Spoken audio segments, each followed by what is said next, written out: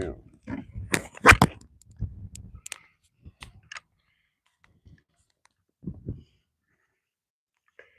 All right. This tripod is done. She don't had it.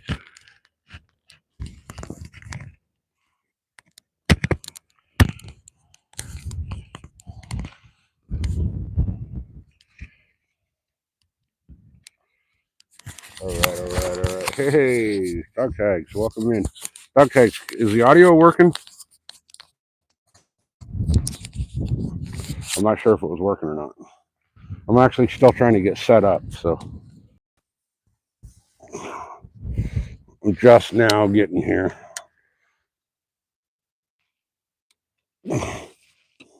Haven't even got the tripod set up all the way yet.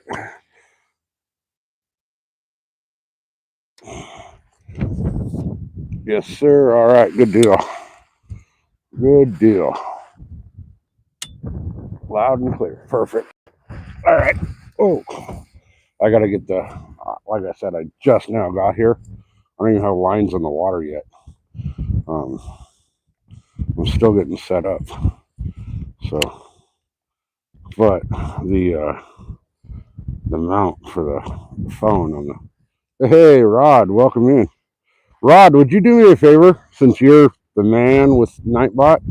Could you reset Nightbot for the water body? Would you reset it to Home Lake? And for the location, I don't even care where you put. I should have done a live real quick before I left the house, so I could have done that. But all right, guys, we got. Check this out. Starlink is running. So I haven't even got a rod like set up yet. Awesome, thank you. Appreciate you. All right, so shit, did I leave my fucking rod holder in the truck? No, I did not. All right.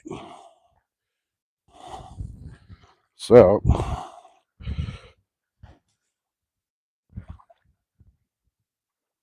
I kind of like these rod holders that I got right there.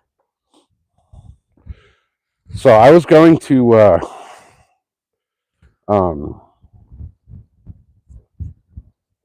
was contemplating bringing the boat out, but as you guys can see, it's pretty windy, and the boat ramp's a little bit sketchy right now, so it wasn't really worth getting the boat out here. Let's see. All messages. I haven't even got everything all set up yet.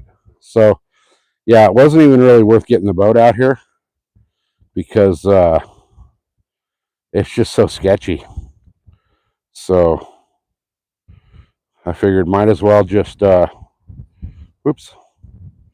might as well just come out and shore fish it.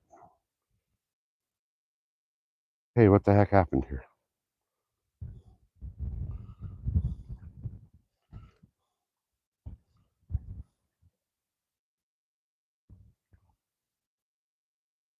All right, there we go. Come on. All right, now, heck yeah. Now I got to get set up.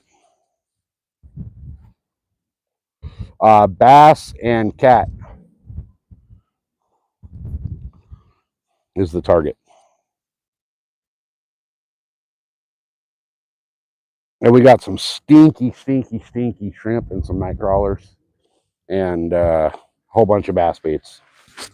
So let me get my cat rod set up first. I'll show you guys what I'm using for cat. For cat, I'm using the tuna rod. This is my Penn Fathom, the little 20.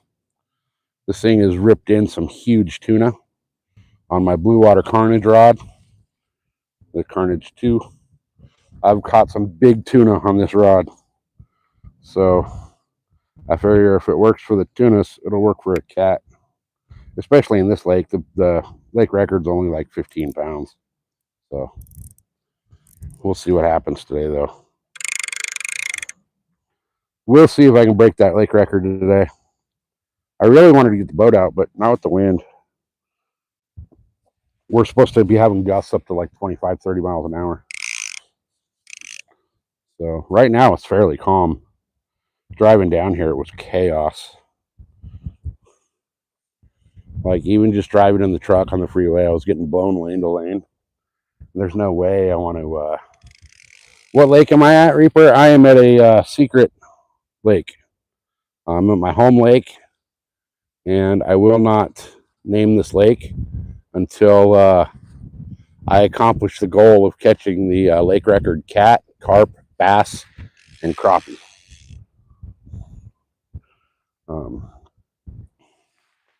Other than that, yeah. All right, let me get all rigged up here. I believe somewhere over here I have some weight and stuff pre-rigged with a leader and all that on it. I thought it was in here. Where'd it go? Uh-oh, where'd they go?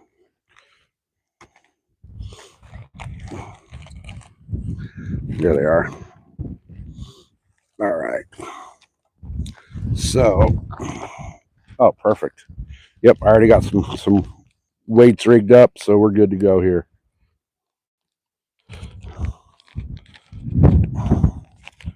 So, I will be using my trusty old torpedo weights. This is a I think 4-ounce torpedo weight. Already rigged with a leader on it because it was easier to just rig a leader than it was to have to re-rig. So I kind of rigged up everything, my leaders for my cat stuff before I got here. And what I'm going to do is I have shrimp and nightcrawler with me. I'm going to start off with the shrimps and see how those do. And then we'll go from there. So once I get this all set, guys, give me a second here. And then I'll get caught up with chat. And we will officially be fishing. So I was talking to the office here while I was paying my parking permit and fish fee, which is outrageous here now. It's $10 to park and $13 for the lake fishing permit. Everything went up on the 1st, so it's almost unaffordable to fish here anymore. But being that it's my home lake, I'll fish it. So once I launch the boat out here, it's going to be outrageously expensive. The boat launch went up to I thought it was $12. It went up to $15 to launch the boat here. Oh, this is going to stink when I open this bag of shrimp because they're like, this bag's like bloated. Oh yeah, those are ripe. Those are definitely ripe.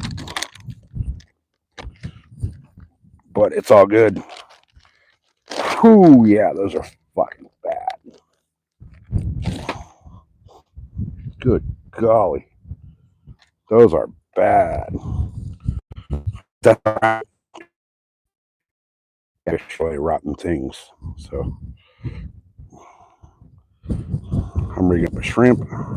I'll get it cast out. And then, oh, that's nasty. Those shrimp have been in the fridge for about a month and a half. So they are definitely beyond their prime.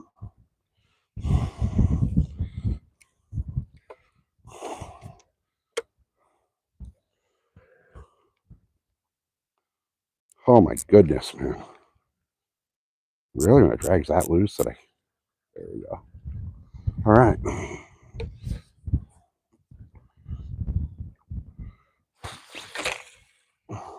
That's not what I wanted.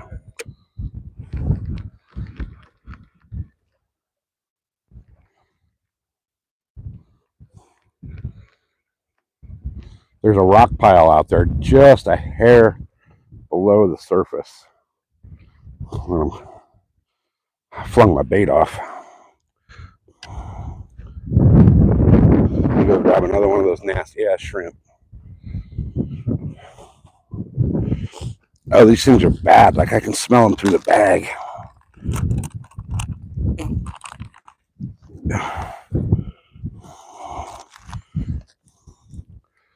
All right, give me just a minute, guys, and I'll be able to catch up with chat. I just want to at least get one rod set up. Oh, these things are freaking putrid.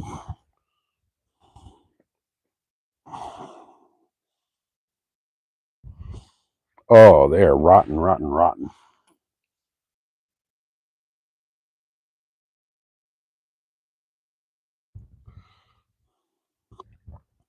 Oh, the shrimps are so rotten, they're getting mushy. Like the hook might not even stay in it.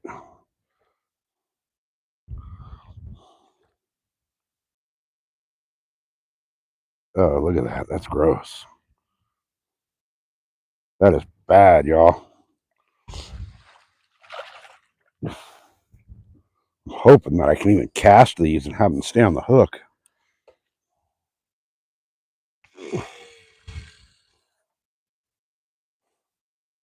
Most of it flung off, but there's still some of it on there.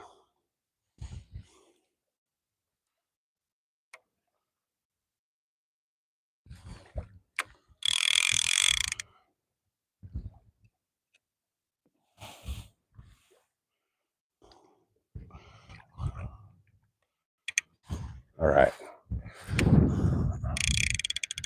That one rod is set. All right, let me come catch up with chat. Oh, gosh, those shrimps are gnarly. All right, all right, all right, all right. Hey, Charity, welcome in. Hey, we're, somebody sent.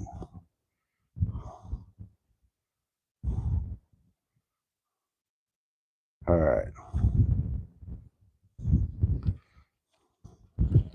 Hey, Dubsack, I've caught more records at noon than you could imagine.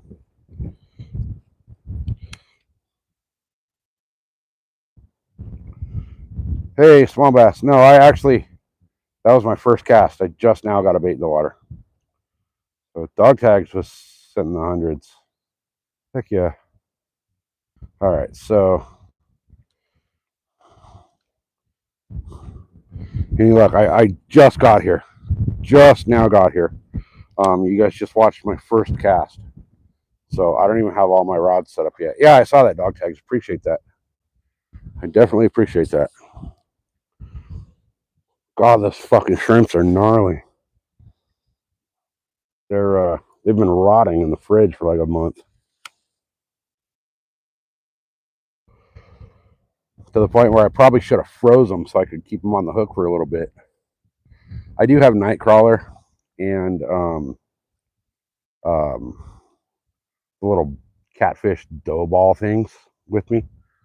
So, hey, Paul, welcome in. But we'll see. I wanted to get the boat out, but just with the wind, it's just not really a good day to be out here on the lake with the wind. I don't know if you guys can see, but there's like coming off the point over there. There's a few little white caps and stuff. The wind's. I'm kind of blocked right here where I'm at. I'm kind of like on the lee side of a little peninsula, but the wind's still pretty bad. And the wind here in the afternoon when you're trying to load the boat back up pushes you right into the dock. But with the water being so low, it's super, super sketchy the way it pushes you because you don't really get a good lineup on the dock to actually dock the boat. You end up getting smashed into the dock, and it's hard to freaking load the boat here in the afternoons. You can't do it. You can't drive it on. It's damn near impossible to drive the boat on here. But the way the wind is, like, no, you can be a foot off the back of the trailer while the trailer is in the water, and it just blows you off the trailer every time. So I found it was easier to load the boat here by just tying a rope to the front of the boat and like pulling it. I go to the opposite side of the trailer so that when I pull the boat, it pulls the boat like away from the dock, and then you get it past the trailer, and as you're pulling it, like it just somehow lines it up. It's just way easier. So, but we'll see once the winds die down. They're supposed to die down like this week, but we'll see. Once the winds die down, then we'll be out on the boat. So we'll see how it all goes. We'll see how it all goes. Either way, I'm out here today. I'm fishing. Could be worse, right? I could be like at work. So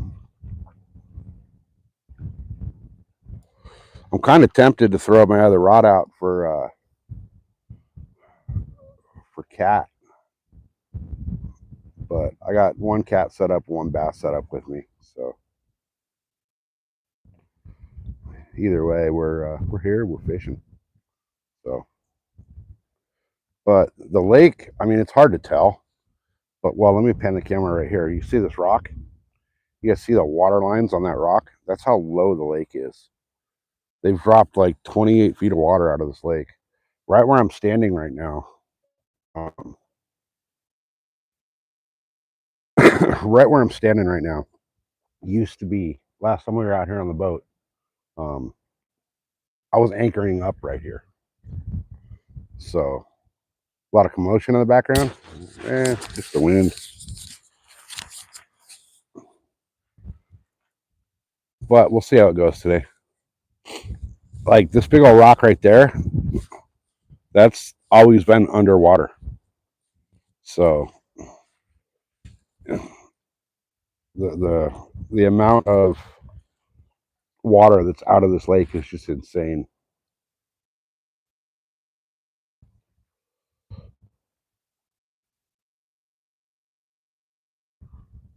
Check with the fish finder there to search for the fish in the spots.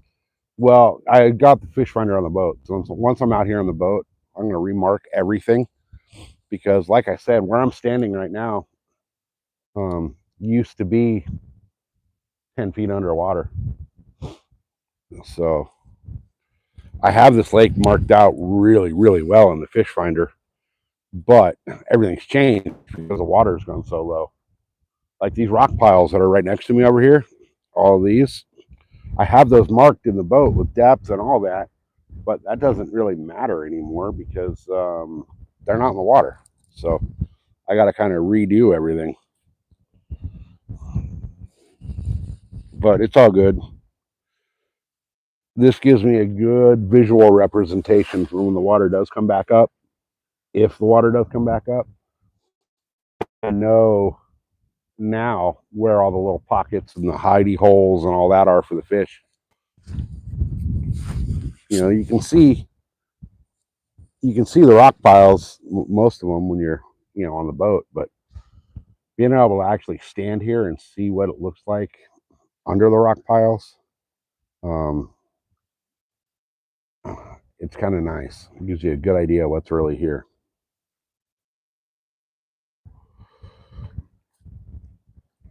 The only razor lower at like 24 inches. Yeah, so what happened here is the way that the reservoir systems work here in San Diego, they're all at different elevations.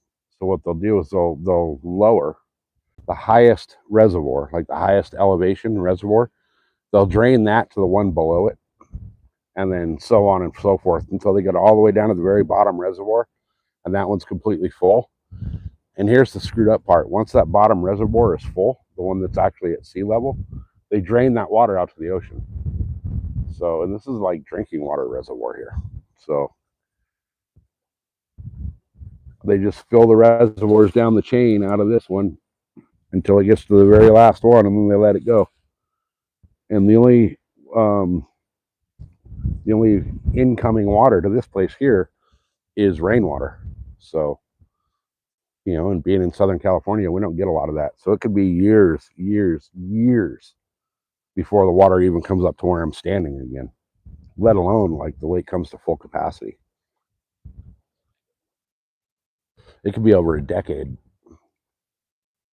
but we'll see what happens. Hopefully we get some really, really good rains this year. We got 2 inches the last, like the week of New Year's. We got like 2 inches of rain at my house. So hopefully we'll get, a lot more rain this year.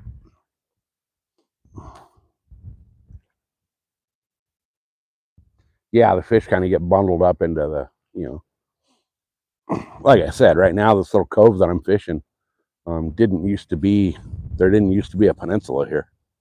If I turn the camera, I don't know if you can see it, I can zoom in. That used to be a floating dock right there.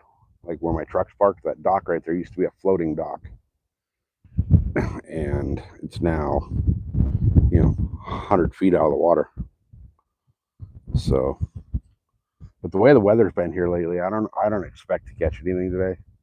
If I do catch anything, it's a bonus, just because it's been so windy and so crazy that the fish are not having it. They usually stock trout in this lake, and they usually start stocking trout here in like November, but the water's been so warm and they've been lowering it so much that they haven't even stocked trout up here yet. And the only reason I care about the trout stocks is because the bass in here expect those stocks. They sit here and wait all year for that first trout stocking, so those big bass can eat up on those little trout they stock. Because the first stock they do is from Fish and Game, and the average trout is like under a pound. So for the bass, that's just candy. That's like throwing a cake to a fat kid. So, but they haven't stocked any trout yet. So we're hoping that once they do, those bass are all over those trout, because they it's now 3 months since they've been expecting those trout. We fish live bait. You cannot fish live bait in this lake. You can fish like night crawlers, and that's it. You can't use crawdad. You can't use shiners or any of that in here. That's another reason that this lake does not get a lot of pressure, because a lot of people out here in San Diego like to fish live bait. Most of our other lakes, you go to the bait and tackle shops and they actually sell live bait, shiners, crawdads, things like that. But you can't bring them in here. So it keeps a lot of people out of here, which is another reason I don't like to name this lake, because as you can see, there's nobody here. There's not a single boat on the water today. There's one other person I've seen fishing, and they're kind of over by the boat dock. So hopefully, hopefully,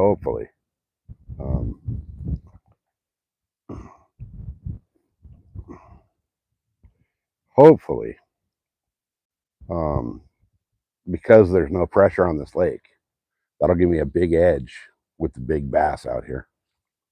I've caught some really big bass, but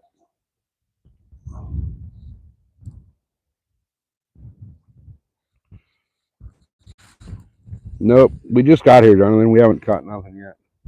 We've only had a line in the water for like less than 20 minutes. And I'm kind of tempted, to be honest, you guys, I'm kind of tempted to change out that bait, because I know a little piece of it, a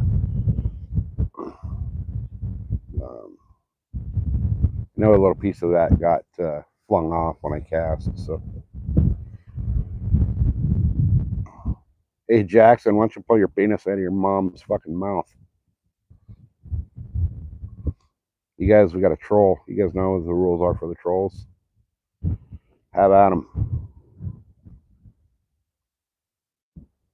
Have at them, guys. I think I am going to try to change that bait just to see if I can get one to stay on properly.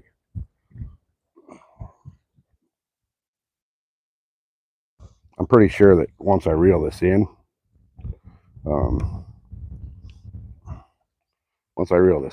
there won't be any bait on there.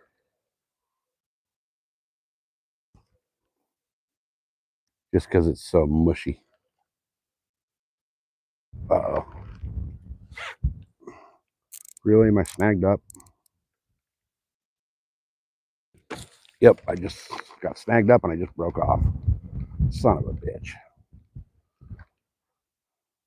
Oh well.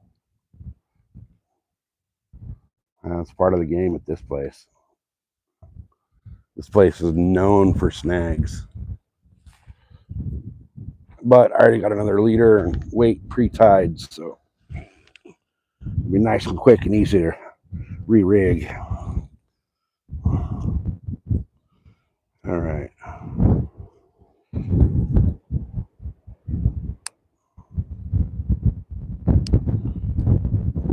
Oh, come on, you stupid wind. This wind is actually killing me.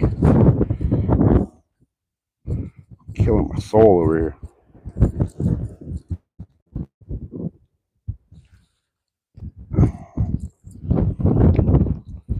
Now I do have, this is only a 3-ounce weight on here. Okay. I do have some Santee rigs, but I don't know if I want to throw those here.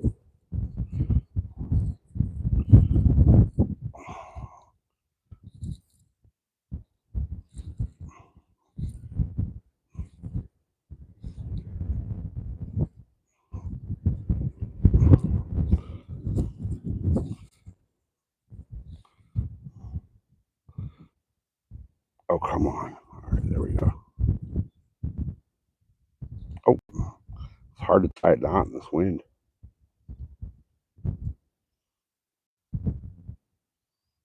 There it is. All right. Now, let me see if I can find a bait that's not mush. Because these shrimps that I got are pretty nasty. This one feels a little more solid.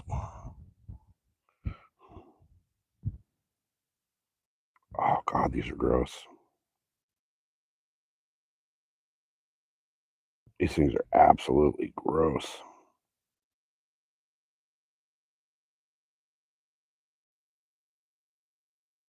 Oh, yuck. All right. These shrimp are rotted, so they're super mushy.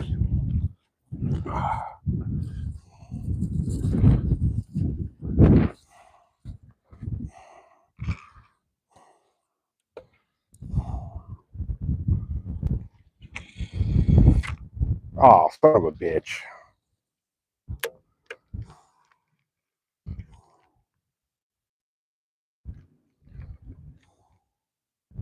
The whole thing came off. That whole shrimp came off. That's how bad they are. I was going to stop and get some mackerel on the way here, but I decided not to, just because the one store around here that sells it, they're like $10 for one mackerel, when I can go down to the bay and catch mackerel for free.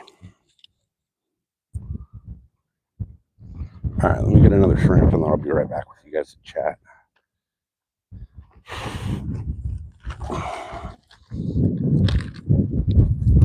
Oh, these things are so gross.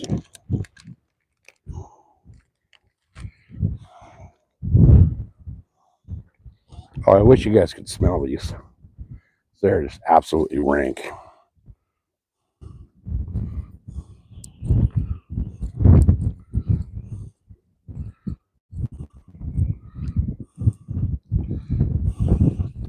They're so rotted out that they don't even want to stay on the hook.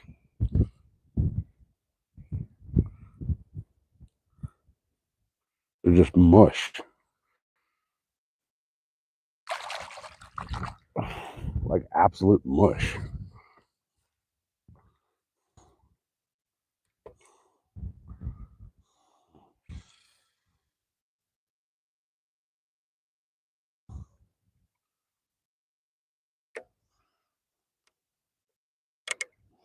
All right.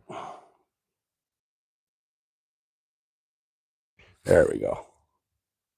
There we go.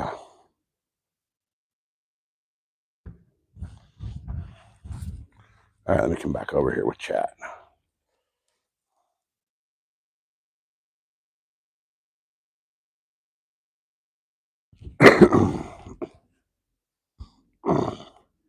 Hey, Jackson, I bet your fucking breath smells like penis. Falcon, heck yeah, good to see you, brother. Pierre's here too. You're here. Northern, welcome in.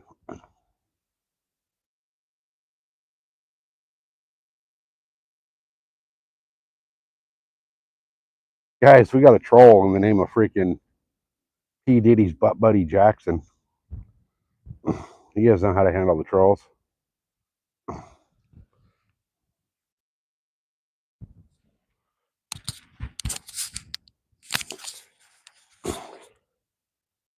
Any big feets around? Just mine.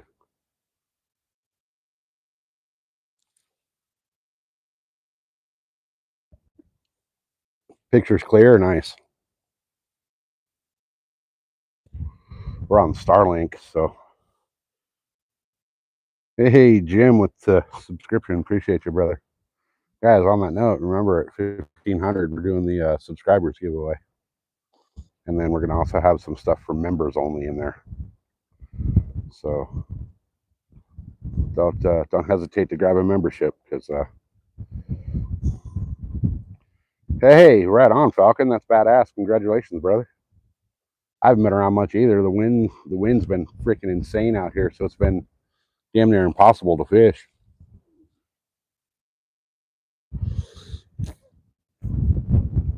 I'm kind of tempted to set up a second rod.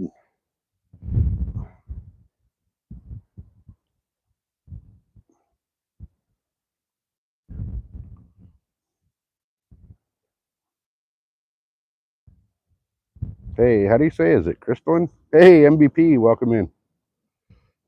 Chaos Goats here. Welcome in, guys. So we're at the home lake, and I really wanted to get the boat out, but as you guys can see, it's pretty damn windy, and the lake level is super low. So I kind of decided it'd be better to come fish it, from the bank before I get the boat out, just because it's so low. Like if I turn the camera here, these rock piles and all that right here used to be underwater 2 months ago. You can see, I don't know if I can zoom in on it. You can see the water line on that rock back there. It's hard to tell on camera, but that water line is about 20 feet off of the ground, and it is now about 30 feet from the actual water line. Like you can't even see the water over there. Where I'm standing right here, all of this used to be underwater. You can see back there, if I zoom in, that used to be that dock back there. Wow, the camera's really blowing in the wind. That little dock back there used to float. So, I mean, I'm that far off of the water line, where the water line should be. I mean, if you look at this rock right here in front of me, you can see that just the tip used to stick out of the water, and now it's like fully exposed. That rock right there, that big old huge freaking one, I've never even seen that. I've seen it in the fish finder, but I've never actually seen it, with my eyes, because it's been underwater so far. So, I mean, they dropped the water here out of this lake like 28 feet. And that doesn't include the evaporation and all that, which is another probably 10 to 12 feet of evaporation over the summer. So it's insane. Like all that over there that you see on the far shoreline used to be underwater. That whole, I mean, you can see if I zoom in, all of that used to be underwater. Like where you see the green bushes, those green bushes I used to cast into that. So it's just insane with the amount of water missing out of this lake. All right, let me see if I can get this to zoom back out. There we go. So I brought 4 rods with me.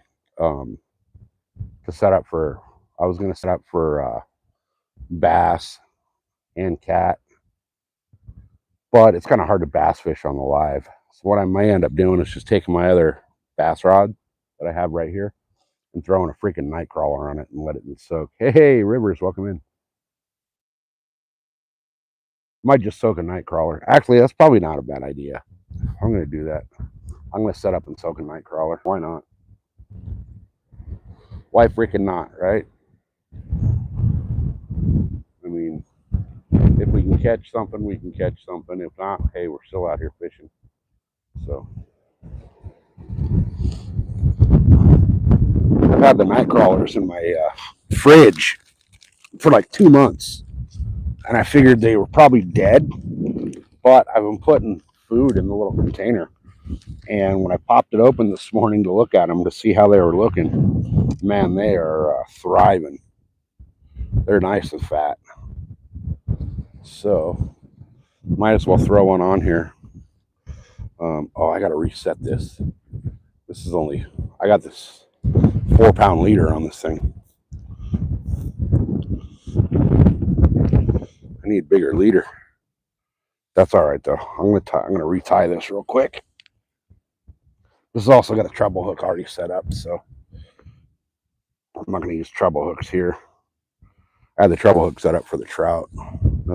Last time I fished this rod, I was fishing the other lake for trout. So what I'll do is I'll just real quick snip this leader off, throw it in the bag, and then I'll put on a different leader.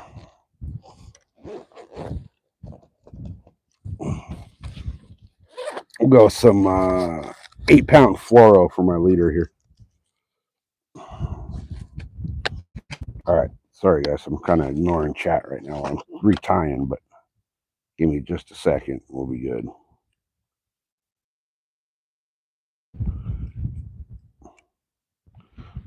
Oh, come on.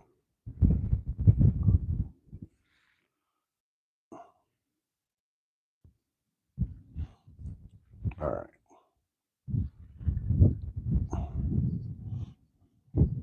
You kidding me here?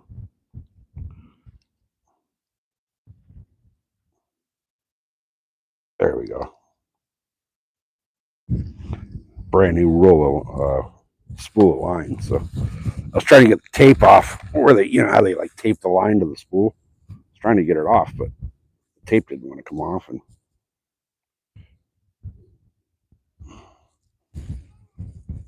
all right. That's hard to tie knots in this wind.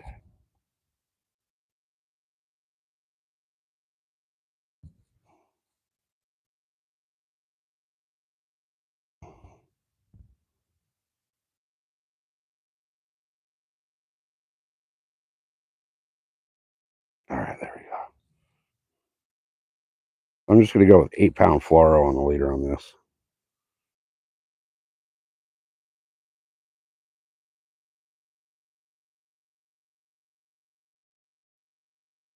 And I just have a small little weight. I'm Carolina rigged right here.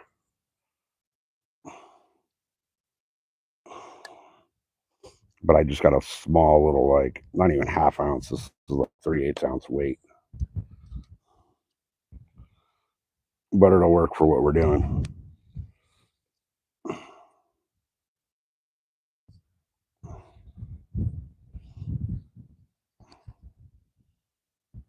All right. Get the line back in there. I really wanted to throw some big Swimbait today for the bass, but I was talking to the guys up in the office, and they're saying that nobody's got a bass out of here in like a month. So it's probably not even worth it.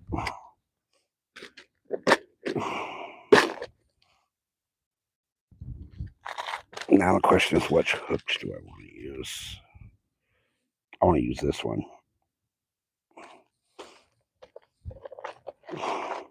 Little octopus hook is what I'm going to set up here. just big enough for the crawler to get on there and stay on there.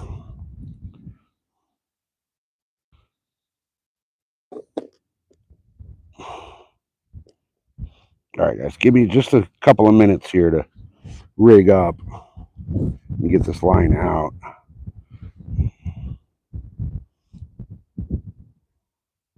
And then I'll come back over and catch up with chat.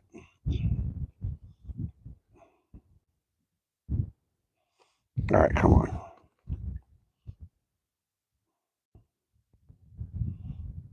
There we go.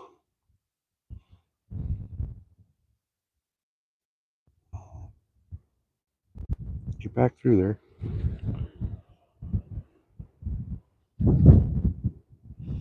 All right, Palomar knot for the win. That's my favorite knot, is the Palomar.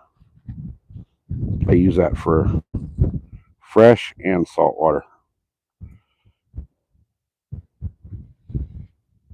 Quick, easy, strong knot to tie.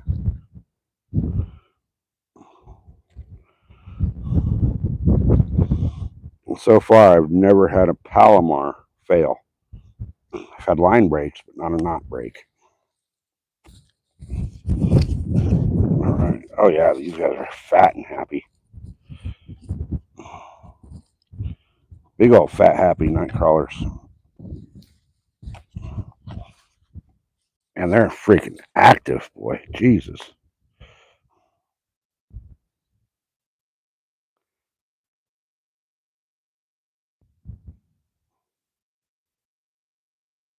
All right. I did not bring a second rod holder for this, but I'll figure something out. I might just hold this rod. Or I can lean it up on the tree.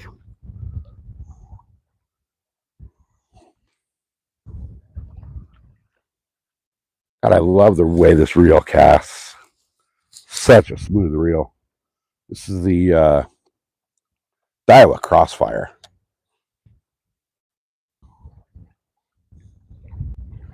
All right. So we'll just leave that one sitting on the tree. It'll be good right there. Unless, let me do this.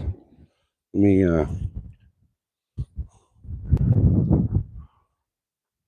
there's no sticks over here I can use for a rod holder. I can break one off, I guess.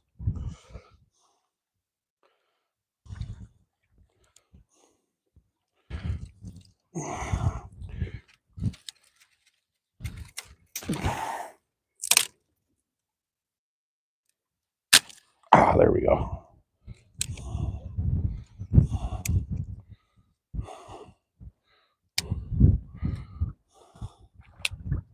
There we go. That'll work.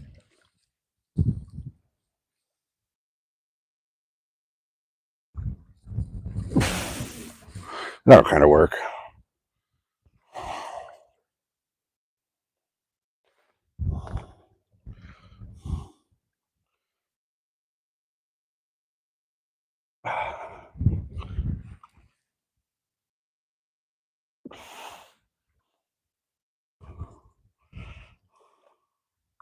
All right.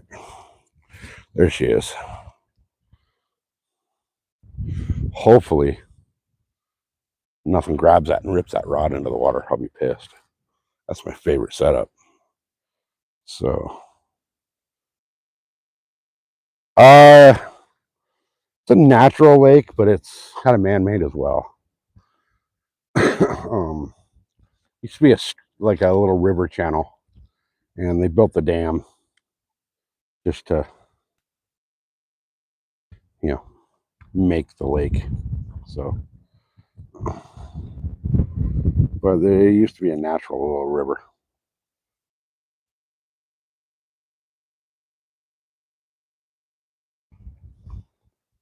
Yeah, exactly, Cass. Actually, why is he not green or blue? Oh, hold on. That wasn't. There we go. There we go. Yeah, so I've never had the Palomar fail. I've had line breaks, but if you haven't had a line break, you're not fishing. Okay, outdoor fam. No, nothing yet. We've only been here like 40 minutes. I have some shrimp on the rod on the right, and then the one on the left that's kind of laying there has a night crawler on it. I just cast that one out. Um, the shrimp that I brought with me has been in the fridge for like since like November, and it's rank. I mean, it's like starting to get mushy to where it won't even um, stay on the hook. It was hard to get it to stay on the hook. So that's all good though. Holy crap! Somebody sent. I missed it. Damn it. Who sent the chaos at the hundreds? Hell yeah! Appreciate you, brother. Must have been while I was rigging up and I didn't see it, but thank you. Appreciate it. Guys, this is the first day we've ever gotten fish this year. Hey, Zyra, welcome in.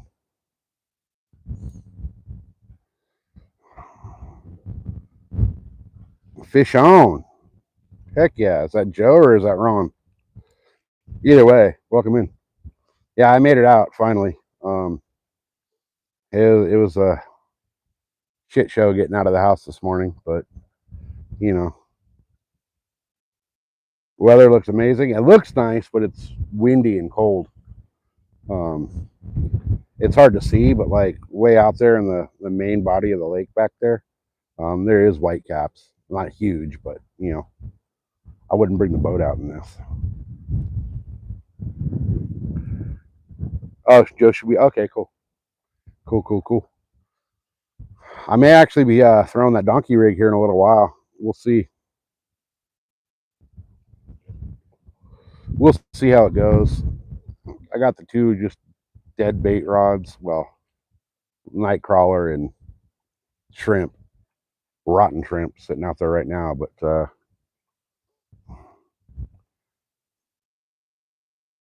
I may throw that donkey rig for some bass here in a little while.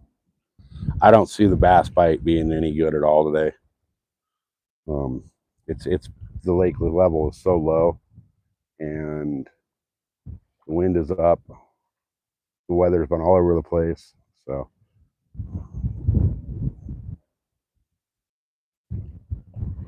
But hopefully something will come out and play. I mean, I got setups for every freaking fish on the planet with me. I even got tuna setups with me. Not that I'll catch a tuna out of a freshwater mountain lake, but I got it with me just in case shit. So we'll see how it goes, though. Right now, nothing's biting. There's a guy fishing over on that point over there. He's been here since before I got here, and he hasn't caught shit either. So it's not just a me thing.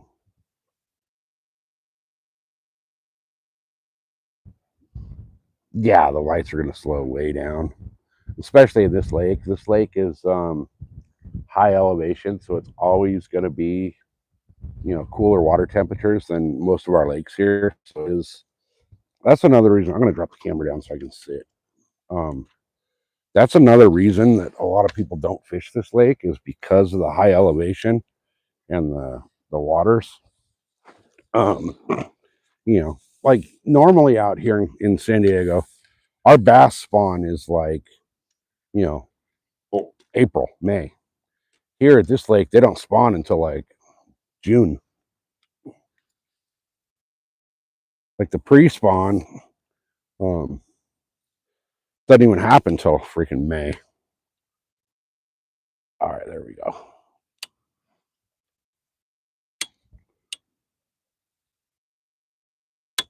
I gotta get a new tripod. This thing's falling apart. Whoops.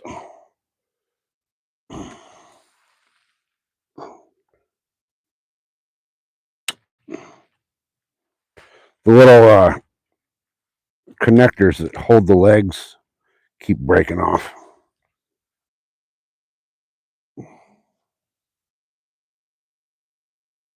Yeah, the bass don't stop here. They just get harder to find and they get a lot more finicky.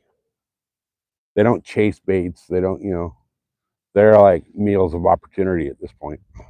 So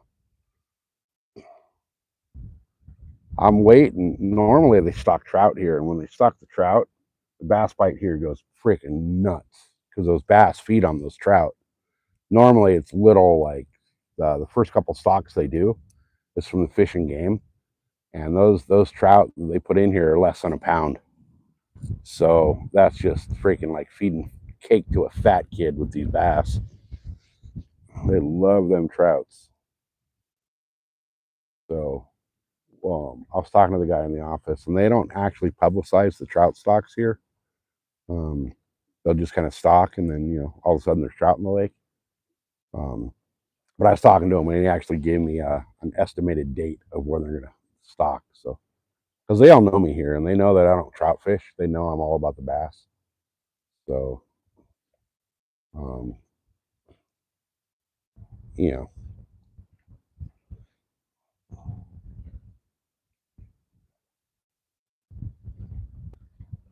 the chest mount, yeah, the chest mount for me, it's kind of hit or miss with me. I like the tripod just because it's stable. It's just this tripod's like on its last leg. I need to get a new one. Hey, Randy, welcome in. Any luck hunting? Nothing. Absolutely nothing. Um, this year was brutal. I was at the bow shop a few days ago, and I was talking to the guys at the bow shop, and they were telling me that they've only heard of 4 deer that were killed. So it was a brutal year, absolutely brutal year, which sucks because now I can't cut my hair again until at least September. So I'm gonna look like freaking Rapunzel by the time next deer season comes around. But it's all good. I made a bet with myself, or a promise to myself, that I wouldn't cut my hair until I got my deer, and I didn't get my deer this year, so can't really do much about that. I can't tell if that's the wind moving that rod or if that's something playing with that night crawler.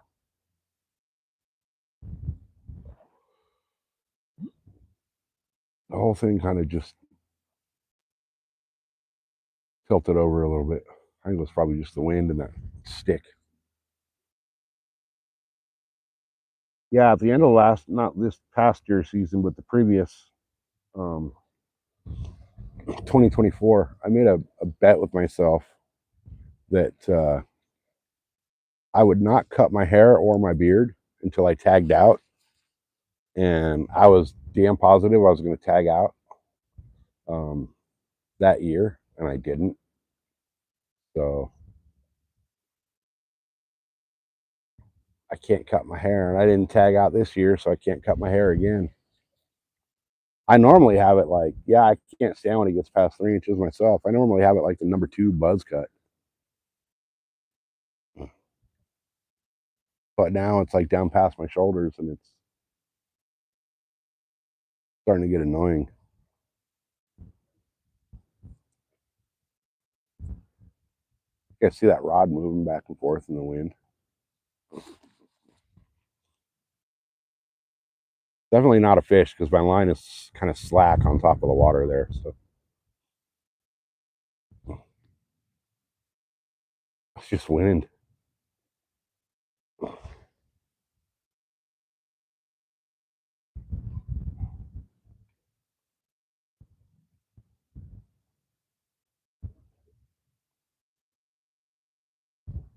I got a rod holder in the truck. I just don't feel like walking up there.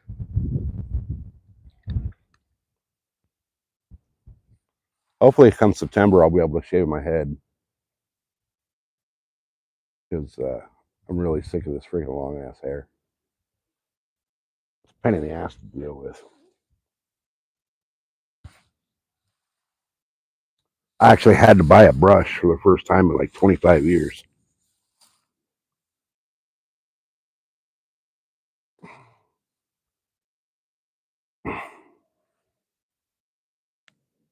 Rogaine, dog tags, Rogaine. Rogaine for no gain.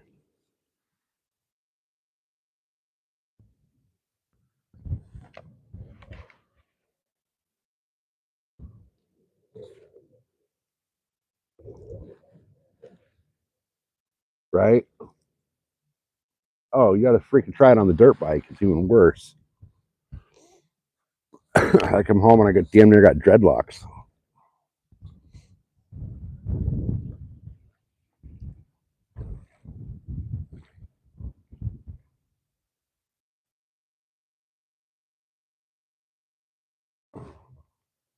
Yeah, that's the problem. Is like, when my grandpa passed away, he was like 89, and he still had a full head of hair. My dad still got a full head of hair. I still got a full head of hair. So there's no way it's gonna fall out.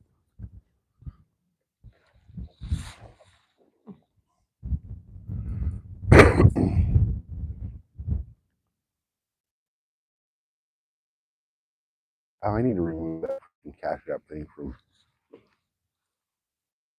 Josie. Welcome in, little sister. Did you go hunt today, Josie?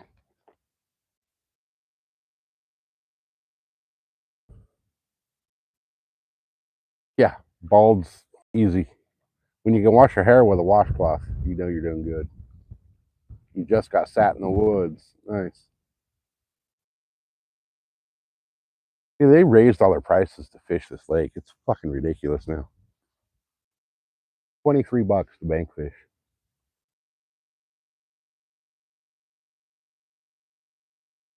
Right? Got to deal the cards you're dealt. So parking here is now $10. Um, the lake fishing permit is $13, and the boat launch went up to $15.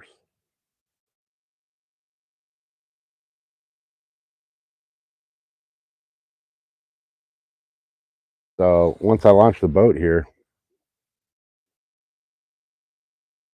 it's going to be what, 15, 25, $38. $38. And all you're guaranteed is that you get to launch your boat and park your truck and put a line in the water.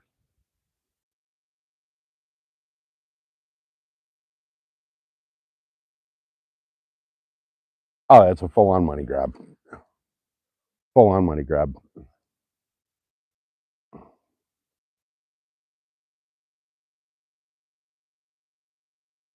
Yeah.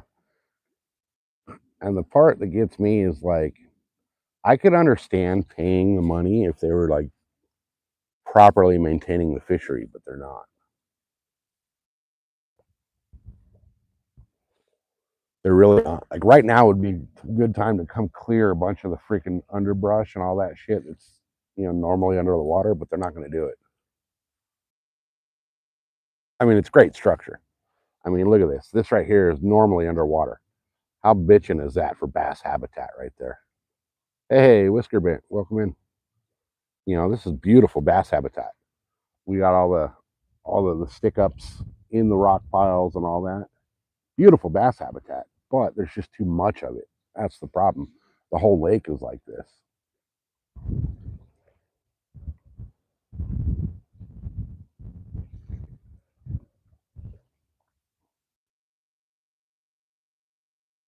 I can't tell you how many freaking lures I have stuck in these trees and these rocks and all that out here in this lake.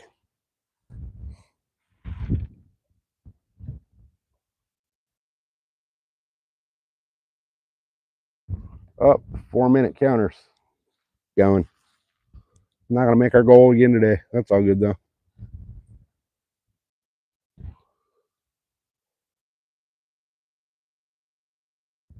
I haven't been live since New Year's Eve, so YouTube's not really gonna push the content out like they should. But now that the wind is supposed to be calming down, I'll be out a lot more.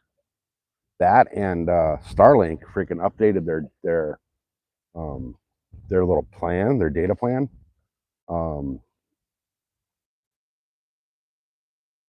Hey, Whisker with the 100. So the data plan for Starlink was 50 gigs for $50. Hey, Whisker coming in hot with the 11, 12, 13 100s. Um, it was $50 for 50 gigs with Starlink, and they just last night actually I got an email saying that they were redoing their data. So now I got 100 gigs for $50. So I'll be able to get out and use Starlink a lot more. Because deer hunting, I went through 49.72 gigs in just the month. Not even a full month. I didn't even get Starlink until like the last 2.5 weeks of deer season.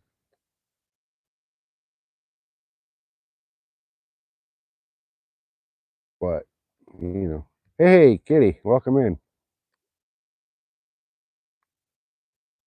Definitely into different kinds of fishing. Well, your lakes are frozen though, aren't they, Kitty?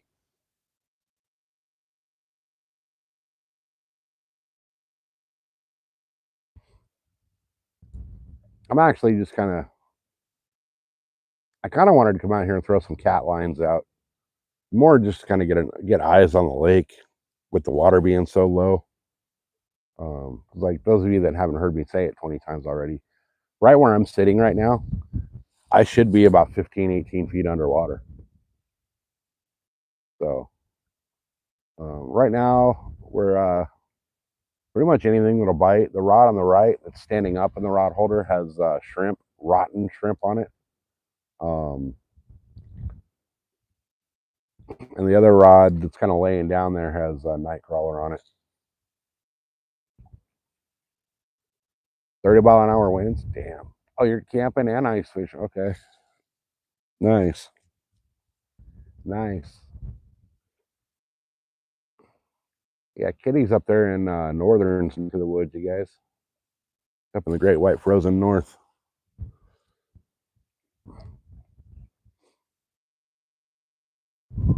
Come get some water from NorCal, right?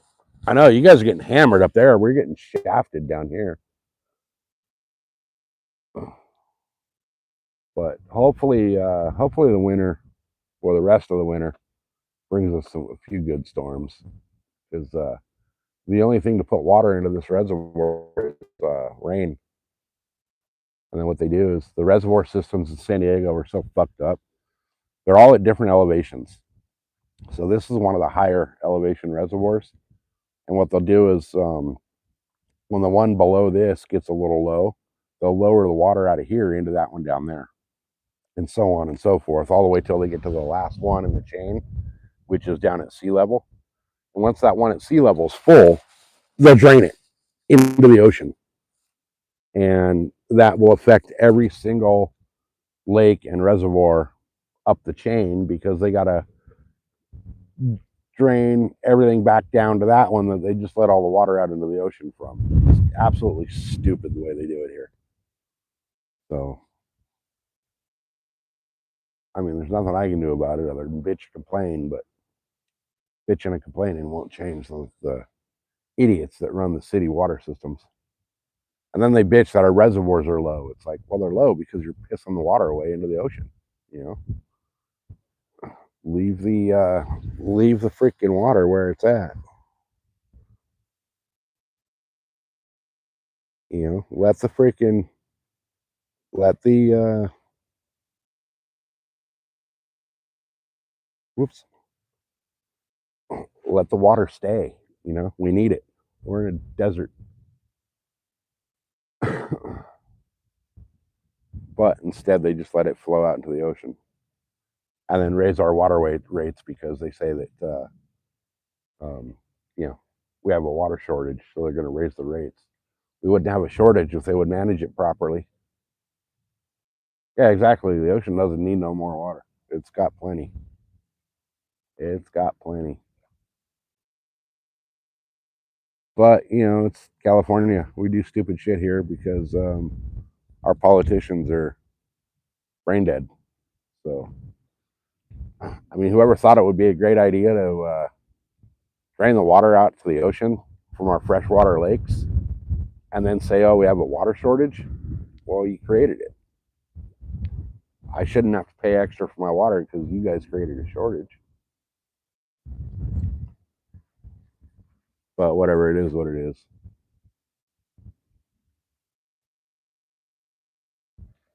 Man, I should have brought a drink with me. I didn't bring nothing with me.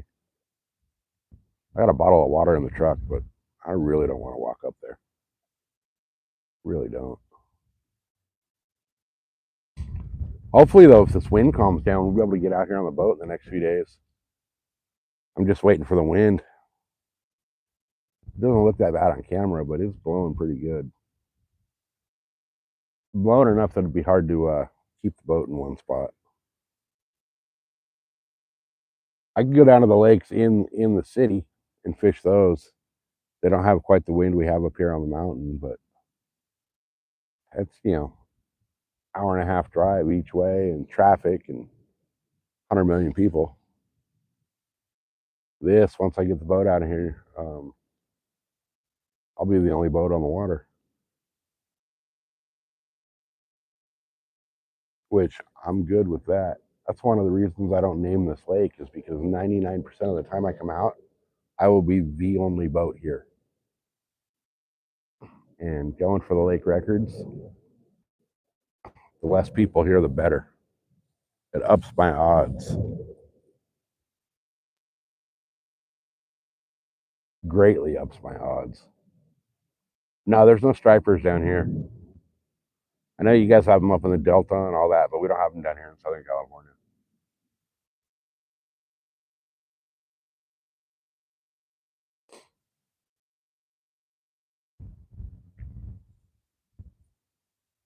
We can go over to the Colorado River and get them, but that's a drive. That's an hour and a half.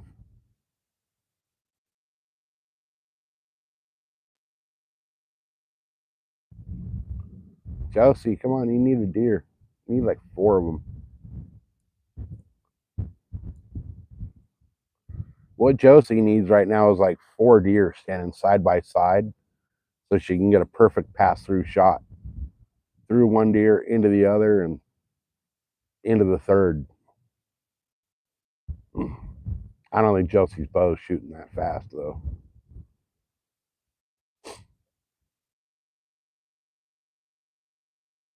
I know with my bow, I only get a pass through like 80% of the time, depending on the broadhead and the arrow.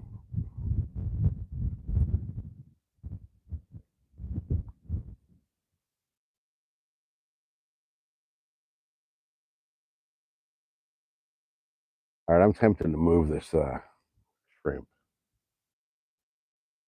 I don't know where I move it to though.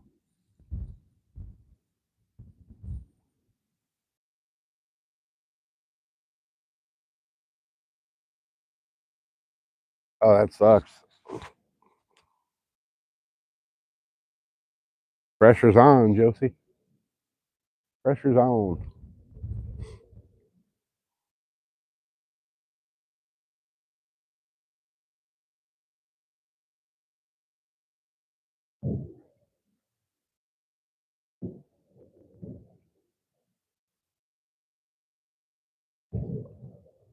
She'll get one. She'll get one. And if not, that just tells you that next year you need to find new spots.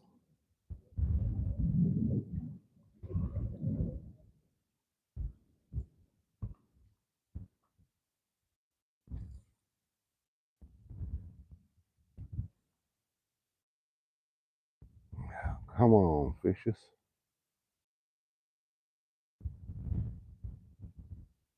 Stupid little freaking fish. Where are you? Where are you at?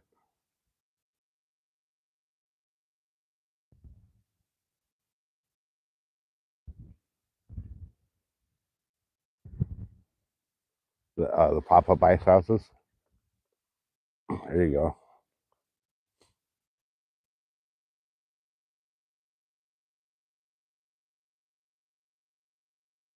I don't know if Kitty's in here or not still, but I know Kitty's up in your neck of the woods, northern, and she's been ice fishing.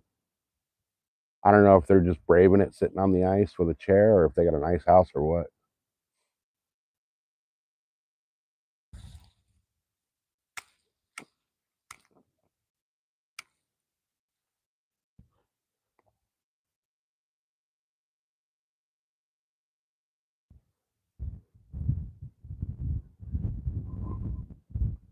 Yeah, it's like my spot, Josie. Old man Mike hunts that same area that I hunt, and he tags out every year. And this year he only got one, but he's rifle hunting too. So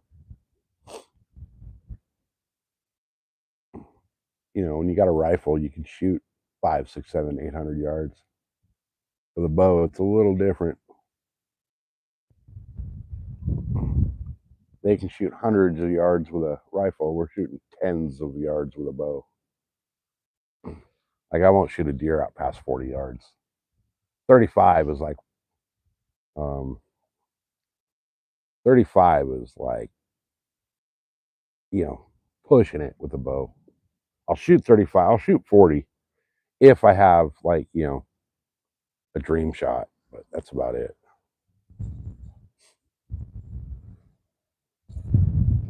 Yeah, nice, perfect broadside shot. 40 yards, I'll push it out, but I don't want to shoot past 35. 5 yards doesn't sound like a lot, but it is with an arrow.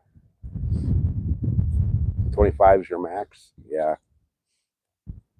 It's all about where you're comfortable. Next year, if I get off my lazy ass anytime soon, Josie's going to be hunting from the trees.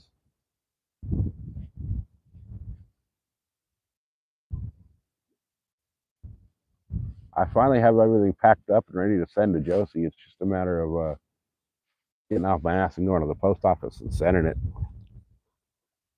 I got the tree saddle, I got the steps, I got the platform, I got everything Josie's going to need to saddle hunt next year.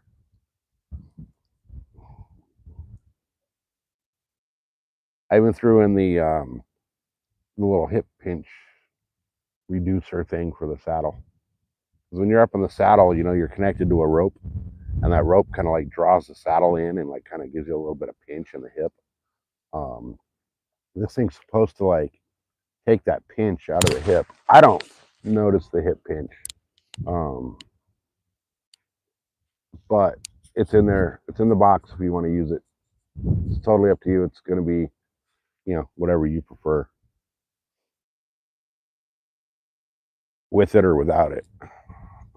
I like without it, but matter of opinion.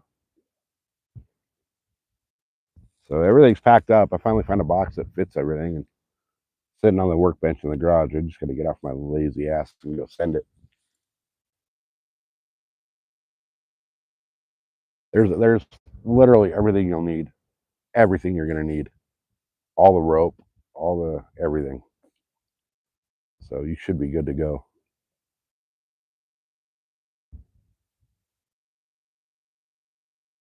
All right, guys, what do you think? Should I recast these baits,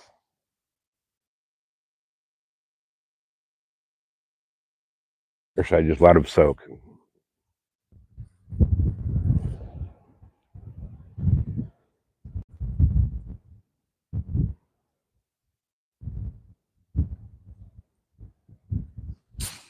Hey, Paul.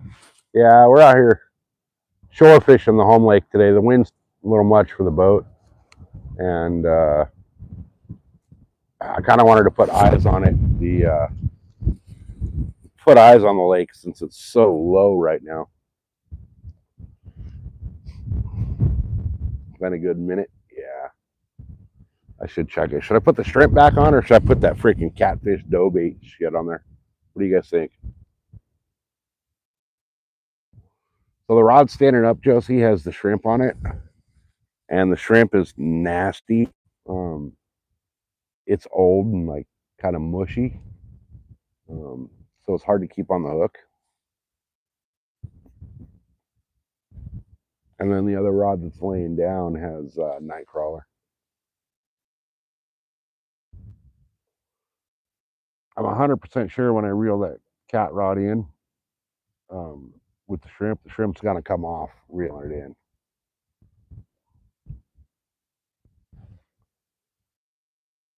And shrimp works. It's just mush. I'll tell you what, it stinks.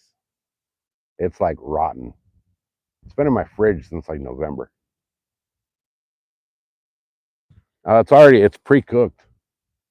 The pre-cooked like Walmart bagged up shrimp. It's just old and rotten out. Hey, happy chicken.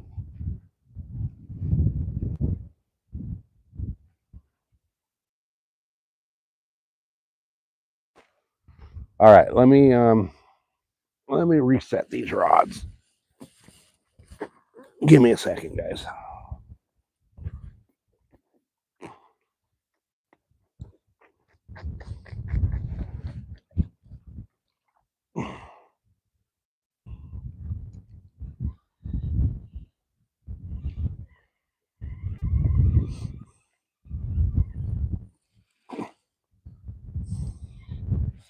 Ah, really? There we go. So many snags in this lake.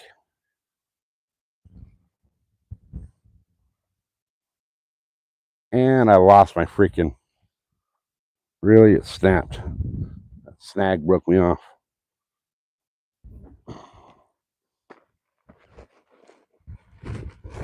Ah.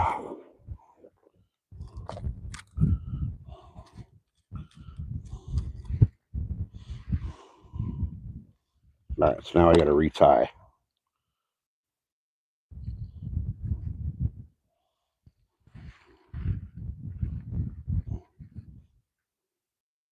Give me a second, guys. I'm retying this night crawler rod. Then I'll cast that back out, and then we'll deal with the shrimp that I really don't like touching because it's so nasty.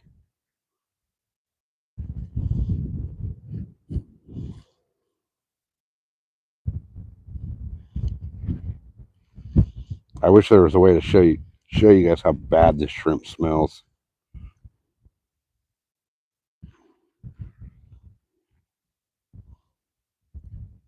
Like I said, it's been in my fridge, well, my garage fridge, since like November.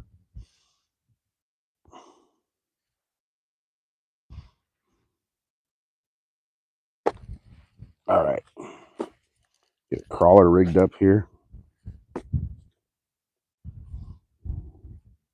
Come on. Oh, there's still food in the thing. So I bought these crawlers like a while ago, and we didn't use them all. So I put them in the fridge. I put some food in the little container they're in, and they've just been thriving in there.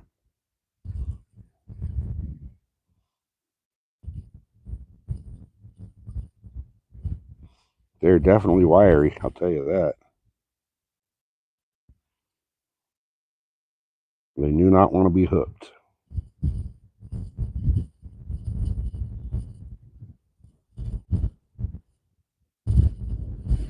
All right, so that's rigged up. Let's get that out. We'll get this one out here, and then we'll check the... I'm going to move this one.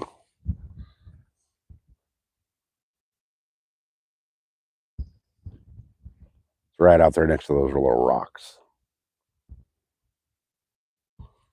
Should be a decent little spot.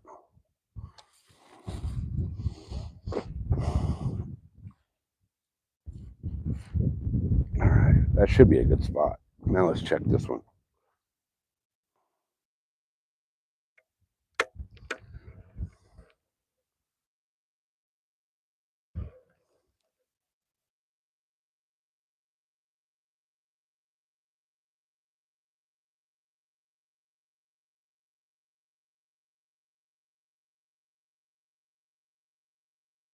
Oh, the tail's still on there. That's it.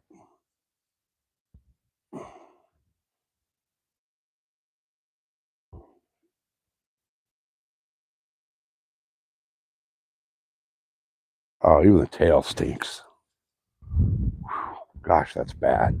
That is so bad.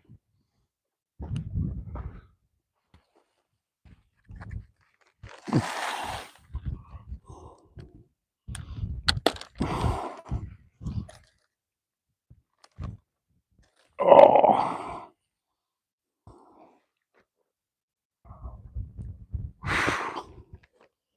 Oh my God.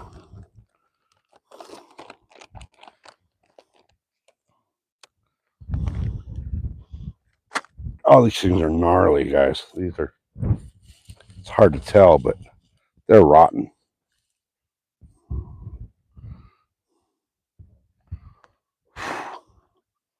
Thing smells so freaking bad.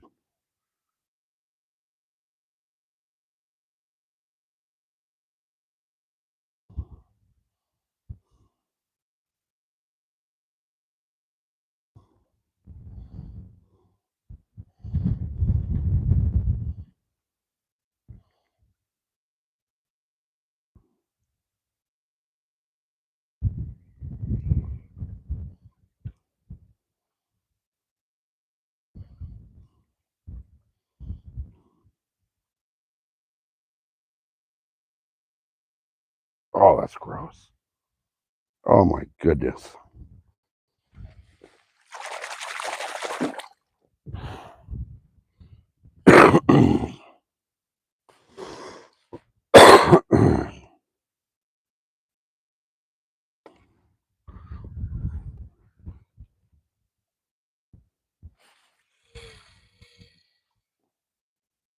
That was a decent cast.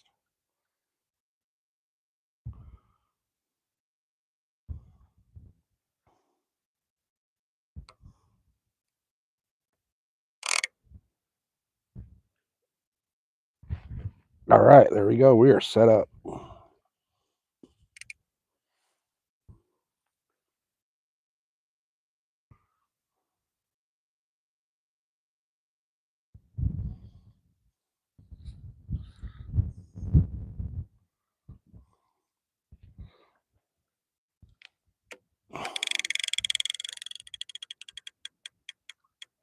All right, there it is.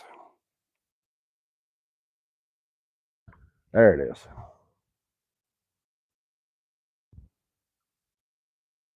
All right, guys, give me just a second here. I gotta go perform a community service and water a tree. Give me 2 seconds.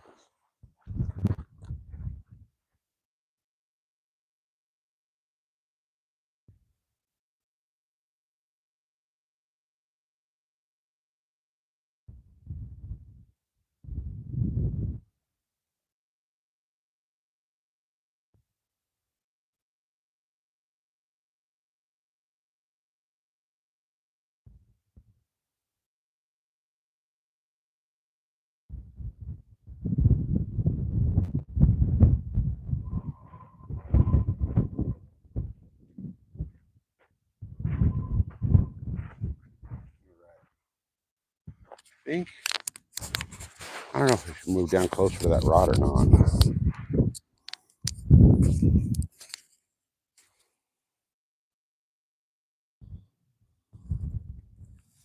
I could just move the rod closer to me, right?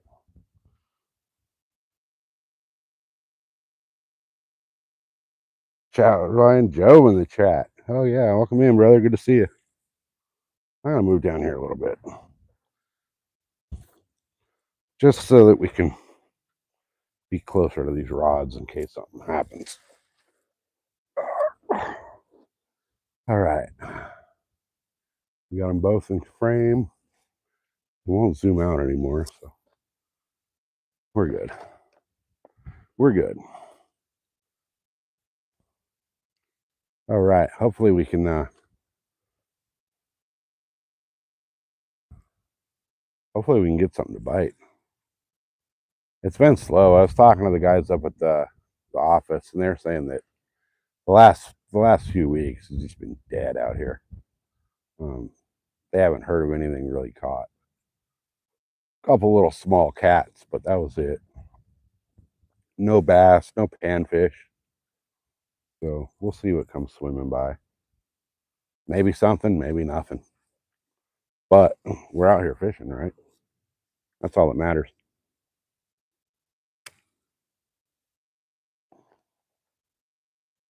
All I care about. Hey, Grumpy Bass with the happy poops. Appreciate you, brother. Yeah, I like killed my momentum with YouTube by not being live lately. I haven't seen Fat Cat. Rod, I don't think Rod's been out. It's been pretty brutal weather up there for him. Um, I'm not 100% sure if his lakes are iced over yet. Um, but I know that for a while they were dealing with some wind and snow and all that kind of stuff. So, hey, Jackson, I didn't see you pop in. Welcome in.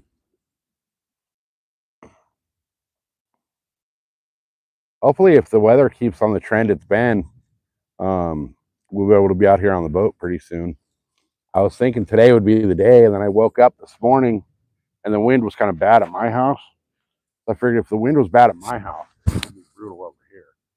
So it's calming down though.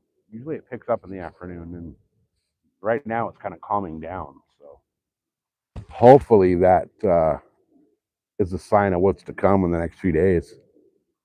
The boat's ready to go. Um, hey, welcome in, Tom.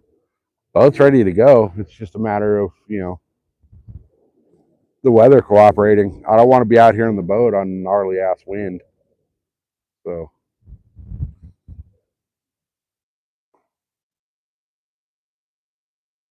got to 25 there yesterday. That's kind of hot for Celsius.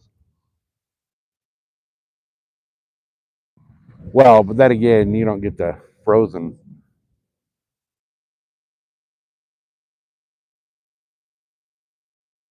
Yeah, so yeah, a lot of the stuff up there, I figured it was going to freeze by now. But that's all good.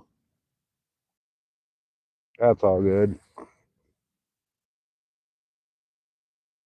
I need to get the little freaking whiteboard like Troutline Joe's got when he's streaming from work. Throw up some freaking incentives on it. I'd just be more shit to carry out here though. It already took me freaking 2 trips to get out here with my gear and then Starlink and all that. So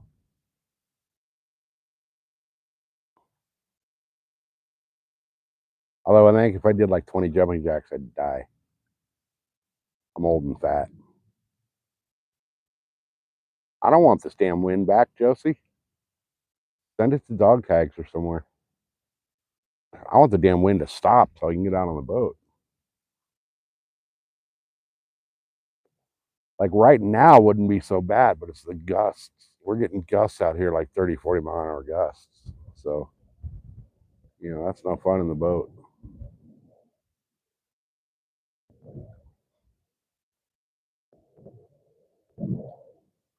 Frustrating when you can't stay on anchor.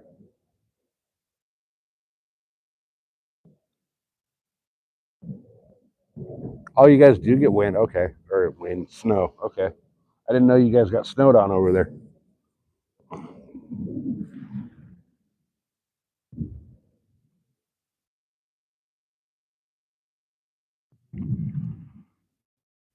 I can't believe it's hard to believe that nothing's biting on that night crawler.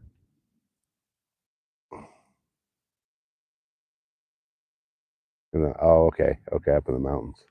That makes sense. I thought you guys were more tropical than snow.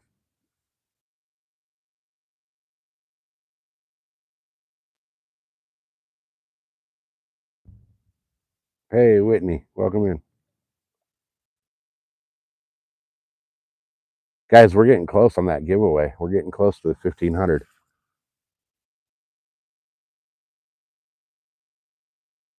Last I looked, we were like 60 away.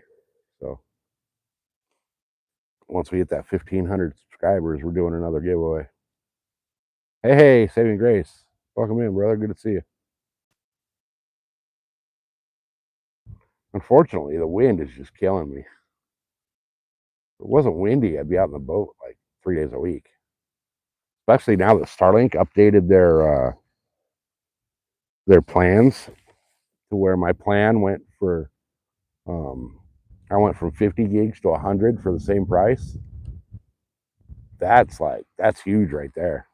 That's a game changer right there for the streams, especially from here because I don't get cell service at this lake, so I have no choice but to use Starlink where I'm at. Some of the other lakes I get cell service, but hey, Glenn, welcome in. But here at this lake, I get zero cell coverage. Like right now, I can send an email, but I can't make a phone call. Well, that's all because of the big ass, beautiful little Starlink. So when I got the mount for it for the boat, so we should be good once the weather cooperates. We'll be out here Starlinking it with the boat. I just find it amazing how low this water is. 4 months ago, if I was sitting right where I'm at right now, I'd be drowned. They'd be out here freaking looking for my body, side scan and down scan, trying to find me. But it is kind of cool to see how the rock piles play out under the water.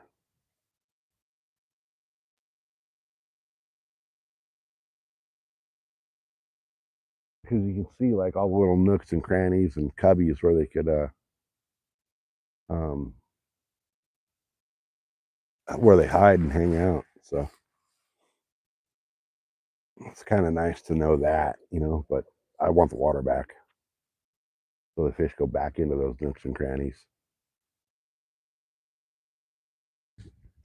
Hey, Muddy Waters is here. I didn't see you pop in.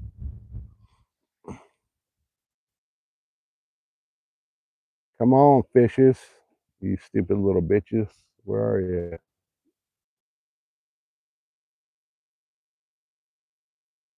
See, this is one reason I Hey, Mrs. SoCal's here. What's the news? What is your news? She didn't text me. She might have tried to text me, but I can't get a text here.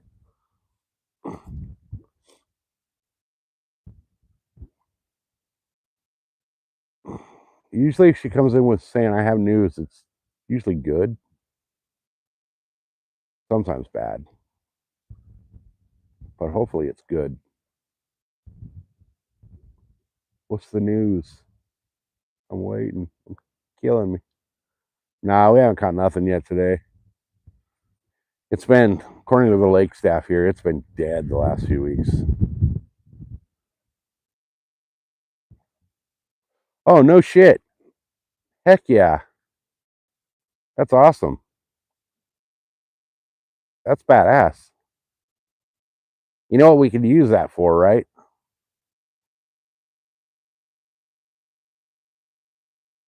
Hey, Muddy with the 100s.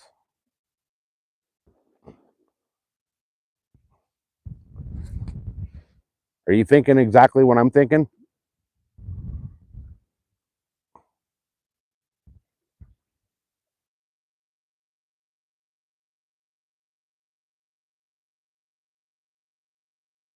So, guys, she walked into the freaking casino because there's a yes, ma'am. Heck yes. That is awesome. Guys, the Jeep is going to be back on the road, which means that as soon as that is back on the road,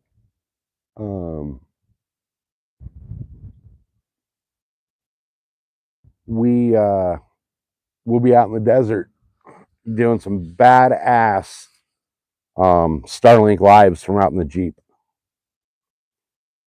So hopefully in the next, let's see, it took like 10 days for my tags to come in from the truck.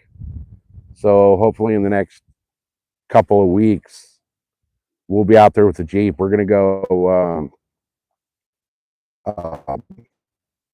show you guys spots that people that are born and raised in San Diego County have never, ever, ever seen. We're going to go to some beautiful places, you guys. Absolutely beautiful places.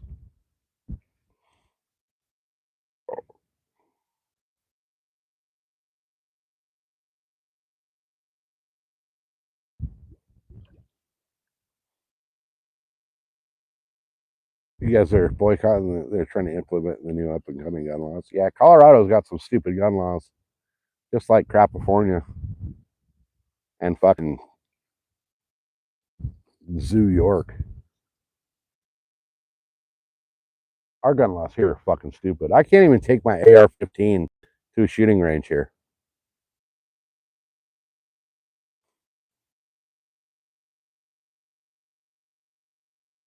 Yeah, Josie, look for those deer.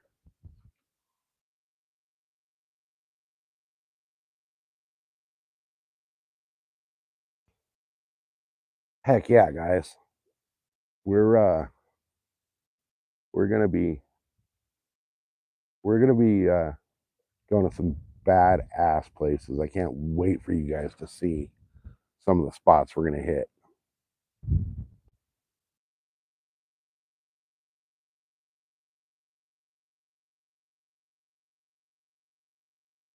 You're sick for the scenery? I think we all are. I'll tell you what though, the spots we're gonna hit with the in the Jeep, it's not gonna be your typical live stream sitting by the lake or sitting in the deer woods. It's gonna be moving. Um, we're gonna be off-roading through. Hey, X Machine, subscribing to the channel. Appreciate you.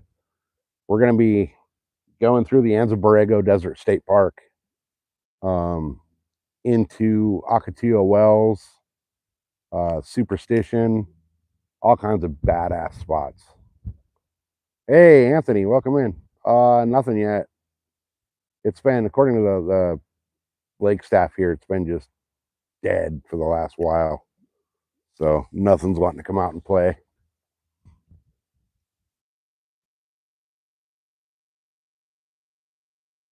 Sniping wallaby from the kitchen window. That's hilarious. Are wallaby edible?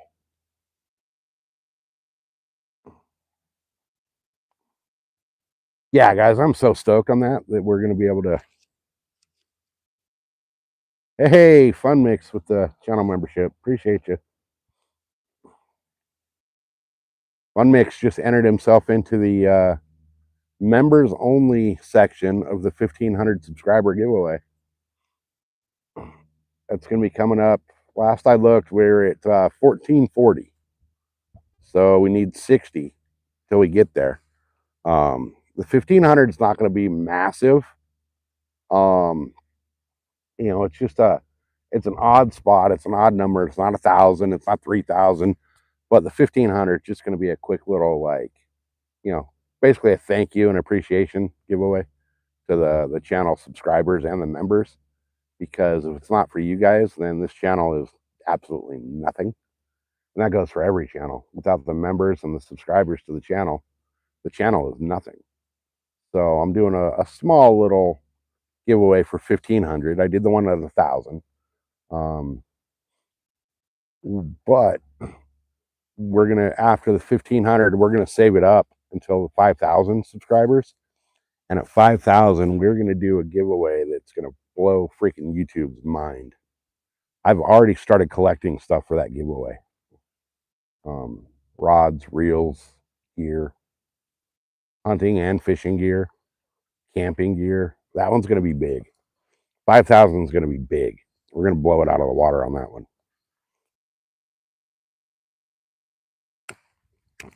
Oh, I was getting cabin fever, believe me.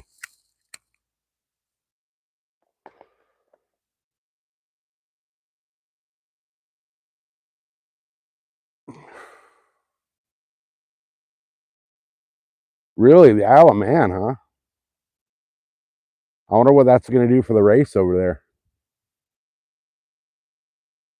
The race, you guys don't know what I'm talking about. The race on the Isle of Man, it's fucking insane. You need to go Google it. It's not even describable. Street bikes, cars, all of that race, the Isle of Man, and it is, somebody dies every year because the course is just so gnarly.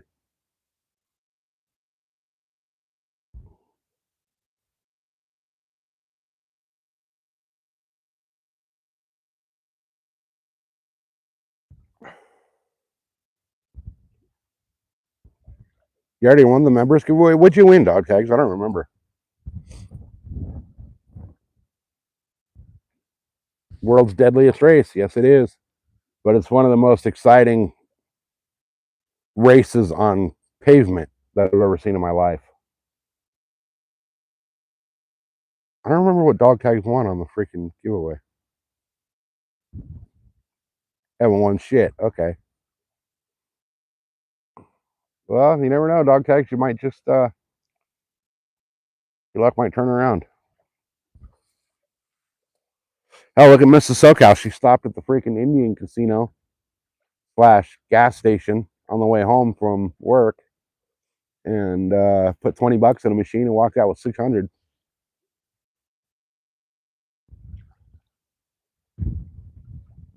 I got to stop there on the way home to pee, I guess. Put 20 bucks in, see if I can double up.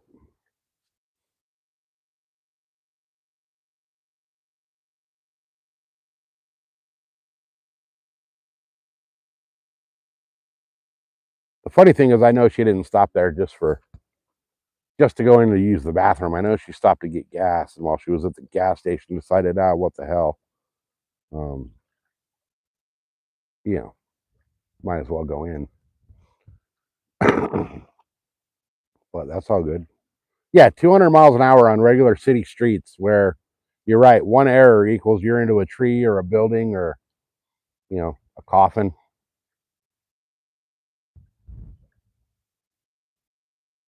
And some of the bikes are going faster than that.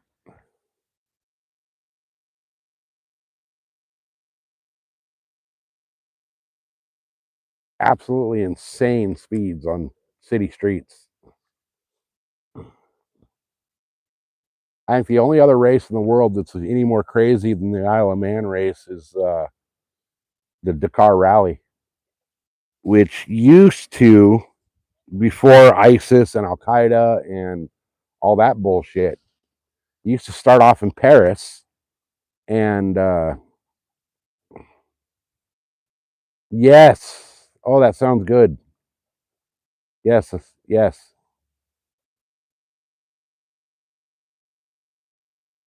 You know what I want, right? You going to Danny's?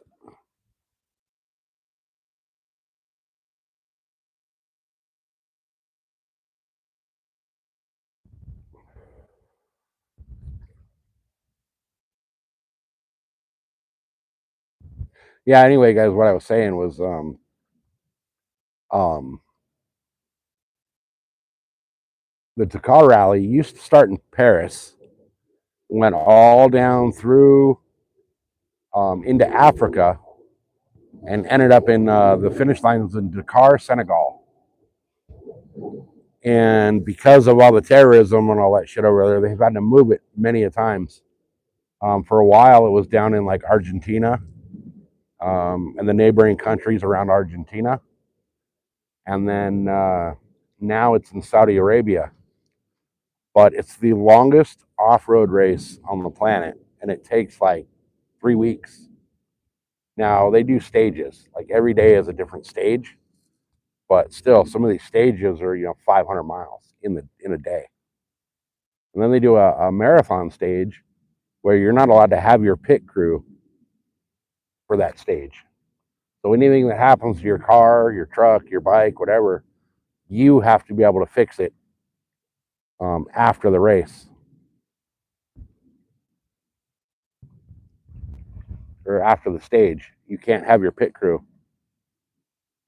Oh, the trucks, dude! Those guys driving the trucks are freaking. They got fucking goddamn titanium balls. They're like, you guys think about it like this, right? When Fun Mix is talking about, he loves the big trucks they use in Dakar. We're not talking like your trophy truck, like you would find at, a Baja race or in a regular off-road race. Think about like your garbage truck that comes and picks up your trash. They're racing those. They're racing those things, and they're racing them through some gnarly terrain, sand dunes, deserts, mountain, you name it. Hey, Aubrey, welcome in. Yeah, those trucks are badass. And Russia, believe it or not, Russia's trucks used to be the dominant force in their category until Vlad kind of fucked up and turned the whole world against him. And now Russia's actually banned from that race. But it was Kamaz was the truck manufacturer. And I'll tell you what, man, those things would go through. They would drive up over fucking that mountain right there in a goddamn trash truck. Oh yeah, they're definitely faster than yeah, those things you see those things on the flat, like they got a nice wide open flat desert area, and those trucks are doing 110 miles an hour, which doesn't sound like a lot of speed in a freaking race. But think about it. Think about your local trash truck doing 100 miles an hour down the freaking road.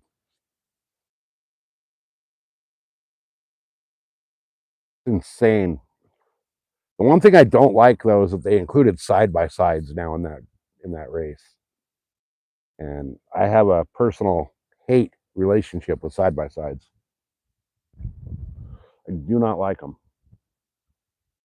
I understand the lure of it. Um, you know, you can go buy a turnkey freaking dune buggy basically for 50 grand off the showroom floor. But it seems like once those things started coming out onto the scene, every dipshit with good credit that could get financed went and bought one and never learned the unwritten rules of the desert. You know, it's just like anywhere else. You know, when you're in the desert, you know, you're at Glamis or Ocotillo Wells or wherever, there's unwritten law. And it's not, you know, anything other than common sense. If you're in the camping area, it's a no wake zone. Um, you know, you don't go flying 100 miles an hour past somebody's camp 10 feet out of their camp. You know, you got kids cruising around, you got dogs, you got, you know, all kinds of stuff. You know, you never know what's going to come out from behind a motorhome that you're passing at 100 miles an hour. I can't tell you how many kids I've seen lately in the last few years get hit right outside of their camp. You know, we're talking 20, 30 feet from their motorhome by a side by side who was hauling ass. You know, not to mention that, like, you're dusting out the camp, you know. And then there's the unwritten rules of if you're coming to an intersection of two trails, you treat it like a freaking four-way yield, you know. You got to make sure there's nobody coming the other direction. It's an uncontrolled intersection. Um, you don't just go flying through the intersection. You make sure it's safe before you go flying through. These side by sides, they don't care. When you see that there's a desert race going on and there's a marked out race course, um, these idiots will find that race course and go backwards driving on the race course. You know, so we're all going, you know, we're on part of the race course that goes north. You have these dumb shits of the side by side hauling ass on the race course going south. You know, so I actually got hit by a side by side a few years back going the wrong direction on the race course. Thank God I didn't get killed, but hey, slap, you haven't been missing shit. We haven't caught nothing. We haven't even had a nibble. We got the big rod on the left has rotten shrimp on it, and the rod on the right has a night crawler. And so far, nothing.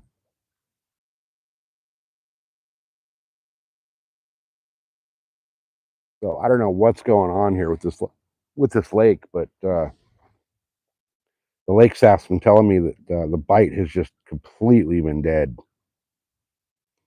I'm half tempted to throw a big.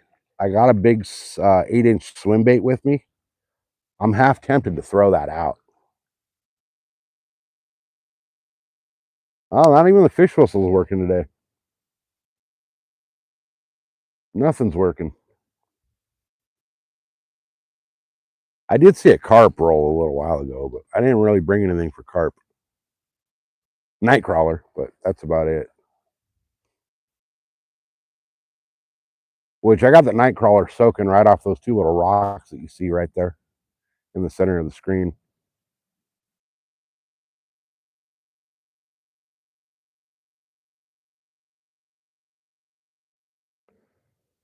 So, unfortunately, here in California, if I were to throw a handful of dog food out in the water, I could actually get cited for baiting,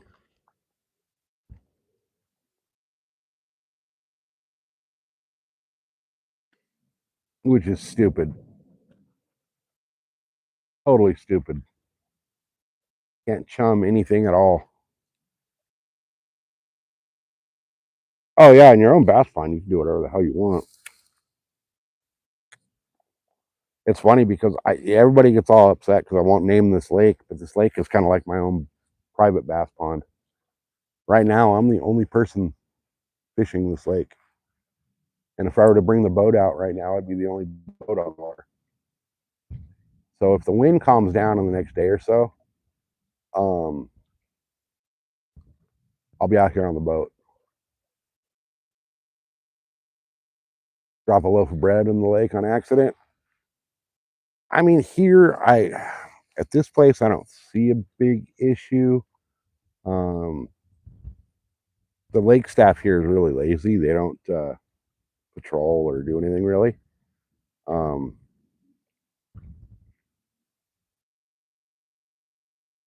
but it'd be my luck that when I did that, the game warden didn't show up.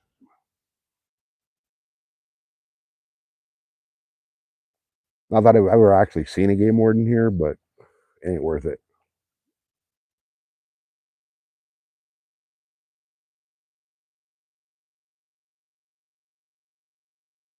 Power bait, I've done good with power bait on the trout, especially the stock trout.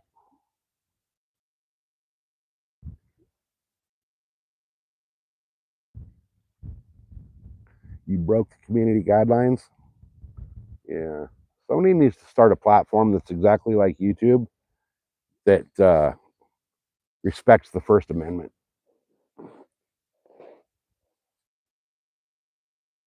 I know it's what's the one? You gotta pay for it. Patreon lets you get away with a lot more, but I'm not gonna charge people to watch my stuff unless they want to donate, you know?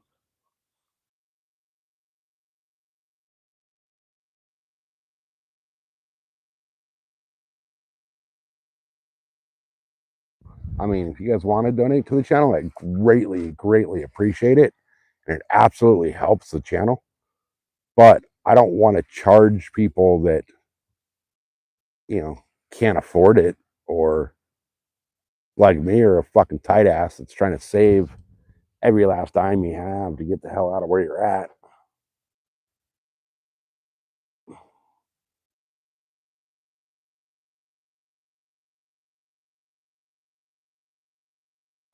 Yeah, exactly. I'm pinching my pennies as well. You know, it's like, and it's not that I have to pinch pennies. You know, I can go fucking spend like crazy if I wanted to.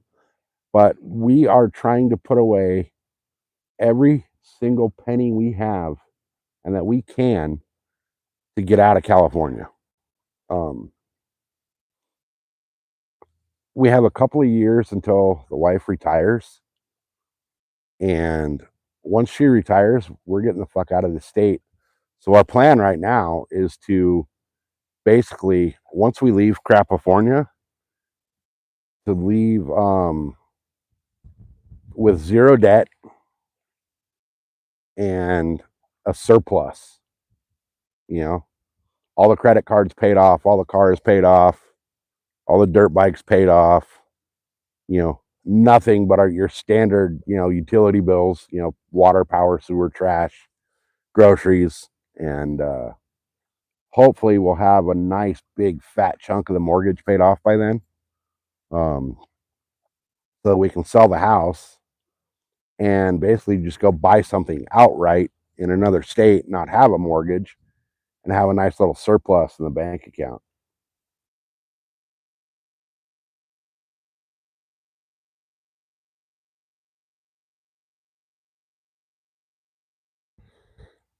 Wait, oh yeah, you're up in the 707. So yeah. So Slap, tell me if you agree or not.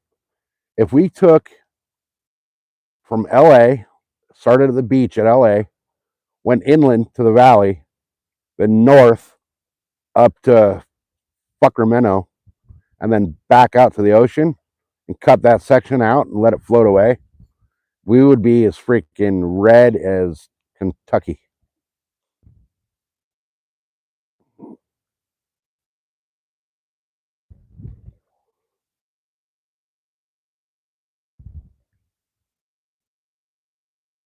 Oh, that sucks. Got laid off during a vacation. That sucks. It would be a happy day, wouldn't it? I mean, basically, if you go 30 miles inland from the ocean, from LA up to Sacramento and get rid of that section of the state, California is a whole different place. California is just over 100,000 square miles, the actual state itself, right? However, a 20,000 square mile section of that, so if you think about that, 1/5 of the state runs the entire state because LA, San Francisco, Sacramento, Santa Barbara, all those coastal freaking towns have so many people stacked on top of each other that they have the majority.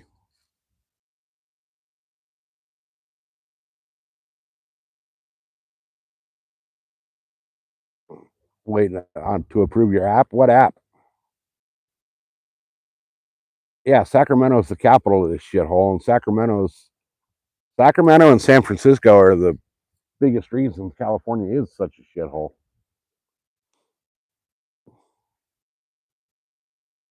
And it sucks because the area up there is beautiful.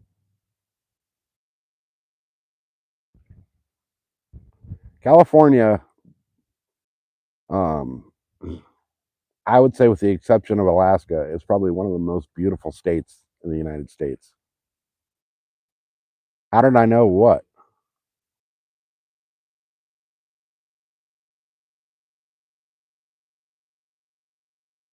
California is absolutely beautiful. Beautiful coastlines, beautiful mountains, beautiful deserts, wild feed. What's it like a? Is it like a YouTube type thing or what is it?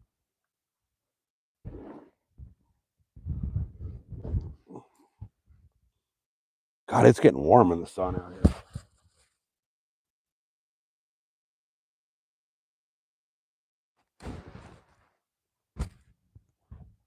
That's a little kid. Well, Aloe, how old are you?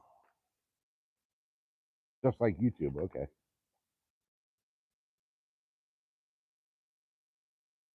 How old are you, Aloe?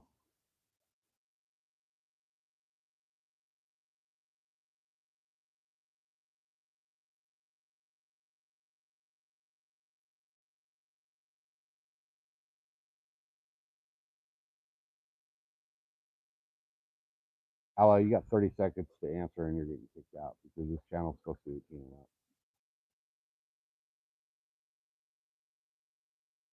I don't like kicking people out, but same point.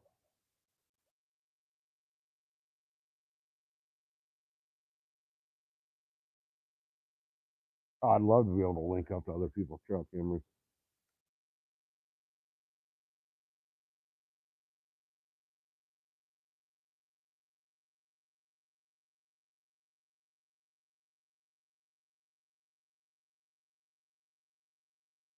All right, somebody put Aloe in the corner with a juice box and a coloring book for me. Give him 20 minutes or so to think about it.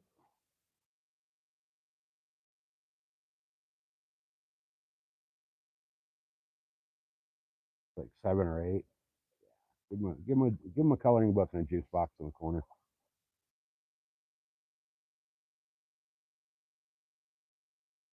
I don't mind kids being in the channel if they're going to be like respectful and you know adults about what they're saying, but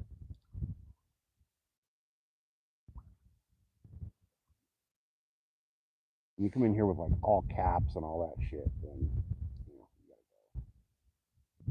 go. And then when they drop that stupid number,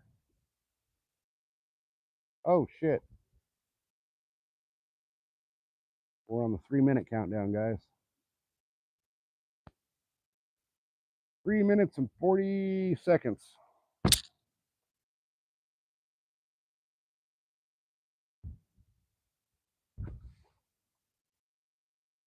Man, it's getting warm out here in the sun.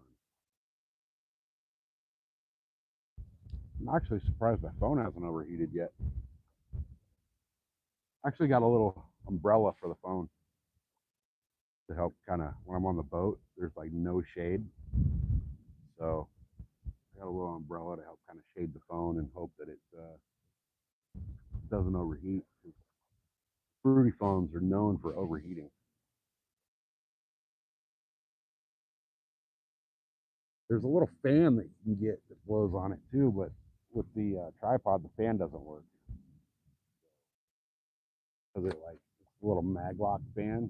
And it goes on the back of the phone, but it won't work in the tripod. And on the boat, I got to have the phone in the tripod or on the dash mount thing. It's all good though. It's all good.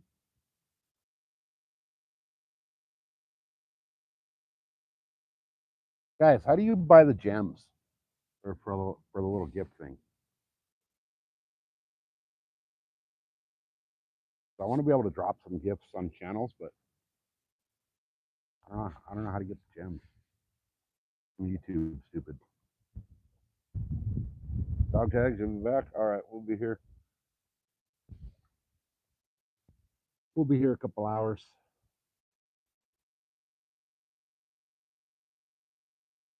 Or until Starlink dies. But that power bank I got for Starlink should last like 14 hours. It should be good. For quite a while.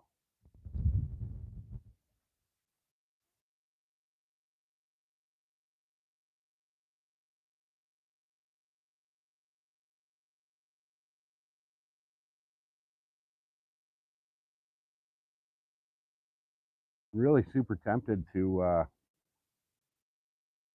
tie on a big giant swim bait on the big rod.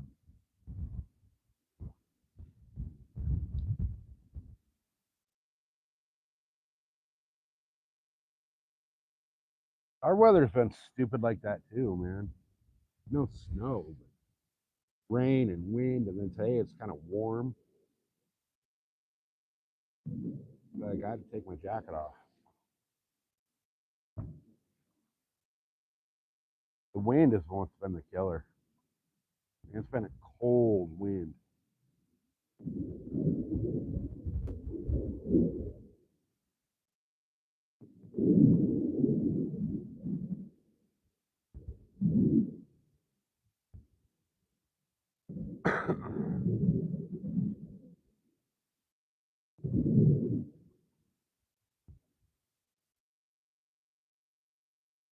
Man, I can't believe there's nothing biting.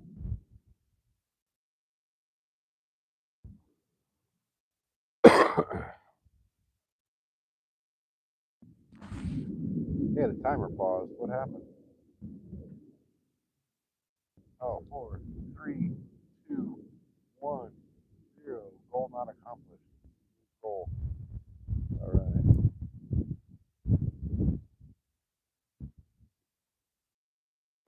Let's see if he'll set the other one.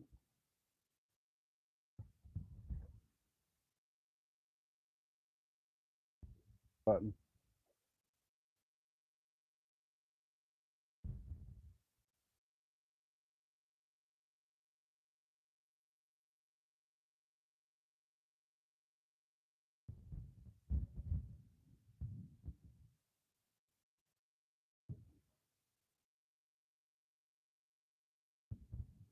Hey, let it start. That's kind of cool.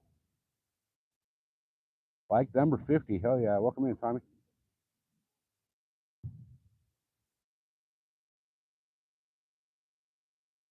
All right. New goal started. Hey, Tommy with the 100. I like to kind of play with the goals just because they're there. You know, makes it fun. Switch them up time to time, different ones. Figure why not? They're there, right? Might as well play with them. Guys, we're getting close to that 1,500 subscribers, and once we hit it, we're doing the giveaway. So make sure that you know, if you're not subscribed, got to be subscribed to be able to be eligible for the giveaway. And we're going to be doing some special only, members only prizes within that giveaway as well. So memberships are available. Don't be afraid to grab one. There's many different levels, and I think the ones at like 99 cents, unless you use Apple, and Apple charges you extra. Um, but there they go. You know, they're all different tiers. There's one that I put in there just to be stupid, just to see if anybody would do it, which I didn't expect, and I did it just, you know, why not? There's like a super high one, like 50 something bucks. That one I just kind of put in to be a smart ass. Hey, Spunky, welcome in. But yeah, the all of the support for the channel goes right back to the channel. Um, all the gems and the super chats and the memberships and all that goes right back to basically what it does is it funds the prize pool for the giveaways. So they are out there. And then we're going to do the 1,500 subscriber giveaway. And then we're going to back off on the giveaways for a while because we did one at 1,000. And we're going to wait until we hit 5,000. And the 5,000 is going to be massive. I already have stuff ordered and sitting there waiting for that one. So that one's going to be huge. That one's going to have rods, reels, hunting gear, all kinds of shit. All kinds of shit. And that one, the 5,000, will most likely have a nice big fat crappy man.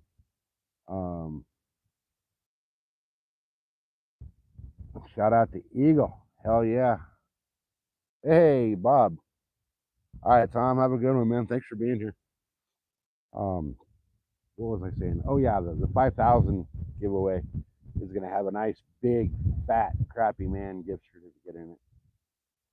So you'll be able to order some get your jig baits from Crappy Man. And if y'all don't follow Crappy Man,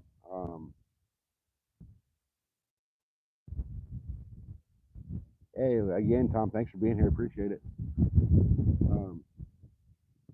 Crappy Man will make you some custom jigs. I actually have an entire shitload of custom Crappy Man stuff in my bag right now.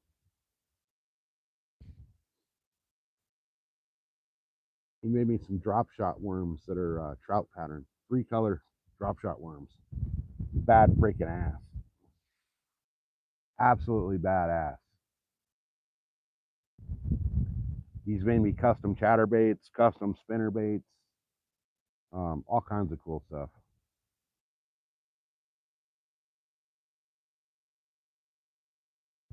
So, you know, Crappy Man gift certificate is worth its weight in fishing gold.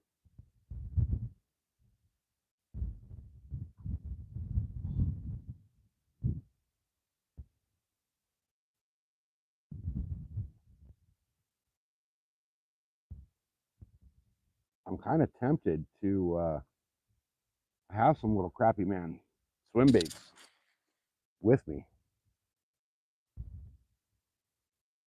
Oh, you're freaking amazing.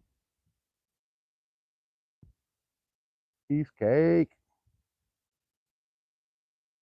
Yeah, Bob, it's nice out here. A little warm, but it's the wind seems to be dying down as we get later into the day, which is kind of cool because usually the wind picks up in the afternoons here. So hopefully that's a sign of what's to come the next few days. Because if the wind um, keeps like it is, we can get the boat out here. I was tempted to bring it out this morning, but it was blowing like crazy at the house. So I figured it was blowing that bad at the house. Usually it's blowing worse here. And I didn't want to chance it.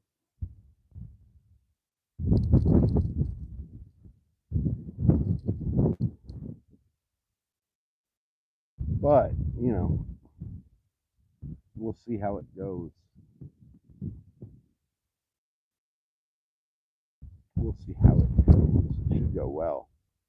It's been calming down the last few days, so that's a good sign. It's been blowing like 40 plus out here.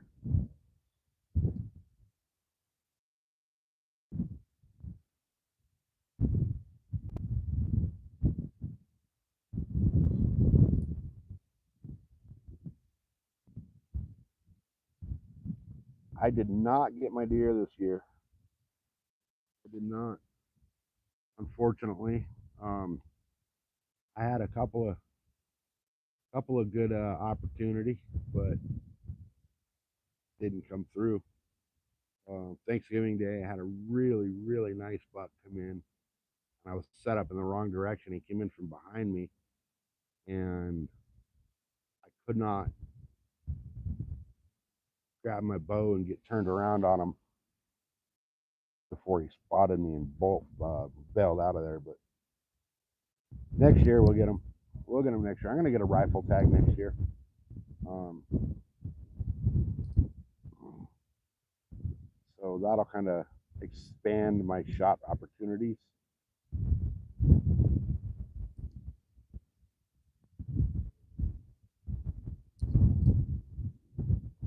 Oh man, Panda Express, damn it. That sounds so good right now. Nearest Panda Express to me is like an hour and a half away. And it's not the good Panda Express either. It's the shitty one.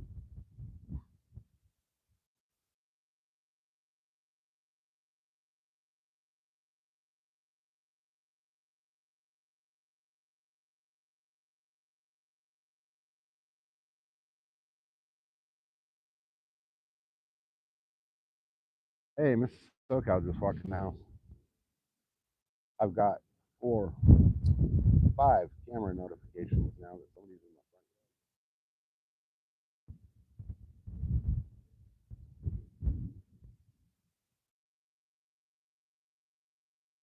A vegetarian? Oh, hell no. Hell no.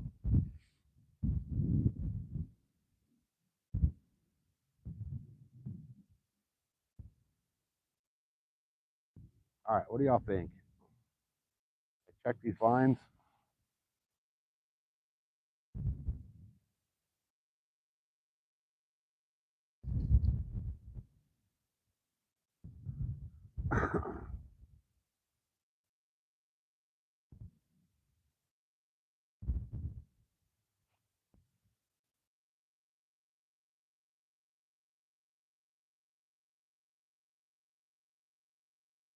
Oh, she must have went back out to the car for something.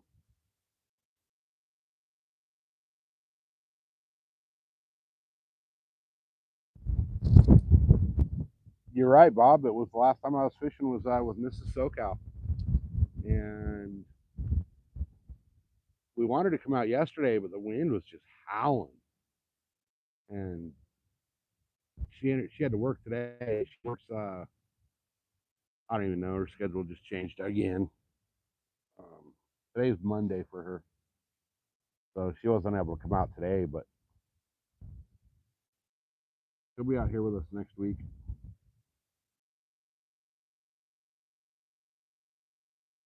Motion detected at front west. That's hilarious. We got these cameras around the house. They're the blink. Those things are awesome, man.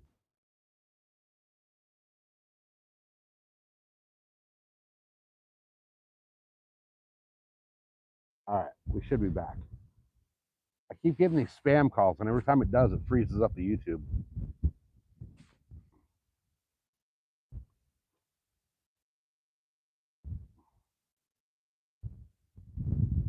Yeah, boat's ready to go. Boat is ready to go. We just now we're waiting on the weather. So once the weather calms down a little bit, the wind actually, the weather's beautiful. It's just the wind. Once the wind is done, then we'll be out here on the boat. So I was tempted to bring it today, but with the amount of wind we had at the house, um, it was insane. There was no way I was even going to try to tow the boat down here. Just driving down here with the truck, just the truck, I was getting blown around the freeway. So with the boat, it would have been sketchy.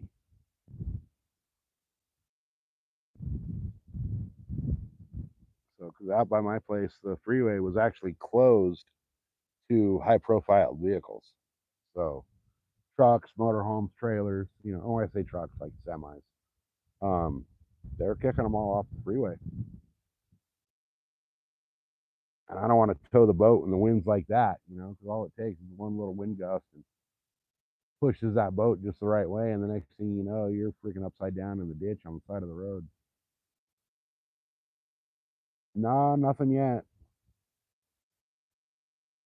Okay, this fucking Veronica person keeps calling me for a goddamn loan that I did not apply for. It's one of those scam things. But she calls like 4 or 5 times a day to the point where I'm about to get a hold of the FCC and the Public Utilities Commissions and file a claim against her. Because at this point now it's harassment.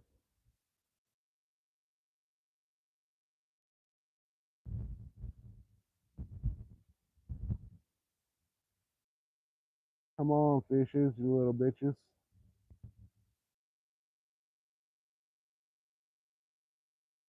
Send your secret bait to the fish. I don't think the fish are very active in this lake right now. The way the weather's been, the way the winds have been, the way the waters are dropping, and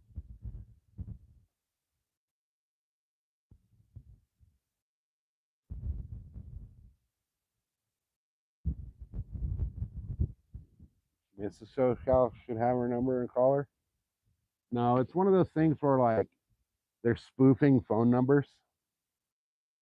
Like every time it rings, it's from a different area code and phone number, but they leave the voicemail, and with the Fruity phone, it does the written voicemail where you can read it like a text message, and it's always the same lady.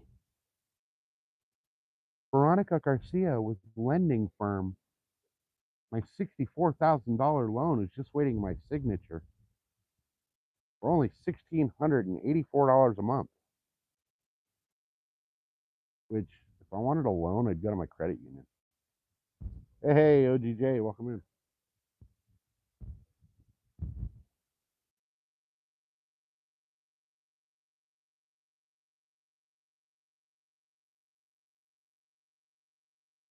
All right, this is getting ridiculous. I want to check the baits, but I don't. No, no deer, no deer this year. It was a shitty year for the deer. Absolutely shitty. I've only heard of 4 deer that got shot this year by archery.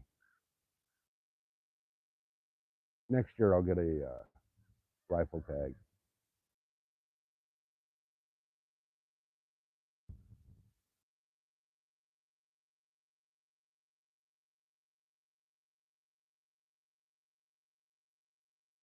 Yeah, I'll get them next year. I'm not going to hunt the same area next year either. So,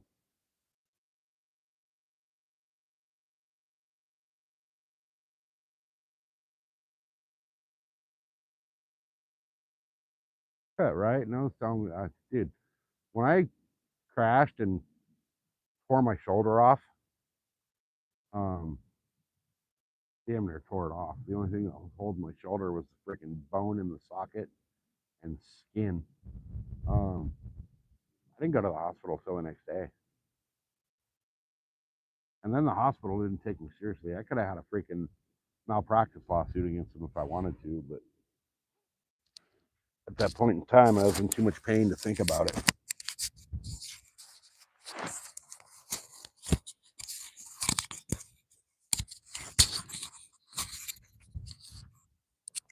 Yeah, my insurance doesn't call me unless there's like an issue.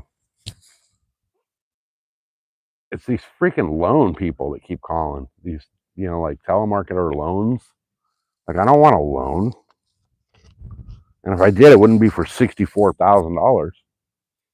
It'd be for $120,000 for the truck.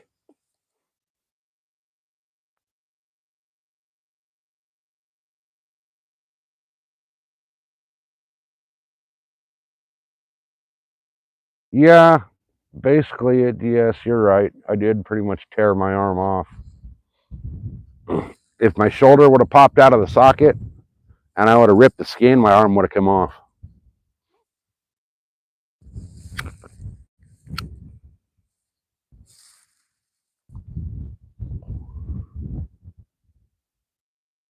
What the hell was that? Hold on, I gotta check real quick, guys. I just got a pop up. I gotta check. All right, sorry, guys. I had to check that text message. Somebody was asking me for um, professional help.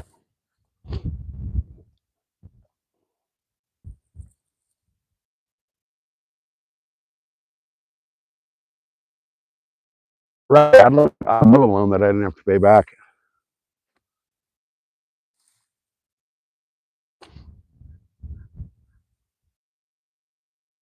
$1 trillion. I'd be happy with like 10 mil. Mrs. SoCal. That was Morgan that just texted me.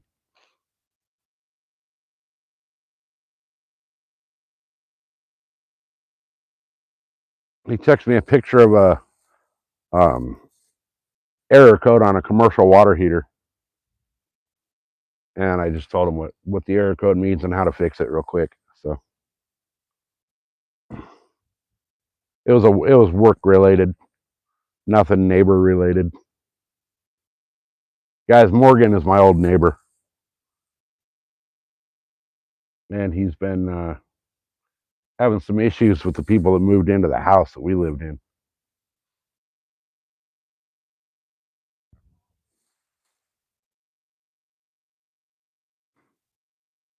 Oh, there's the Rangers. I wonder if they're going to come bother me.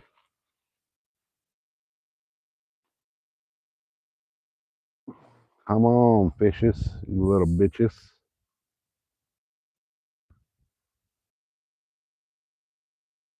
This is getting stupid. I've been here for 2.5 hours and nothing.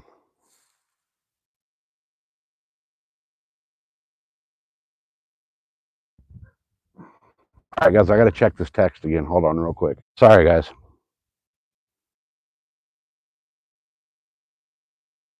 What kind of bait am I using? Um, the rod on the left has shrimp, and the one laying down here on the rock has night crawler.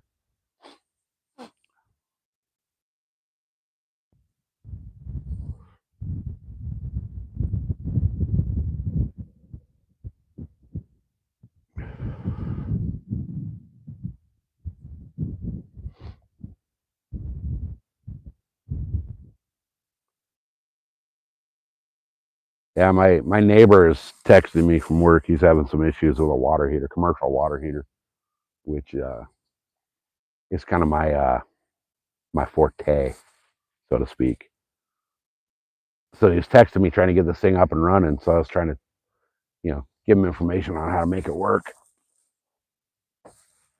Ugh.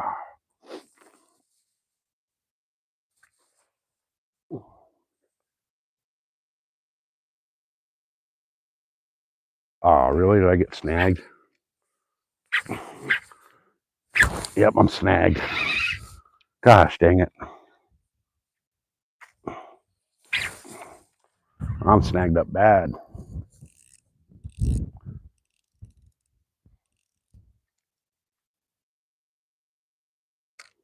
And I just broke. And I lost everything. Damn it. I got to retie. All right. So now the question is, should I retie?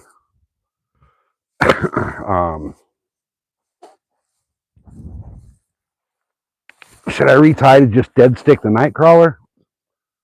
Or, no, I was caught up in the rocks. Or we're on mute. We shouldn't be on mute.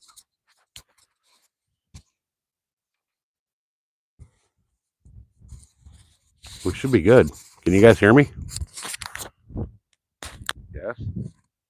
No.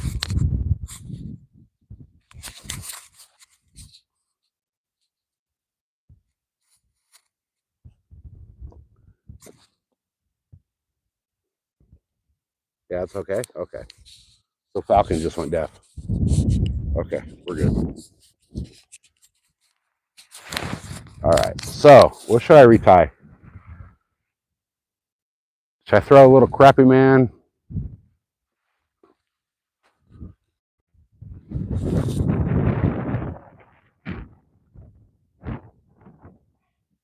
Oh, I got to answer this text, you guys. Hold on.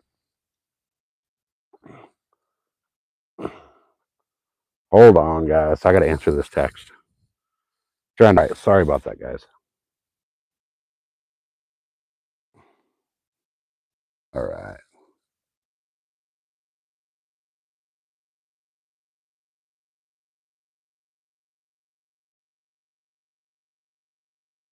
Yeah, no, I was caught up in, I was wedged into the rocks for the weight. So there was no getting that one back. There was no getting that one back.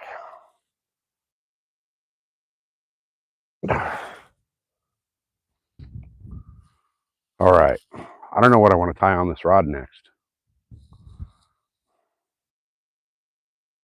Maybe,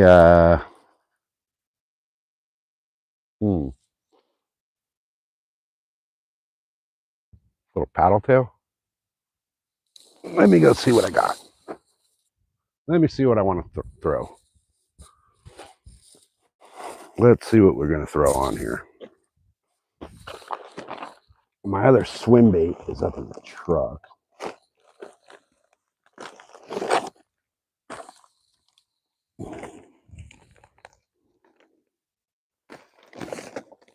You know what? Here's what we're going to throw on, guys. And hopefully not lose.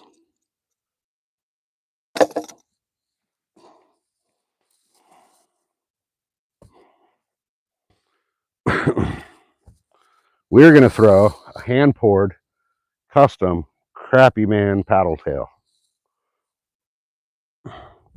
Which is sketchy in this lake, but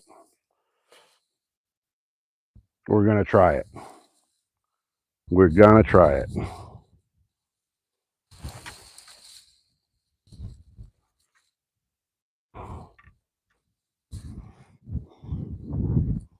So let me get this little guy tied on. Let's throw him out here and see if maybe we can get a little bass to want to come eat. I just really hope I don't lose it.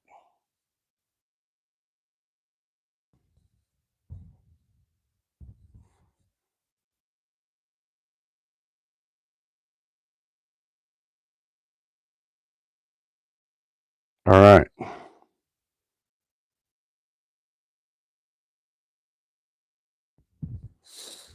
Now,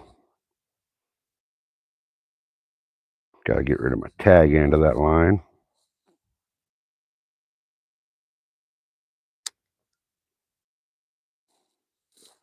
All right, guys, here we go.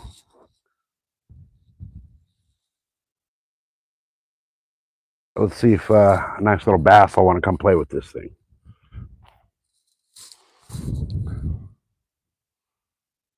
I'm going to go over here a little bit. Actually, you know what I want to do? I'm going to go up into there for a minute. Let me go up in here and see if I can get a good cast off these rocks.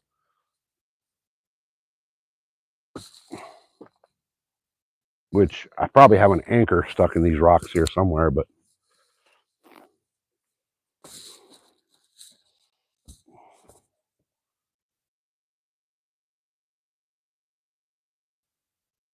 all right.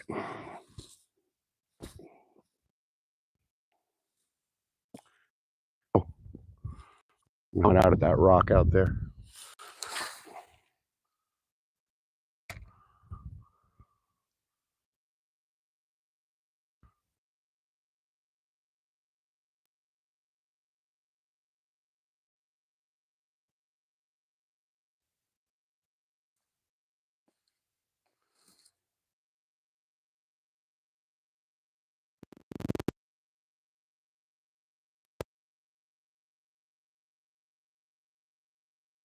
What's this?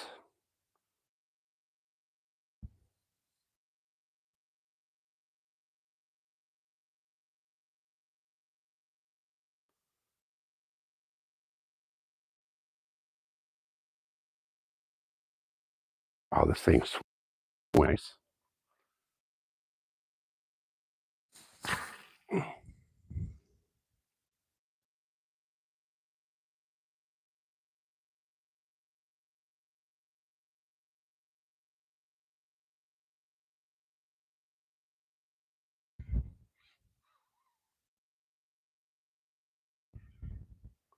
Wow, the paddle on this tail just thumped.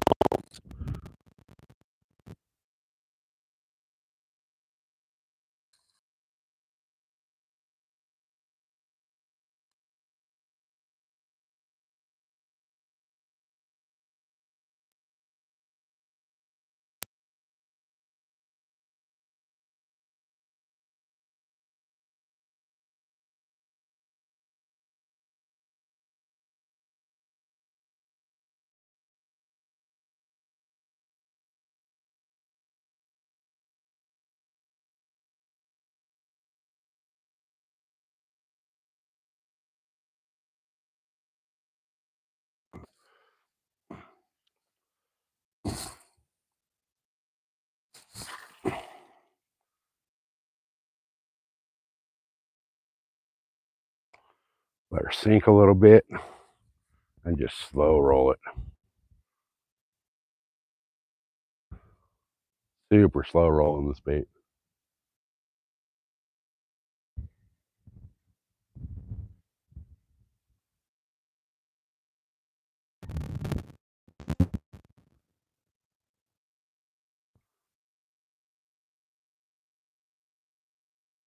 All right, I'm gonna give it like 2 more casts over here, and then I'll come back over by the camera.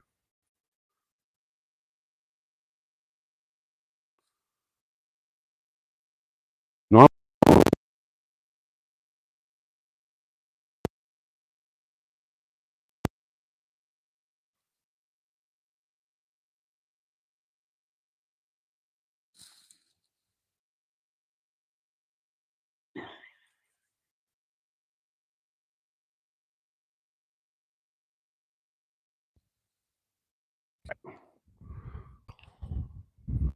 One more cast over through here. Gosh dang. With the wind, that thing went about 20 feet.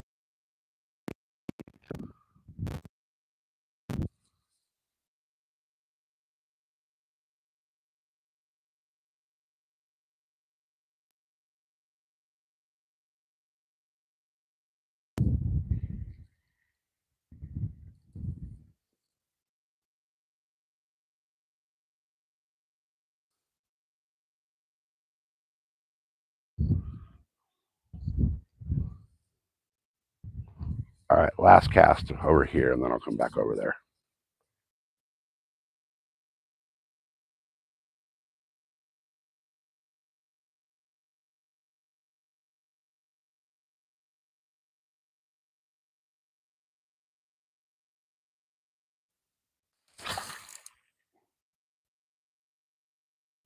Dang it.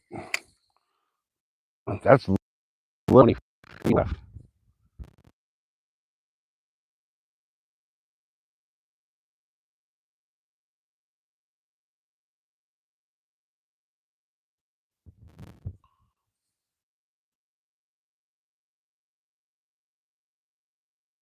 I'm just super slow rolling this swim bait over here.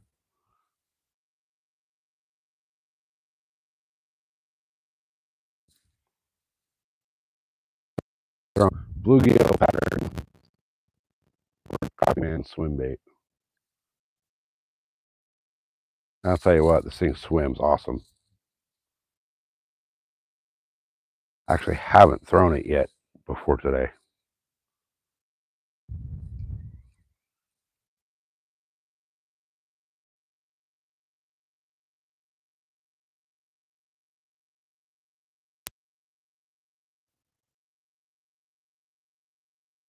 Whole rod tip's just vibrating with that paddle tail. All right, let me come back over. We'll throw it over here.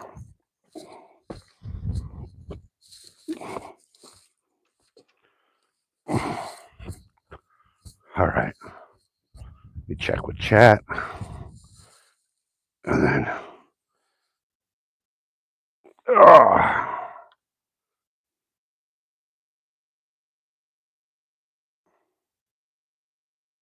All right. I want to say big one too. All right, all right, all right. Let's see. Let me see if I.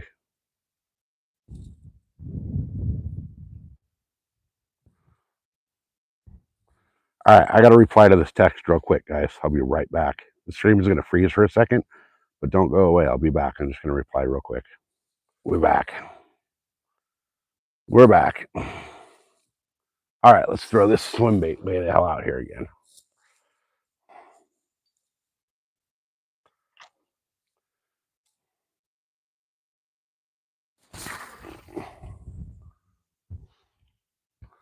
Damn, this reel casts like a freaking dream. And then we're just real slow rolling this thing.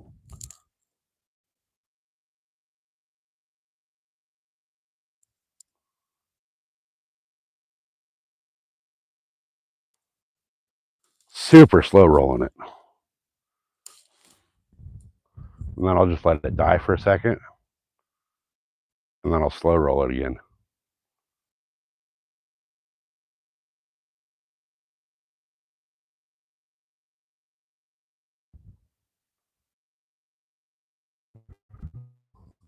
Like right now, this time of year,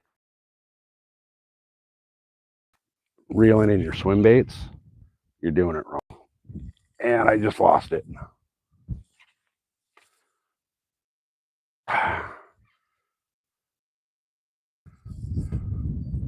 Oh, it's snagged up good.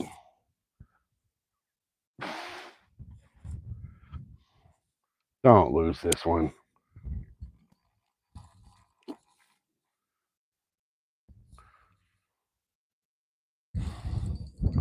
I'm going to lose it.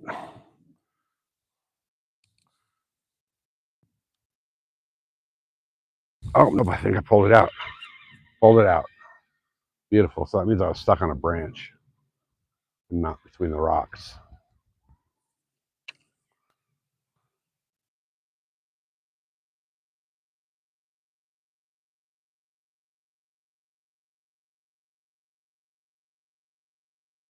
Sweet. Got her back. All right, all right, all right. That's what I like.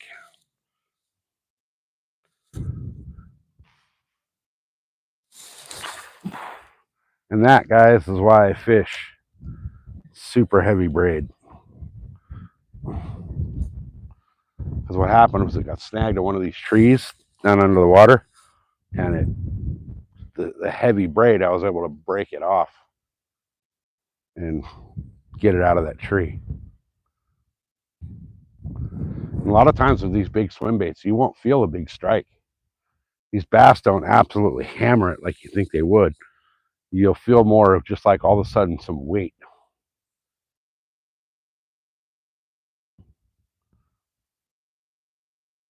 Like you might feel a good, during the pre-spawn when they're like really freaking feeding up, you'll feel them absolutely smash it. But like this time of year right now, all of a sudden there'll just be some extra weight there.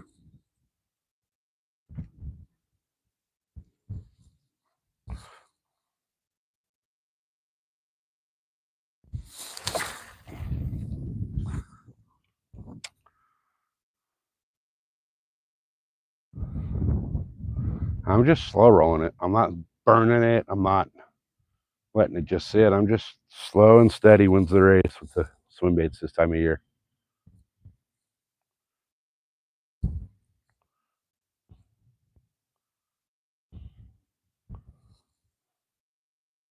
These bass really aren't chasing. They're not chasing down baits like they will when the water's warmer.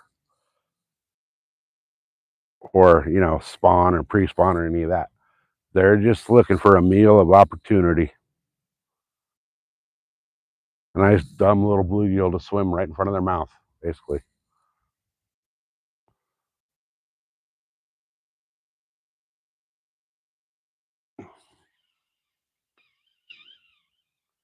Now I snagged up in the weeds.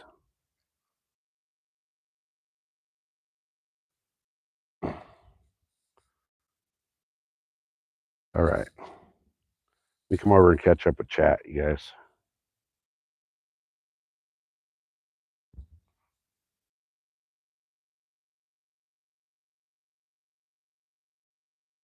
Hold on, I gotta straighten this hook. Or yeah, I gotta fix this hook. It kind of bent that hook a little bit when I pulled it off of that tree branch.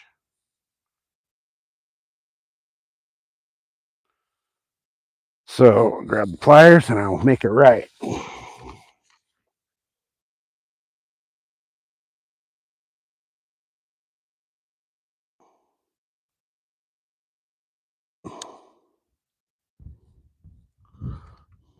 There we go. She's back. All right, let me catch up with chat.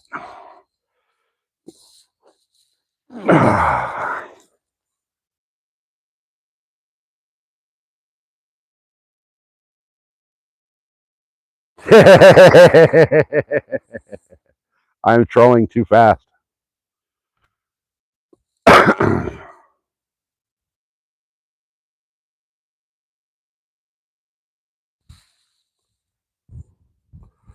Hey, 578's here.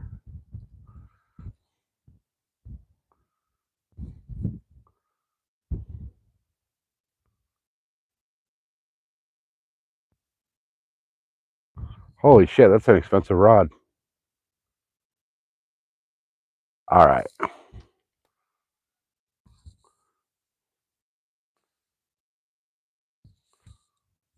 So I'm going to just sit right here and cast this thing.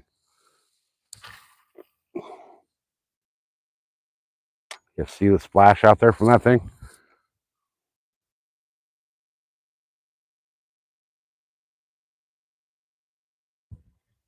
And I'm just slow reeling. Just a dumb, lazy bluegill cruising through right in front of Mr. Bass. That's all I want. Dumb little freaking bluegill not paying attention to where he's going, just meandering through. Oh, and we're snagged up again. And we're out.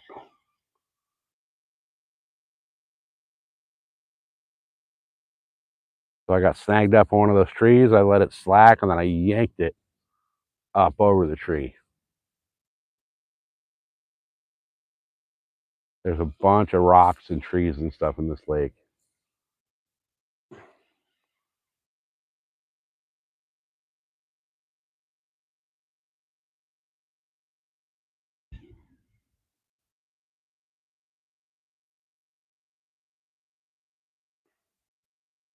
Yeah. I have a feeling today's not going to be a swim bait kind of a day, but we're still going to see what we can do. God, this Daiwa Crossfire reel, guys, for a $50 reel, this thing casts like butter.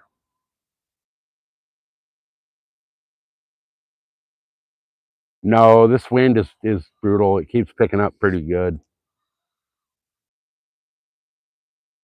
Like when I was over on the little point on the other side to my right here, I cast at a rock pile and I aimed like dead center of the rock pile. My swim bait actually went like 20 feet to the left. But these bass in this lake right now are deep. They're holding deep.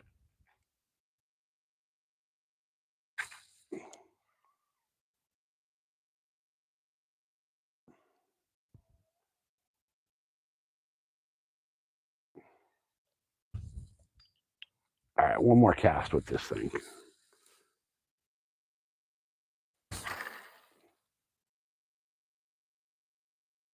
I don't know. Can you guys see the splash where that thing's landing on camera?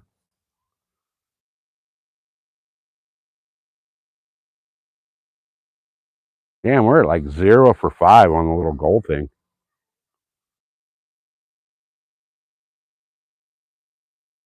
Yeah, it's always before dark. Unfortunately, they kick us out of here at 4:30 now. Well, like out.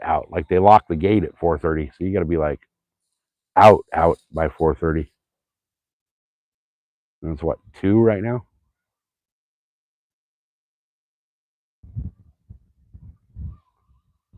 Okay, he's popping bottom there. I can feel him popping around the bottom.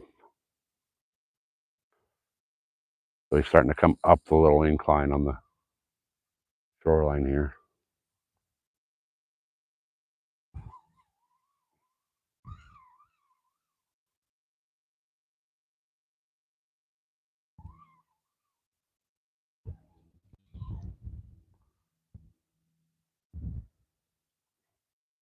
All right, I'm sitting down.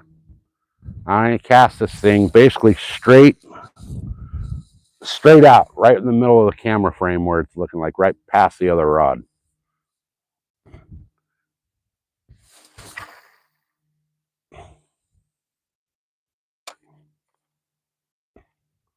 God, this reel is just, you guys, for a cheap spinning reel, the Daiwa Crossfire, this thing casts like amazing.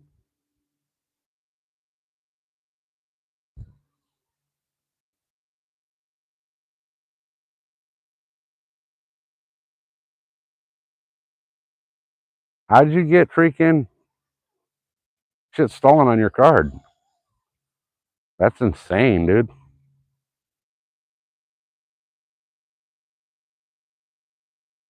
Gotta go to credit union. They back you up on that shit. All right, there we just hit a little rock pile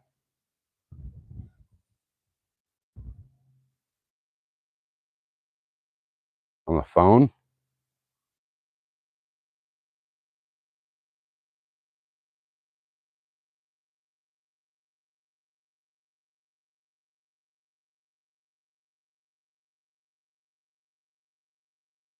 There's a little rock we just ran into. All right, now it's like bouncing around the bottom.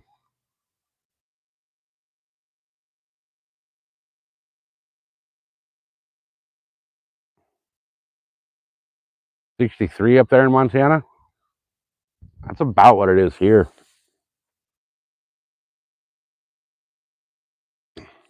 Oh, from your, yeah, you got to watch out what you do with your phone, man.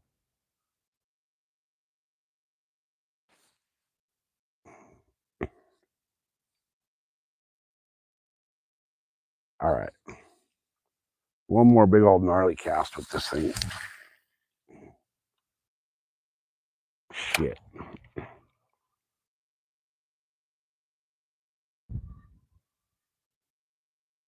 Hopefully that doesn't get stuck in that rock pile. I just casted right over the top of it. 75 in Texas.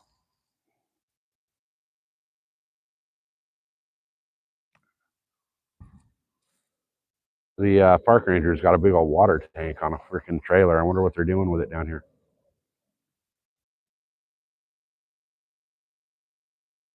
They're probably going to fill it up for something. Definitely not trout. Although if they were stocking trout right now, I got the trout swim baits, I would be throwing like crazy.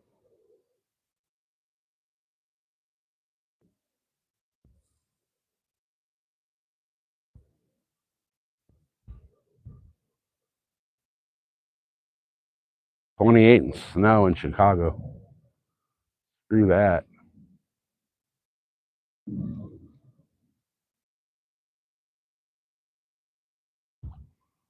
Oh, I caught a stickfish.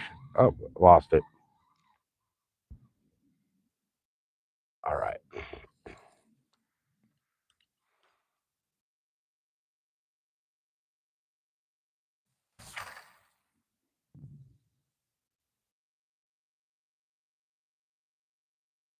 Yeah, I'd be all over that with the bank, Bob.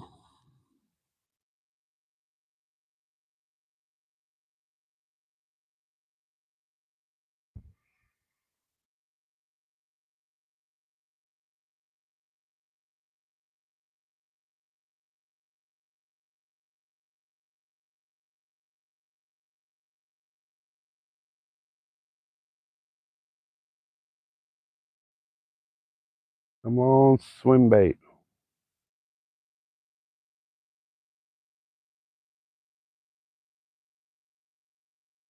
Swim into the mouth of a nice big bass.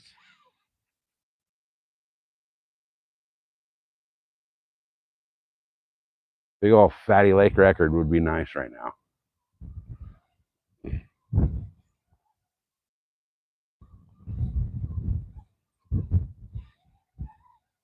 Lake record here is 19.3 pounds. So to get a lake record here, I could very possibly get a state record at the same time. And if that's the case, man, how badass would it be to say that I got a state record bass on a crappie, man, hand poured swim bait? Hey, Kimberly with a subscription to the channel. Appreciate you. One more closer to the 1500, guys. Remember, at 1500, we're doing a giveaway. And all super chats, memberships, gems, all the little gift things like the 100s and high fives and all those. That all goes back into the channel for prize pool for the giveaways. So,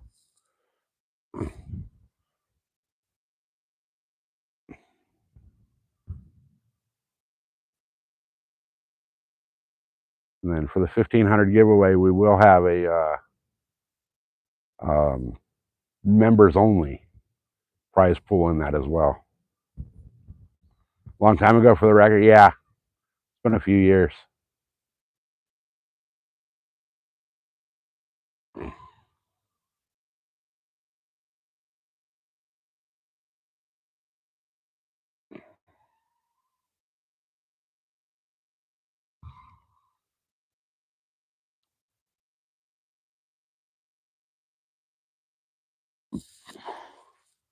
But just because it's been a few years since that record was broken doesn't mean that I can't break it today or any other day. Like I said, this lake gets very little pressure on it, so not a lot of people fish it. There is a campground, and most of the fishing pressure comes from people that are camping, and most of them are only fishing for, like, you know, catfish and crappie. Are we hooked up? Oh, we're hooked up. What do we got? What do we got? What do we got?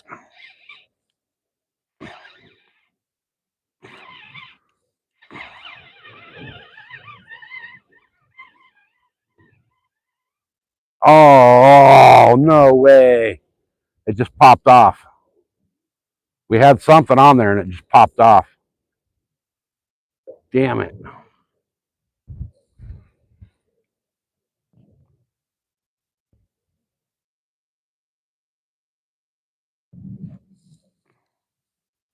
Guys, we were hooked up and then it popped off. No turtles in here.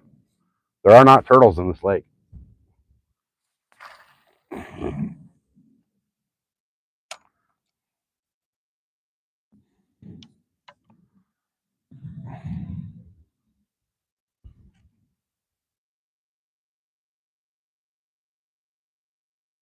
That sucks. Oh, and we're 4 minutes and 20 seconds from the goal ending. With 0 out of 5 on the goal. But that's all good.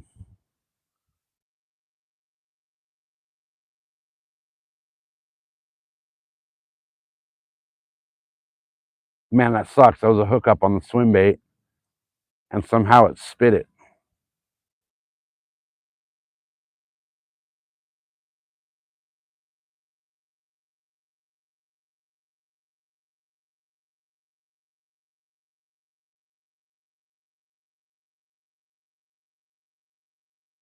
Come on, fishy, fishy, fishy.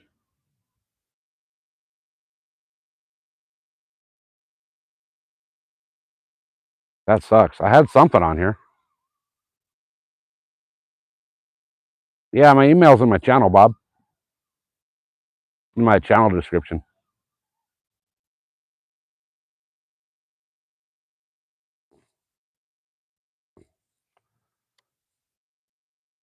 Hey, dog tags, you're back.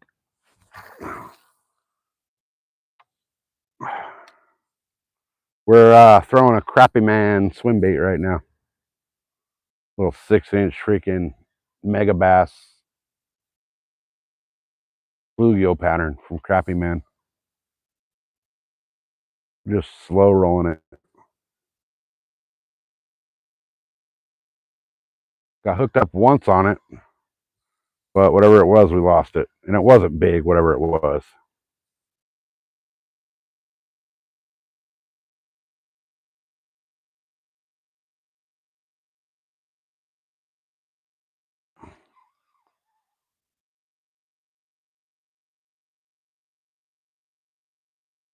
I mean, I don't care if it's big or small right now. I just want a bass. First winter bass of the year, you know?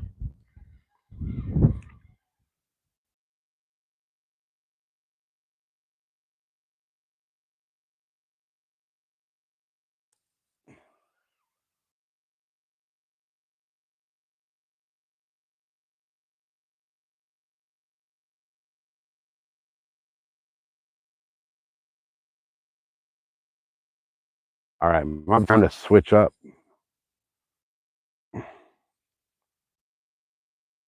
One more cast.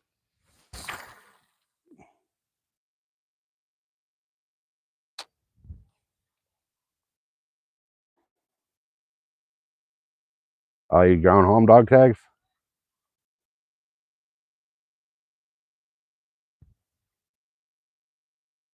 Come on, bass. Come on.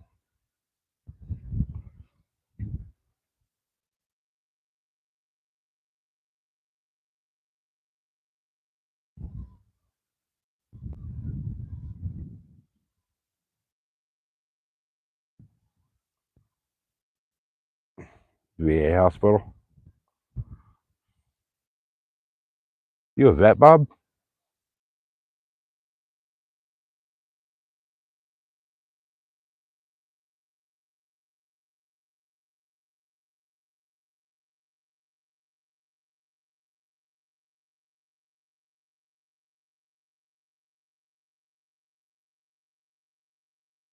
Oh, friendly. Oh, that sucks.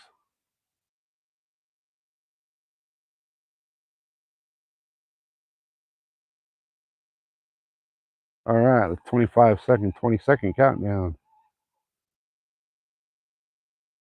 All right. They're not chasing the swim bait.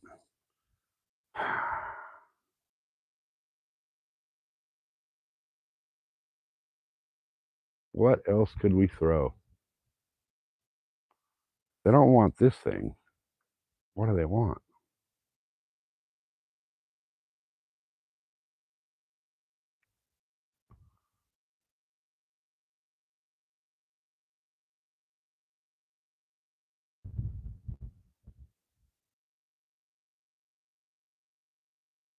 What do you guys think we should throw next? What should we throw next? Let's see.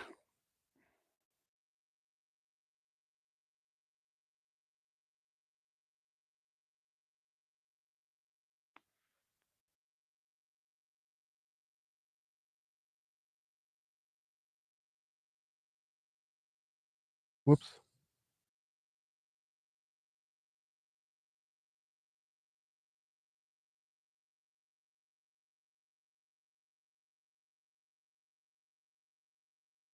What the heck?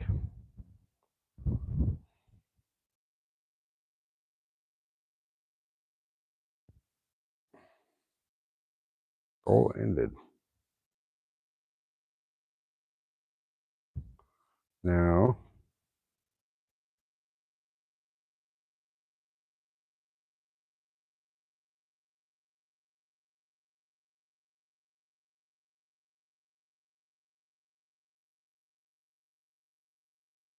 Why won't it save it? It won't let me restart. What the heck? It's not letting me start the goal.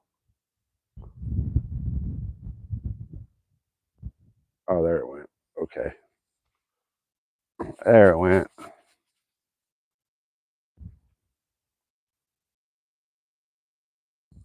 Drop shot. I was kind of thinking about drop shot. I was kind of thinking about tying on a drop shot, to be honest with you.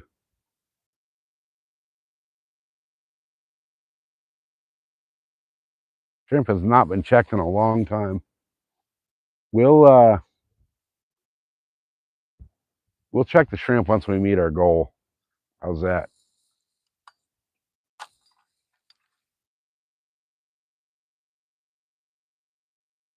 I wish there was a fish dance. All right, I'm gonna go tie on drop shot.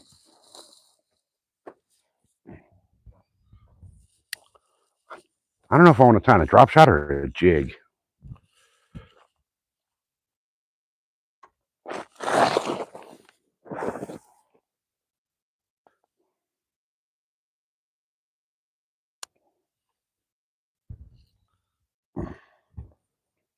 Let's see.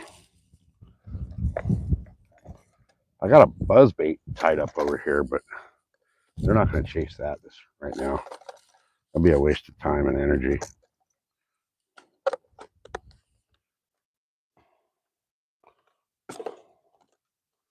Let's see. Let's see if I got those drop shot worms that I want. I do. So I will tie on those.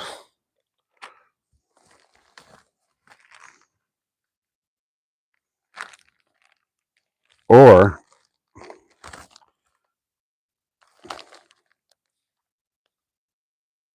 man, do I not have the... I don't have those ones with me. Oh, wait a minute. All right, we'll go with a drop shot first, and then we're going to go with a jig.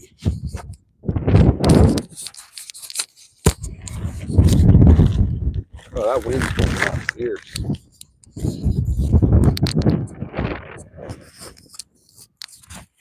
All right, so for a drop shot, I will need a weight.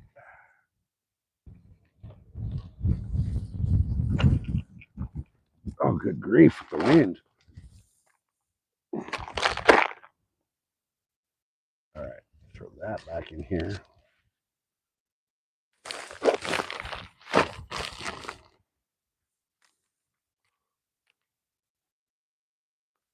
Yeah, there's white caps that are starting to pick up on the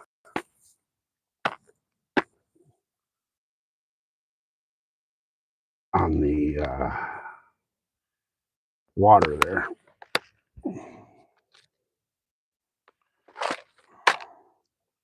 So let me find a perfect hook for this.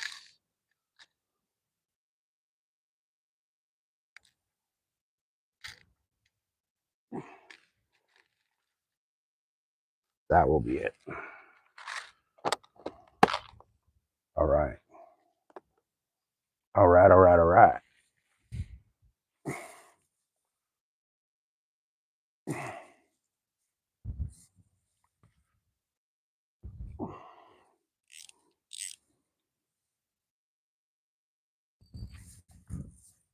Guys, we're going to drop shot a custom, one of a kind, crappie man worm.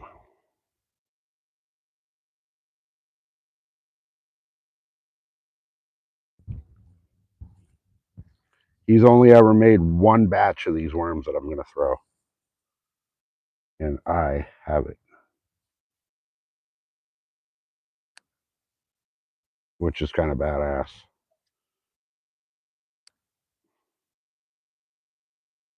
Because knowing that only one batch of these worms has ever been made proves to me that these bass have never seen this thing. Never once.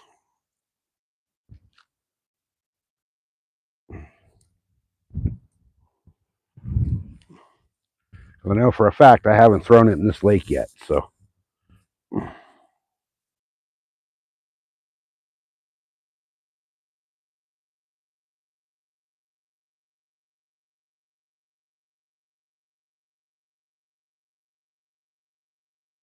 And these were one of those things that Crappy Man was playing around with the experimenting with, and he didn't like the way they turned out, so he sent them to me, and I fucking love them. I want like a 50 pack of these things. I have thrown them one time in another water body, and that one time that I threw them in there, I caught fish on them.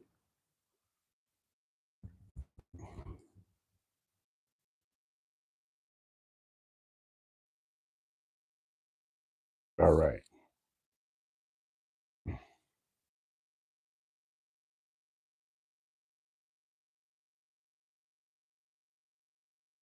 So let me get this rigged up. And we should be good to go. My leader's a little shorter than I wanted it to be, but that's okay.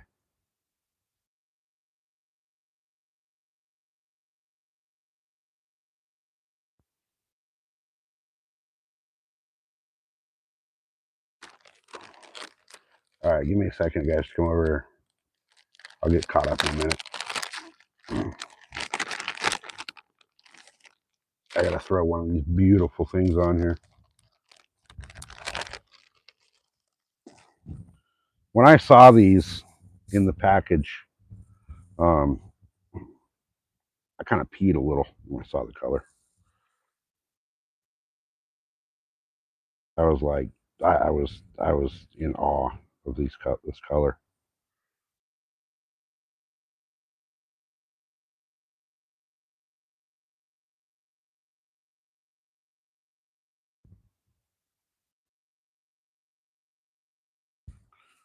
All right. So this is a 3-color worm. 3-color, 6-inch, handmade rainbow trout patterned. I don't know how well you guys can see it blowing around there in the wind. Rainbow trout pattern drop shot worm by Crappie Man himself. And I'll tell you what, this thing is phenomenal. The color is just amazing.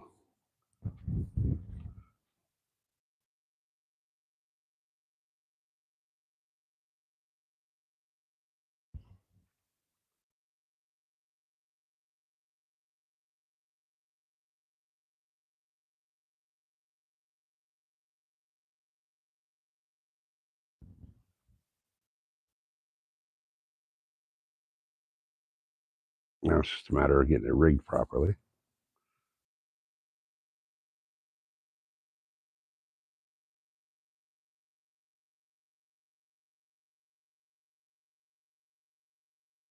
There we go.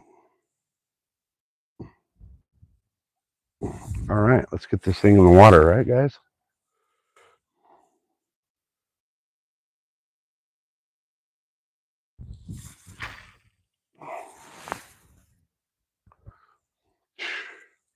God, that thing's fucking cast nice. All right, we're back. Hey, Daniel, welcome in. All right, all right, all right. I'm gonna work this thing super slow. Yes, this is the rainbow trout worms.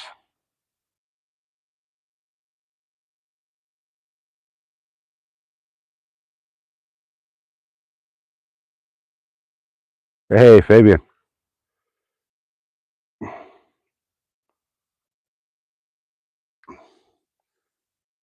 Hey, Real, welcome in. Finally made it out to the lake.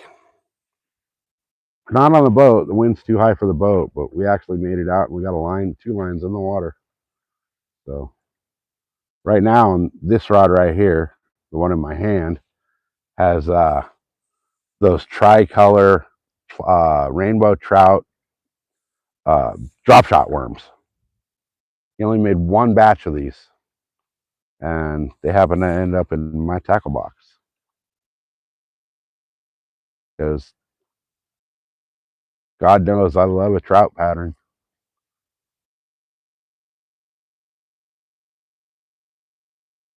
And when Crappy Man made these, he wasn't real happy with the way they came out. It was an experiment he did with the drop shot worms, and um, he didn't like them, so he sent them to me with one of my orders.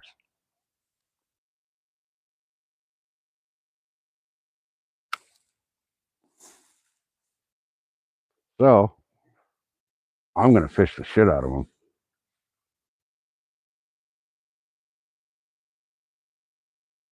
I love a trout pattern, and I love a pattern that has never been thrown in a water body before. You know, how many green pumpkin Senkos have these fish seen? Or, you know, jerk baits or chatterbaits or, you know, crankbaits. They've seen them all.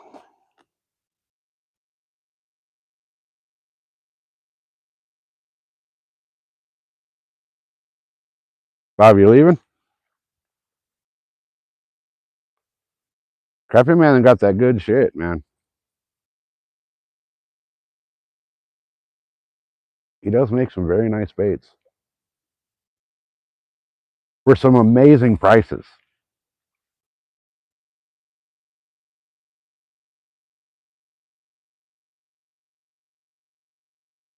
Like you can't beat Crappy Man's prices. Hey, Smoke and Grow, welcome in.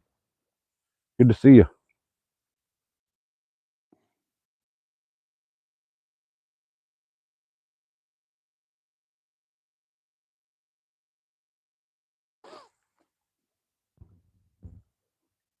Man, today's brutal. No fish.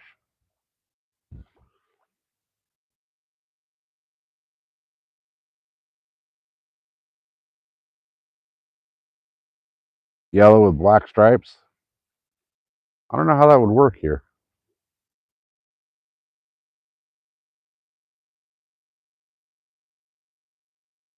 We have a reservoir out here.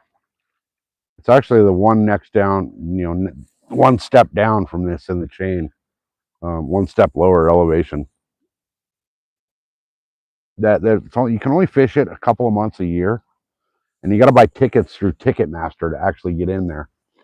And that thing, you could throw fucking Cheetos in there and catch bass. Just because there is zero fishing pressure on those fish all year. I think it's like June through September that you can fish that, but it's $100.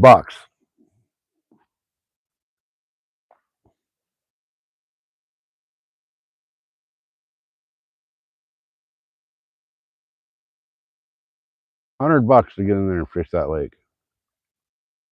But you're gonna have those days where you catch 200 bass.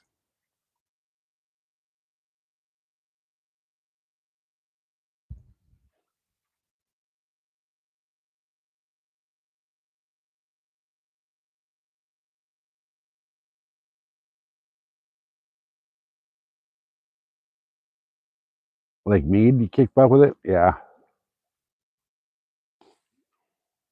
I've never fished Mead. I fished Havasu a bunch, but not Mead.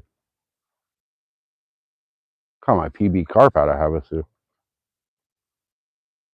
That was in October.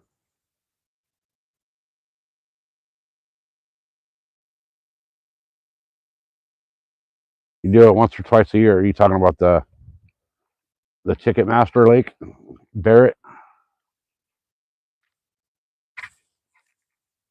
Oh, really? All right, I got it back. I got snagged up like 5 feet out.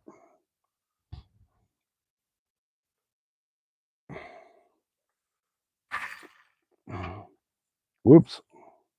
That's not where I wanted it.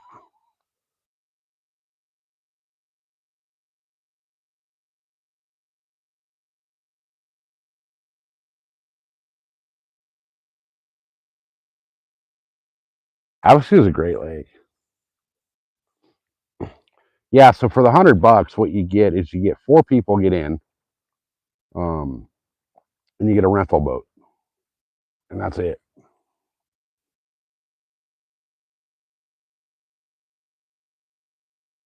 What a lot of guys will do is they'll buy the ticket.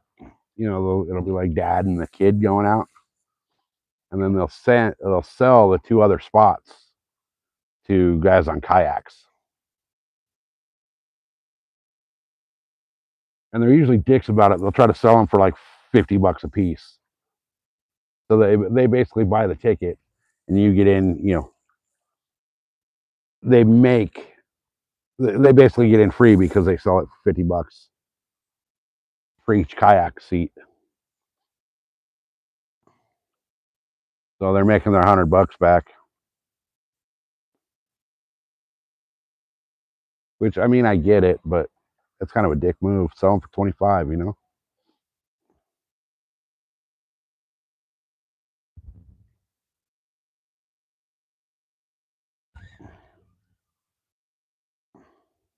All right, I'm gonna wing this thing out into the deep and just bring it in.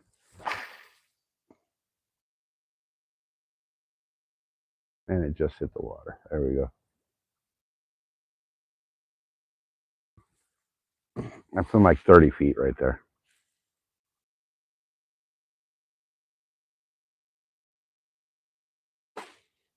Yeah, when you're paying $100 to get in, and you got, you know, that $100 gets 4 people in. 4 people, 2 cars, and a rental boat. Like I get it. It's $100, but you know, come on. You're gonna charge me freaking $50 for a kayak to come in, and all I do is come in the gate with you. You know, that's it. After that, I'll never see you again.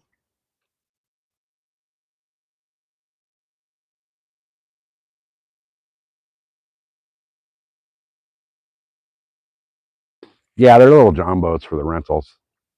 Little like 14-foot, just flat bottom lake boats. Little 5 horsepower Yamaha motor on it. If you're lucky and get one of the new ones with the Yamaha. Usually you get like the Daihatsu or whatever they are. The freaking Chinese ones that barely run.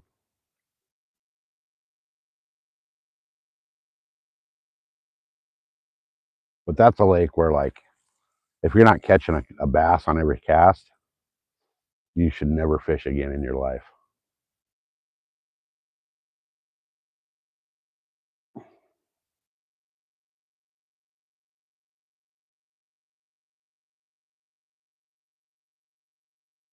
Man, I gotta start going live more. The view counts down. I haven't been.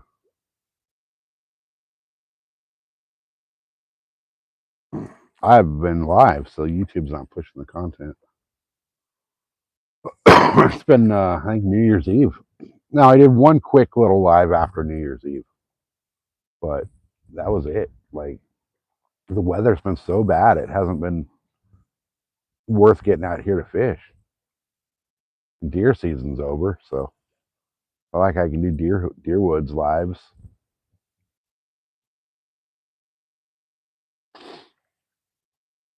But this missing this, like, what, 13, 14 days has killed me.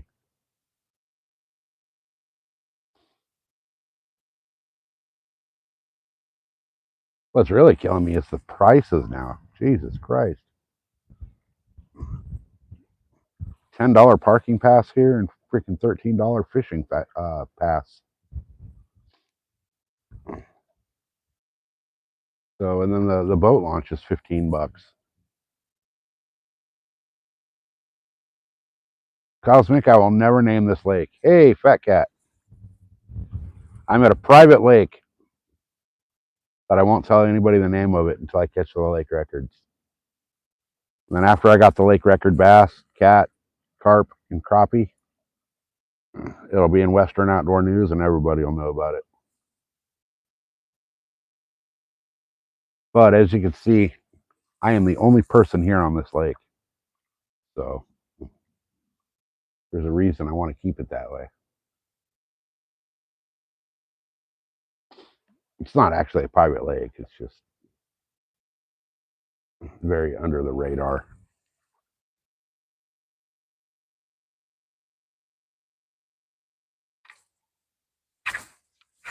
Ah, shit. Snagged.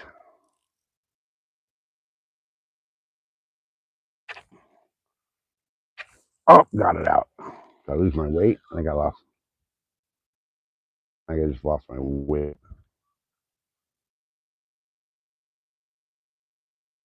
Yeah, nothing so far. Yeah, I lost my weight. All right. Damn it. Well, if they're not fighting this, maybe I should just set back up for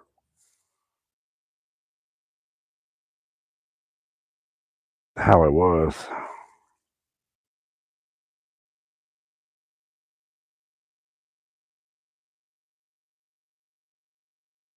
Ripped my freaking drop shot worm apart. I only got a few of these.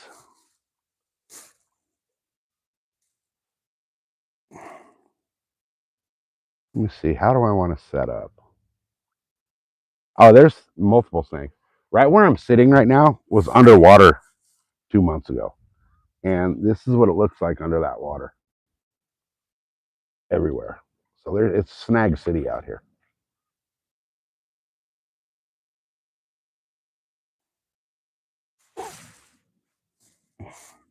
All right. Let me go grab another weight and another bait. I'm going to do this a little different now.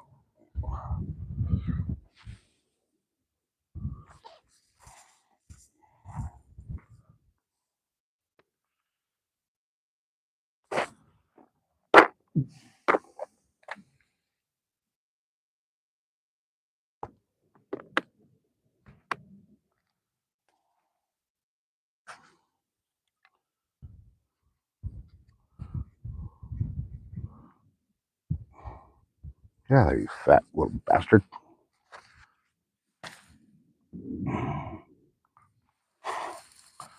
All right. So now what we're going to do is drop shot a night crawler.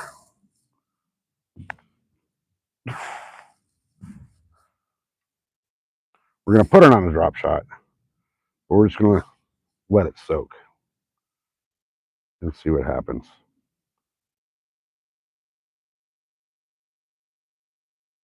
Swim baits were a no-go. Drop shot's been a no-go. Shrimp's been a no-go. So maybe the night crawler will be a go.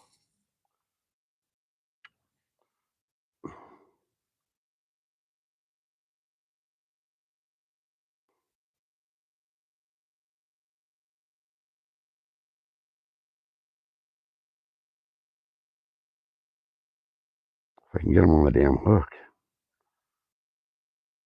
There we go. Man, these night crawlers I got are lively. And they've been in my garage fridge for like 2 months. But I've kept food in their little container. So they're thriving in there.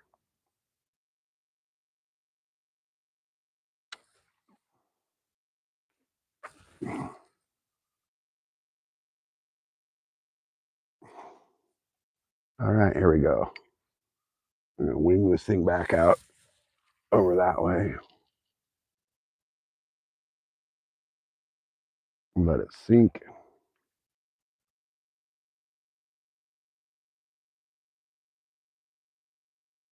And we're just going to dead stick this thing now. I'm just going to set it up on the tripod of the camera.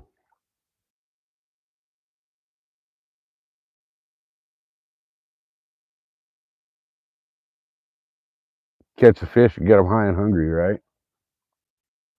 You know, huh? Blow the fish whistle back into the water.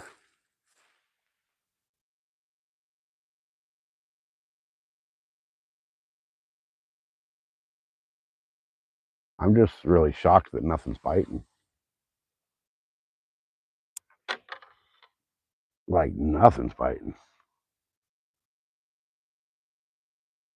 Even on the night crawlers, which is different.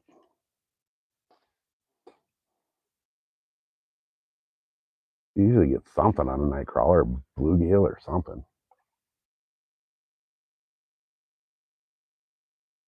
We'll see though. Day ain't over yet. We got an hour. We got an hour.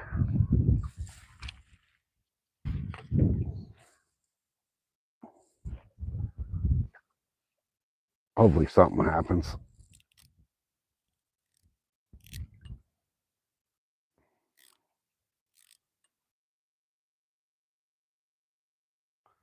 Drag's like super tight.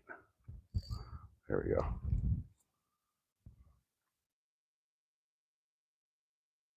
Hemp seeds for carp bait? I've never heard that. I say, yes, you could. Use it in like pack bait.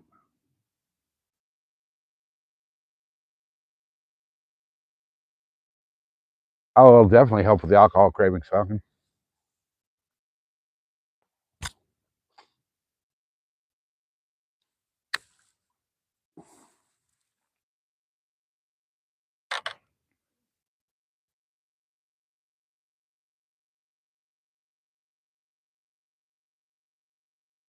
Yeah, the CBD is great for pain. I do not eat fish, dog tags. I do not. Well, I can't say 100% don't. Ooh, fish on, guys. Fish on. Fish on.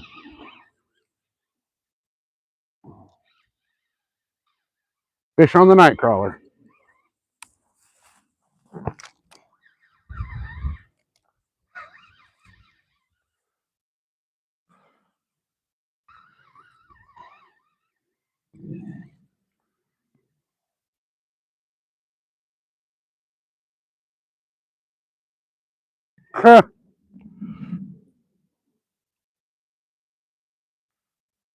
It's a cat, but it ain't no fat cat. It's a little baby cat.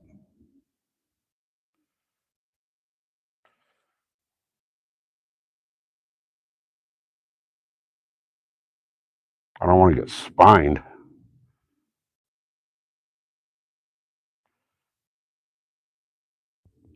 I need pliers for him.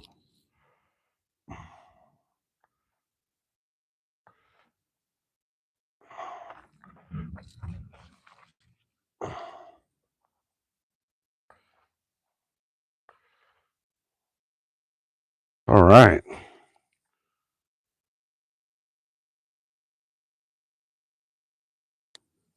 Oops.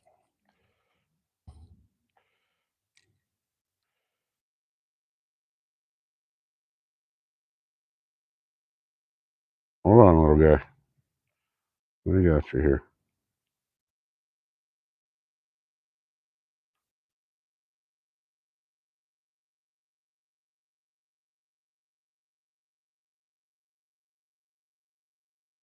All right. One little baby cat. It doesn't want to go away.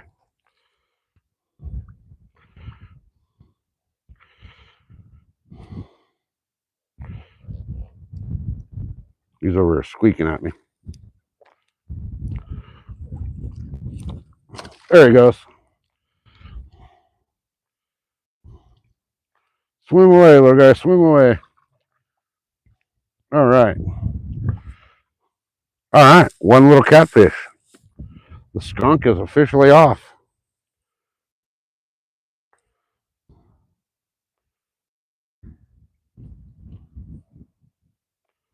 Let's see if we can do that again, huh?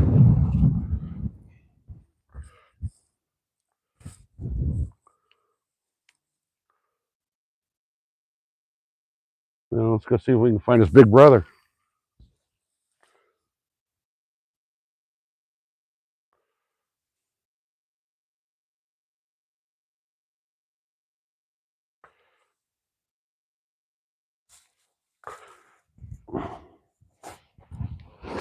All right, skunk is off. Heck yeah.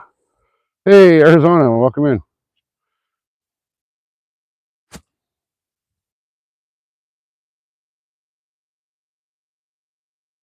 Not really poisonous. They're just sharp as shit. They hurt.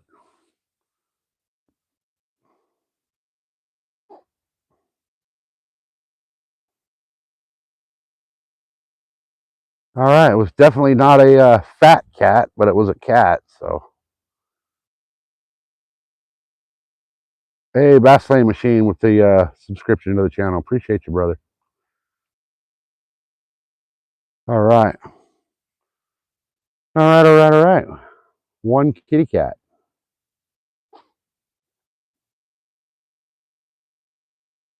That was on a awesome. Thank you, dog tags.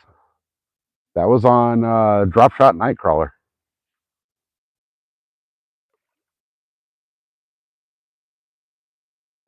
He wasn't even worth. Even if I was going to keep fish, he wasn't even worth keeping. Yeah, Starlink's working awesome. Um, Arizona, I don't know if you got the email from Mr. Elon Musk or not yesterday. They redid their data plan. So the small 50 gig plan is now 100 gigs for the same price. It was just a little baby channel. Little baby, maybe like 3/4 of a pound. It was definitely not a fat cat kind of a cat, but it was indeed one of the target species. So we were good there. Yeah, channels predominantly we'll get out of here. There is, they say there's blue in here. Ooh, ooh, ooh, ooh, ooh, ooh. The shrimp's getting hit. You guys see that? They're starting to wake up. They say there's blue cat in here. I've never caught one.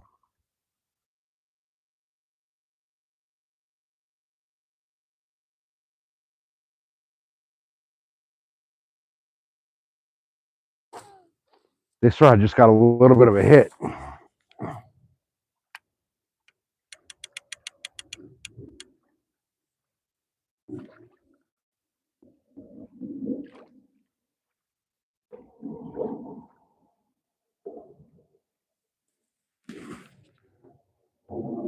We're just gonna let that. We're gonna let that do its thing. It got a little nibble. So yeah, only one rod's in the frame. The other one's in my hand behind the camera because I don't have a second rod holder with me. But the one in the frame is a big tuna rod. So if that thing bends, that's a possible lake record.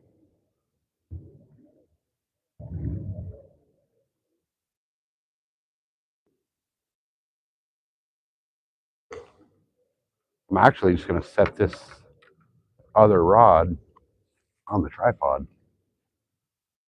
Just let it float. I want something to hit that other rod though. That's got a shrimp on it, a rotten shrimp too. So I may have just got my bait picked clean off of that.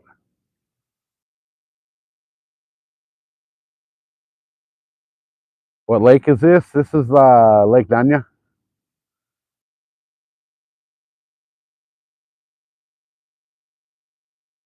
We call this Lake Nanya until I get the record catfish, bass, carp, and crappie. This lake doesn't have a name.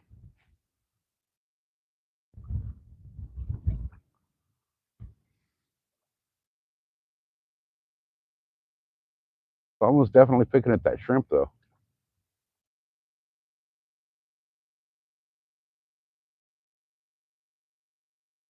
Hopefully it'll come back for it. Because that would be ideal.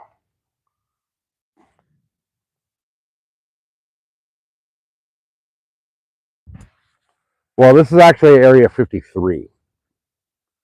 Um, Area 53. There is too much air traffic at 52. So we came over here to 53.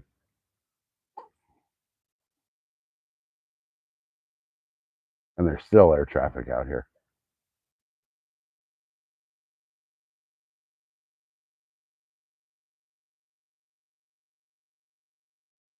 I really want to hear that drag start screaming on the clicker on that big rod.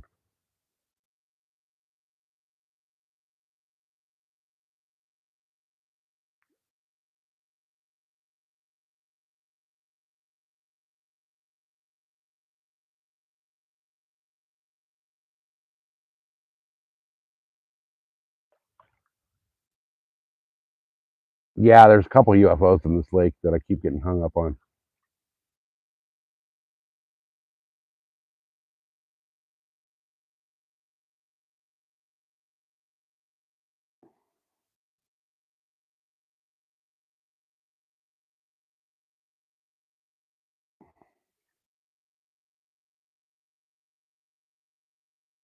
Yeah, they do kind of look alike.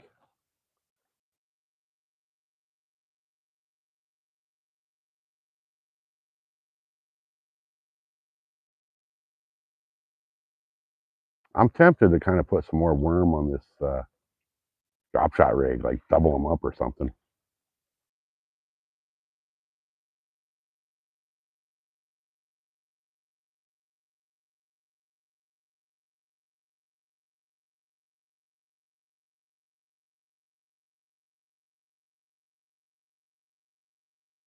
All right, what are we at? We're at 69 thumbs up. Got 12 people hanging out. Appreciate you guys. We're at like 0 to 10 on the freaking goal thing, but that's all right. We're out here for fish, not nothing else.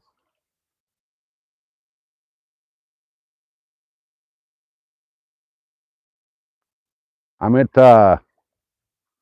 it's a lake called Nunya Lake.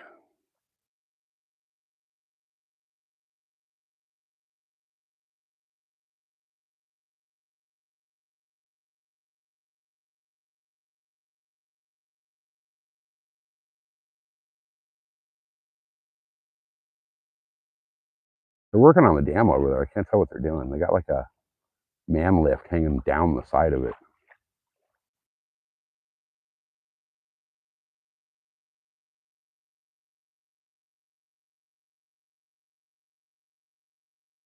I know they needed a bunch of repairs on this dam. And that's part of the reason they dropped the lake. But I don't know what they're doing to it. Yeah, we can use cut bait. Catch some alien fish, right? Yeah, we can use cut baits. As a matter of fact, I almost stopped on the way here and bought mackerel. But mackerel at the little uh, store out here is like fucking $8 for one mackerel. Where I can go down to the bay and catch mackerel all day long. Which I think I might do in the next couple of weeks. I'll go down to the bay, catch a boatload of mackerel, and just freeze them up. Have them for cut bait.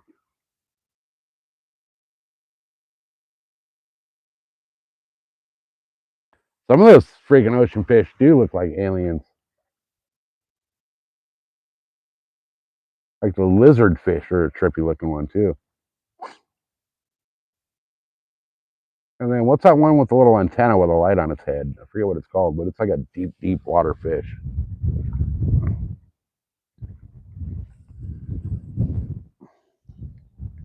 Some of those are just trippy looking.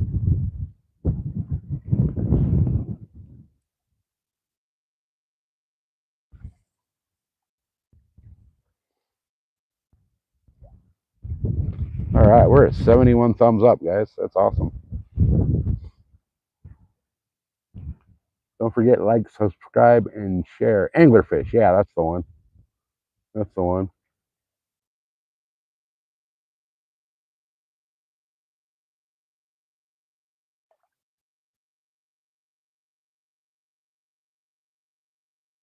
I wish I could type in my own chat so I could do my stats.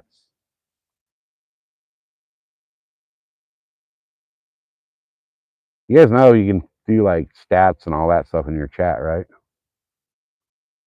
No, that's highly illegal out here, dog tags.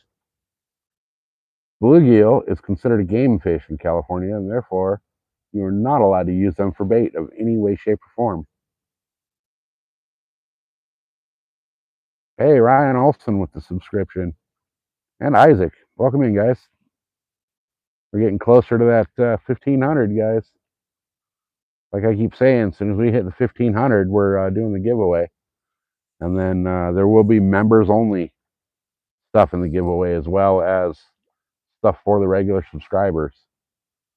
And I will tell you right now, the members only prizes I got set aside right now are pretty freaking badass. Pretty freaking badass.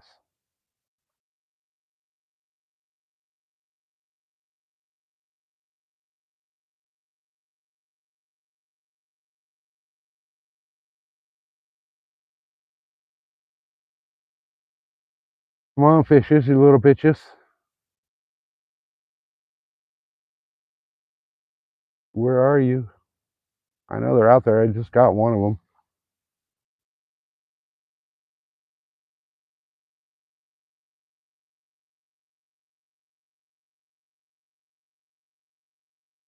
Somebody do me a favor. Somebody pull up my stats.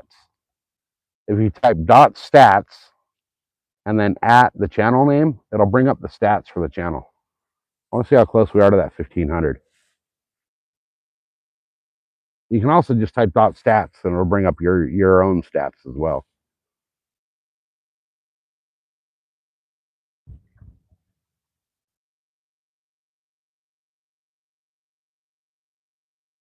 But YouTube's stupid and it won't let me type in my own chat. And I know Mrs. SoCal's not here to do it because she's in a class right now. She had to go to work this morning so she can come home. No, you got to type the channel name. Yeah, it's stupid. Like, we can't use bluegill for game fish here. It's kind of gay. We also can't use cast nets.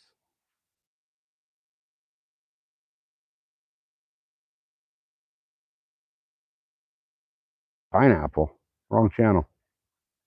That's a Cindy thing. Mine's tuna. And there's no dot. It's just the word tuna.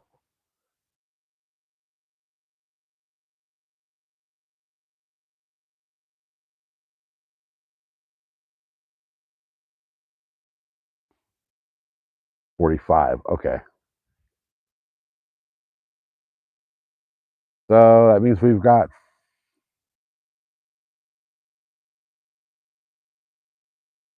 Oh, fat cat. Almost at it. Almost at it. It means we're 45. That means we're 55 away from the giveaway.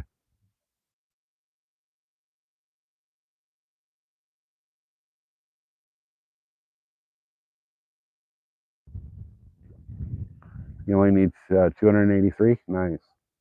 You'll get there. It takes time.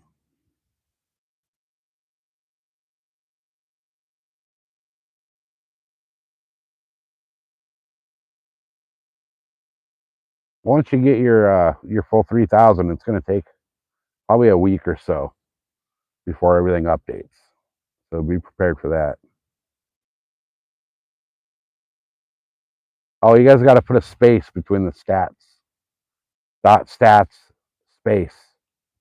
And then exactly as Fat Cat and Dog Tags just did it.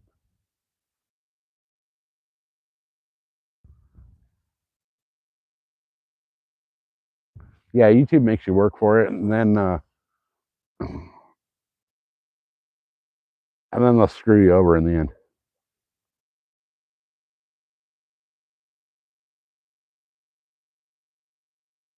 Fat Cat, for your own channel stats, all you have to do is the .stats. You don't have to put the channel name.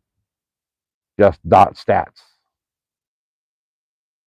No spaces. Hey, Skeeter.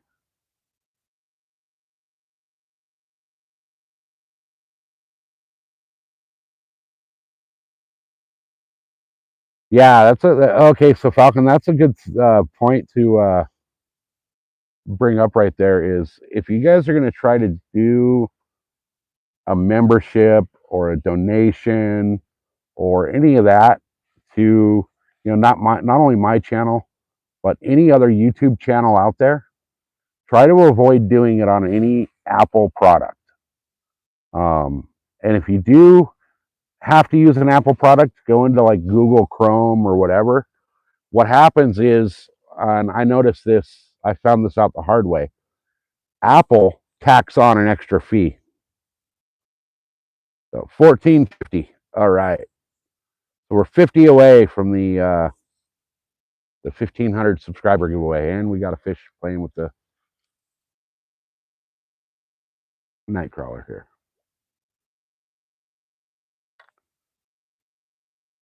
This rod just got hit.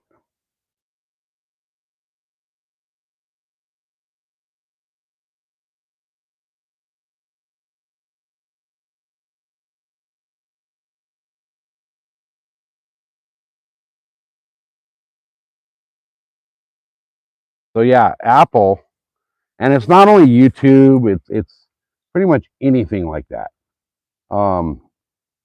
If you do a donation or anything like that where you use like Apple Pay or your Apple phone or whatever, they're going to tack on extra money. And that money does not go to the platform. It doesn't go to the person that you're trying to, send your money to or whatever. It goes straight to Apple. They take an extra cut.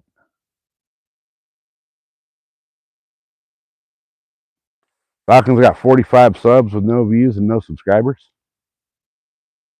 Dog tags is 494 with 105,000. Not bad. You getting there?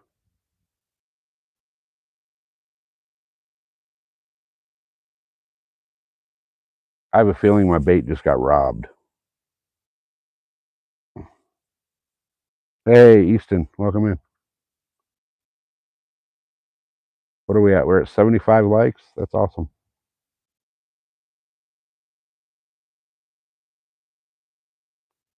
Started your channel yesterday?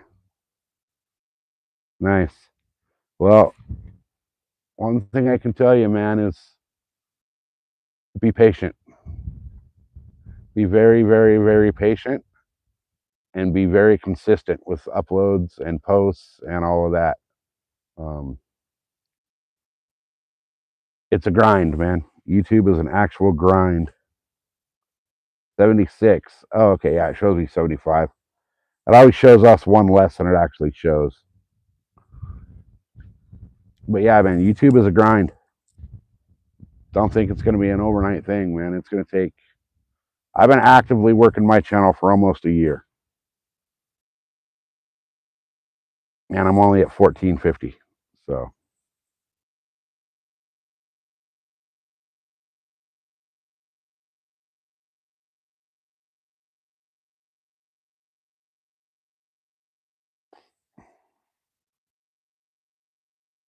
Josie couldn't hang. I know the feeling, Josie. I had to bail out New Year's Eve. I had to call my season short on the last day because of the goddamn snags, because of the weather.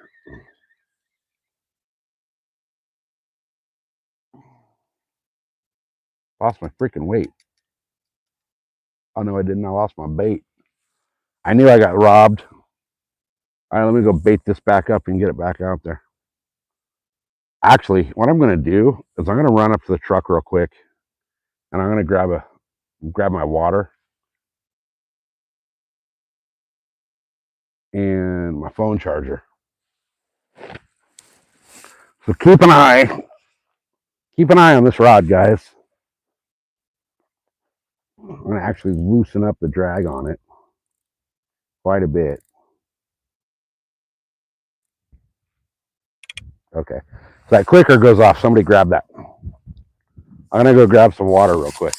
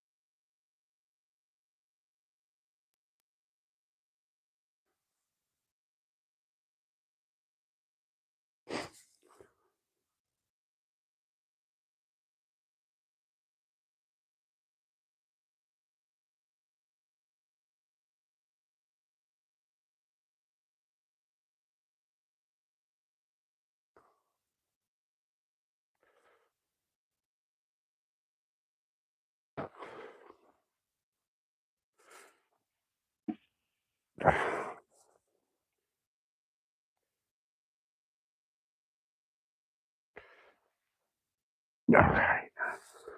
All right, all right, all right.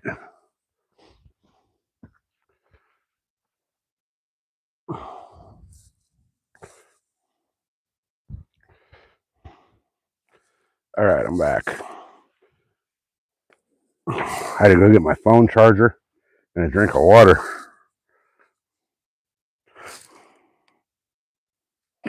And, oh, cool.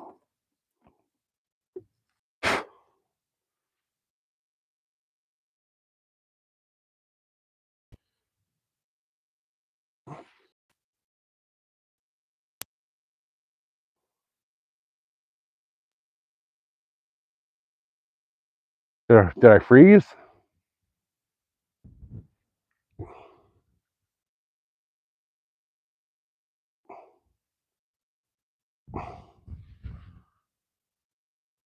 I was going to say, I shouldn't have froze up. I'm on Starlink.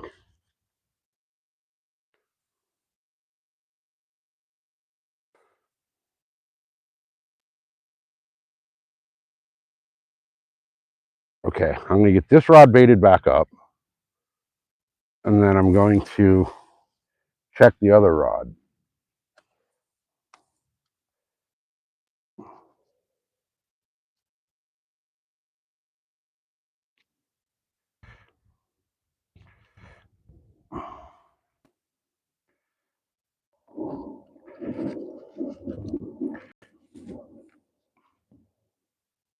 I think I'm going to put 2 night crawlers on this one just to see what happens.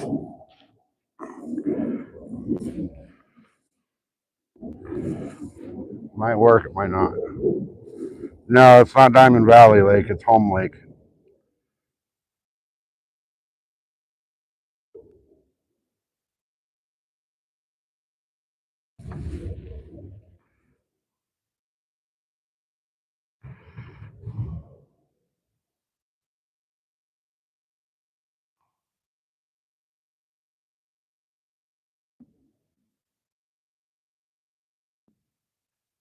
I'm going to get on there.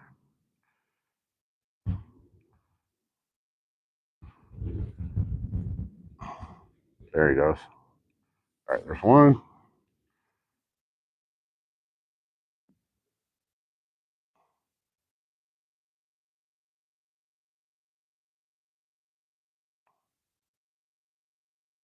I'm starting to think some of these night crawlers might have had some babies.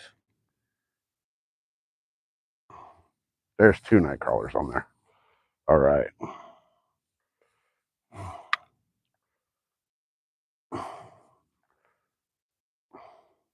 We get this thing flung back out there.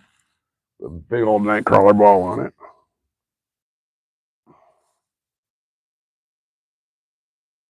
We'll just let her soak.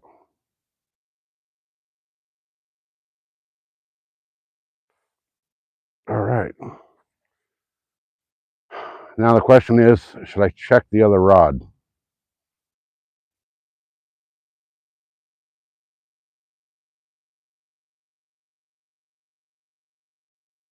What do you guys think? Should we check the other rod? Or should we just let it be?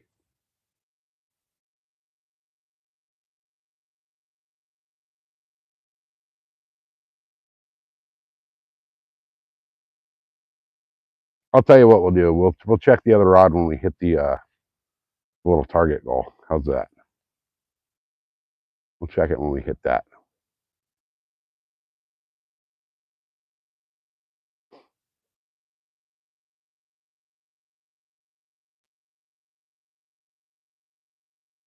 Oh, the sun's like beating right on me. It's getting freaking hot. The phone's not hot though, so we're good.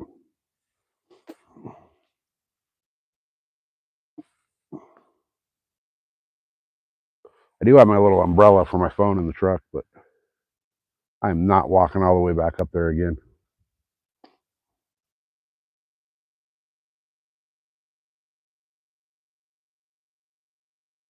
Yeah, we'll check it when we hit the little goal on the little target thing. Once we hit that, then we'll check it.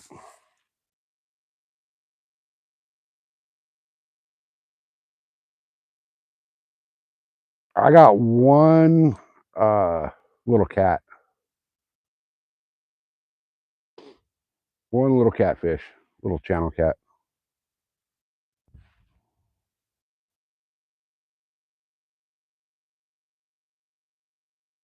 Killing me not to check that other rod though. Hey, Anthony, welcome in. Good to see you.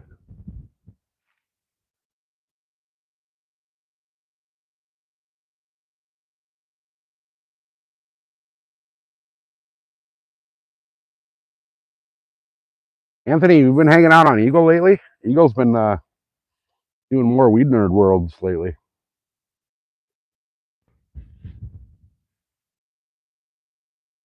I've been there a few times. I haven't seen you in the chat.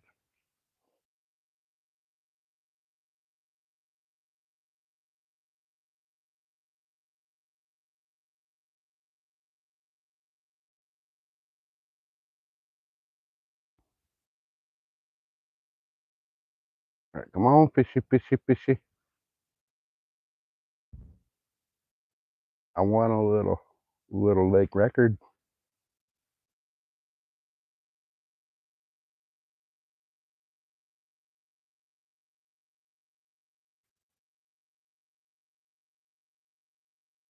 $77 thumbs up. Heck yeah, guys. Appreciate you.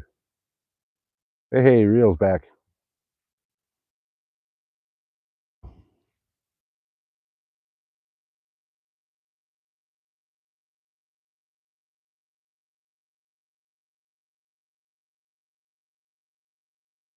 Right, I gotta stick to my guns. I want to check that rod, but I'm sticking to my guns.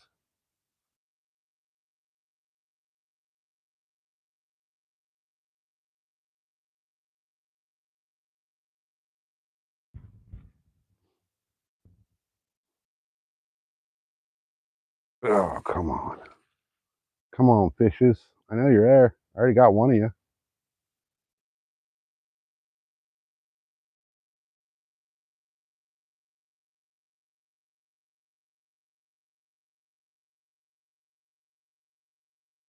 That other rod got hit.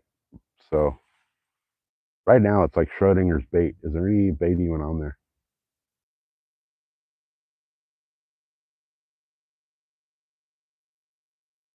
Free range, put them in the coop at night? Yeah. Usually they'll go in by themselves, won't they?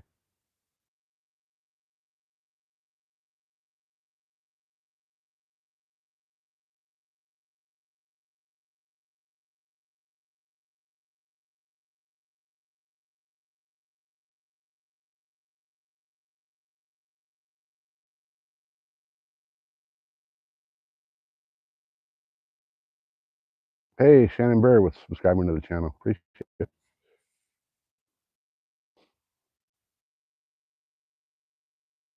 Oh, the ducks. Yeah, the ducks don't want to go in. The chickens will.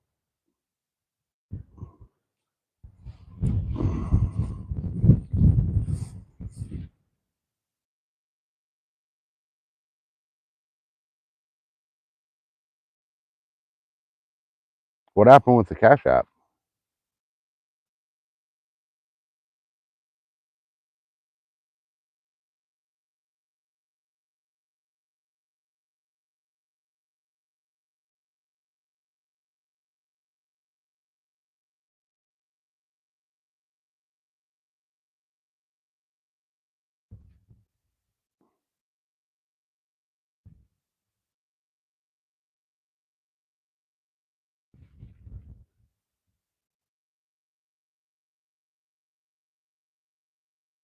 Oh, that sucks. That sucks. I've done that. I've done that.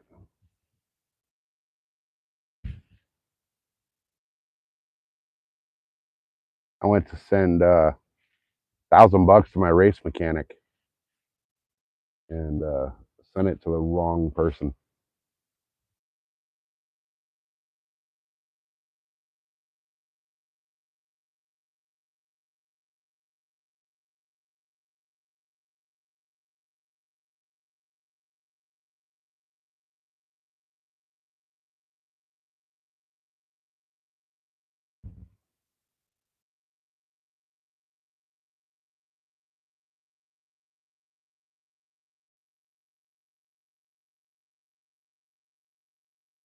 Man, that wind's howling on the other side of the lake.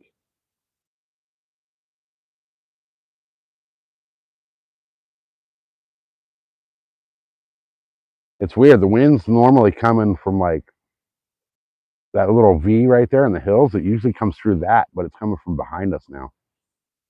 So it's coming out of the northeast instead of the southwest, which could be another reason the fish aren't really biting that good.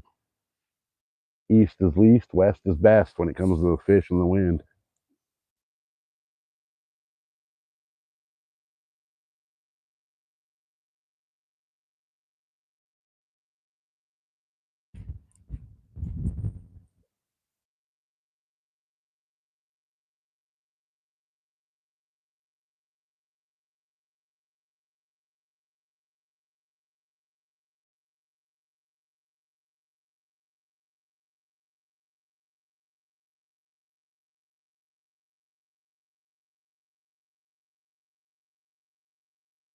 Wait, are you guys talking soil? Did I miss you guys talking soil? Oh, the chicken shit. Yeah. Chicken shit's good, but it's hot. You gotta let that compost in for a while. Rabbit's good. Goat is good. Llama, alpaca. Those you can all use like right away. With a chicken, man, you gotta let that stuff compost down a little bit.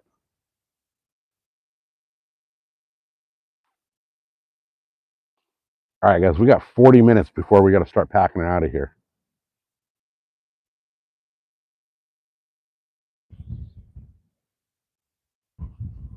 The wind's starting to kick up.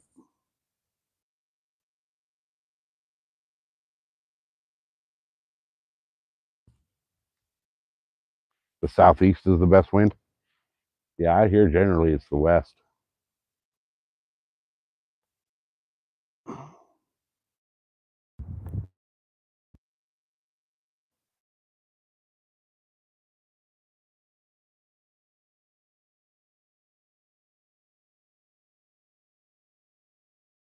If it's spam calls,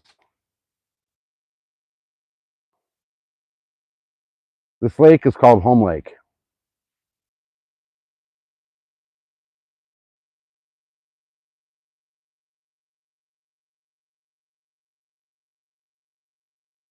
Oh yeah, it's been the wind's been blowing here since New Year's.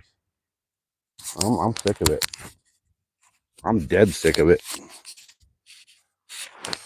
Today is the calmest wind day we've had since New Year's Eve.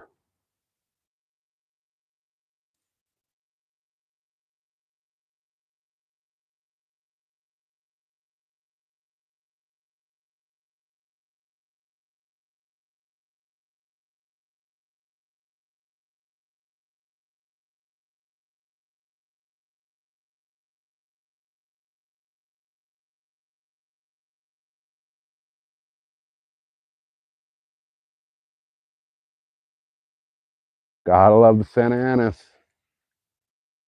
I think that's what's been killing the fish here at this lake lately is the wind. The wind and the weather's been weird.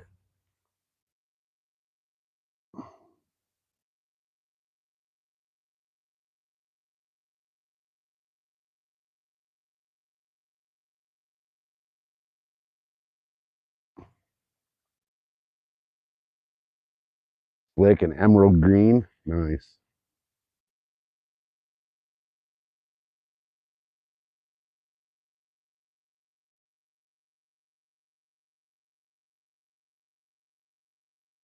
All right, come on, you stupid fishes. I know you gotta be hungry by now. The weather's been screwing with you so bad.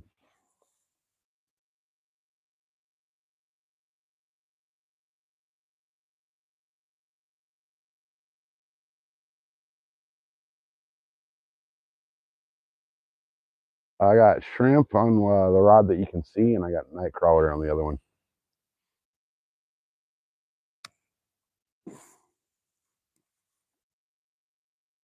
And I threw some drop shot and some swim baits and things like that for bass, but the bass are just not. They're not playing this week.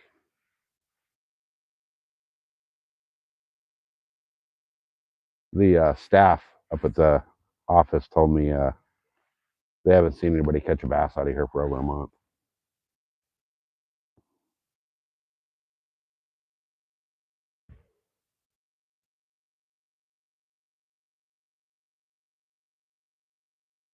All right, I want to check that rod, but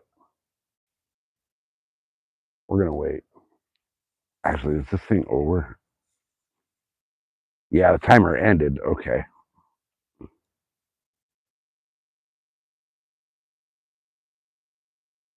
All right. I didn't even see the timer ended.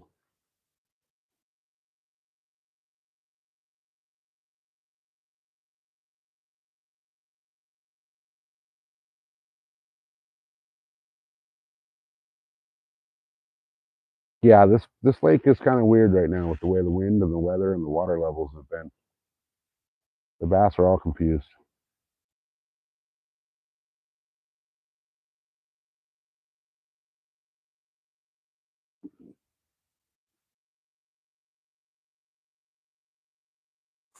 Where I'm sitting right now, used to be about 75 yards offshore. So 2 months ago, I would have been, if I would have been sitting in this spot right here where I'm at, um, I would have been dead, drowned.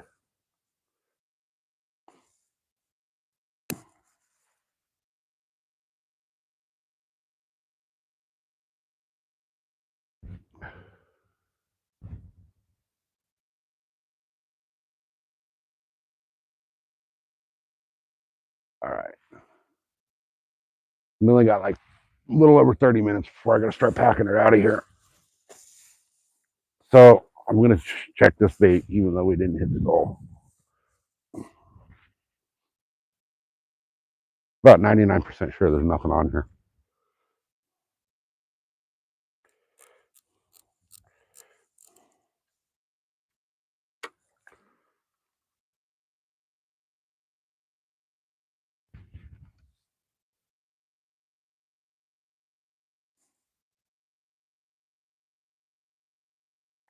Now what I'm going to do when I put this back out is I'm going to cast a little different direction.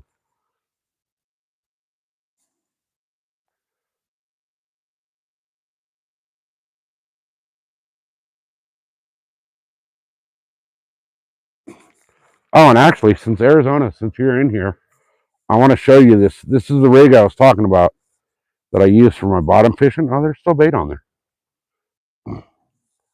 When I was telling you I used the torpedo weights, okay, that's the torpedo weight that I use, and that's how I tie it. I just tie it here up on top, and then I tie a leader with the bait.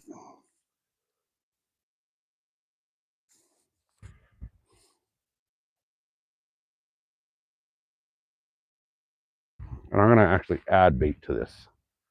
Even though I still got bait, I'm going to add bait.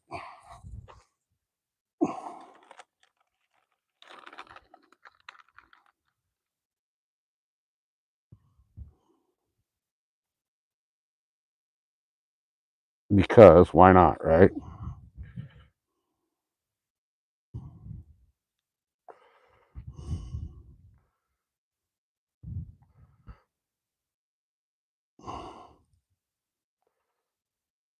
All right. I'm going to hope.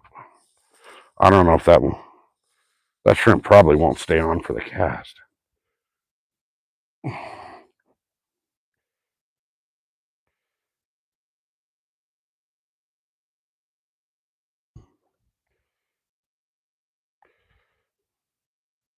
All right. So now I'm going to hum this out kind of a different direction here.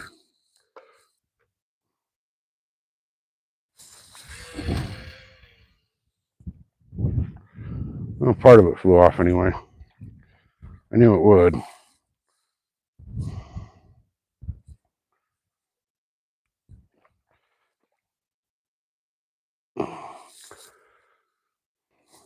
All right.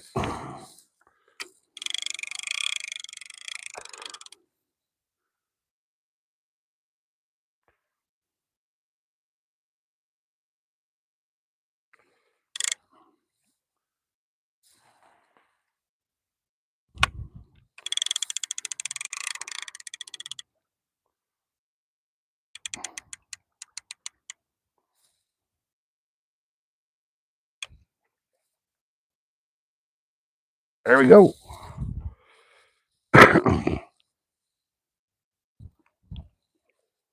Both baits in the water.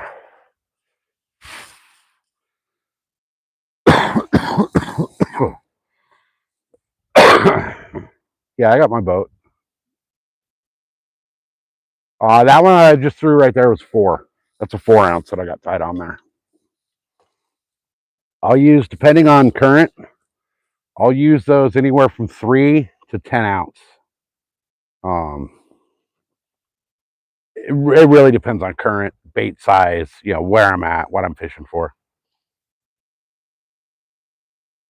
But your neck of the woods where you fish, with the currents up there, I'd go at least 4, possibly 5.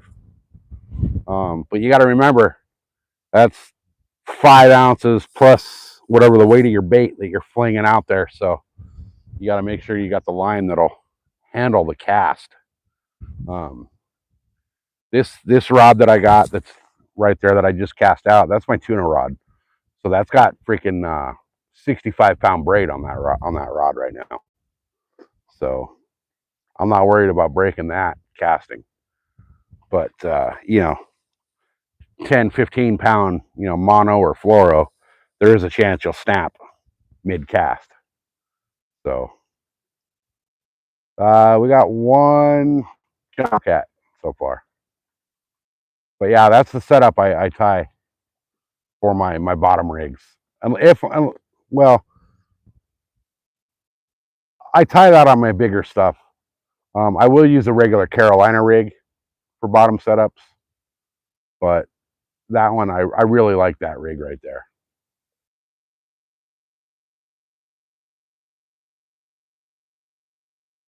I use that tuna fishing. I use it bank fishing down in the bay. I use it off the piers, off the jetties.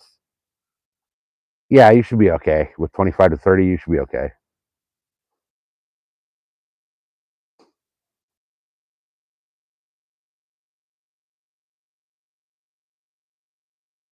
All right, what time is it? It's 3:30, so we got a half hour before we got to start packing it up because they kick us out of here at 4:30.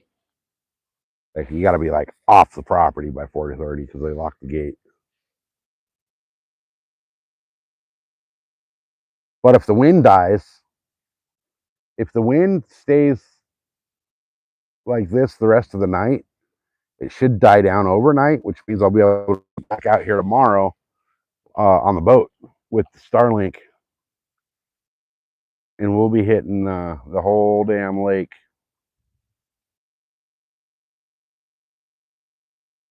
We'll be bass fishing like a madman tomorrow if the weather stays like it is.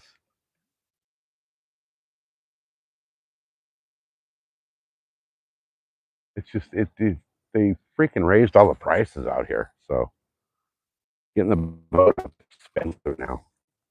$15 just to launch the boat.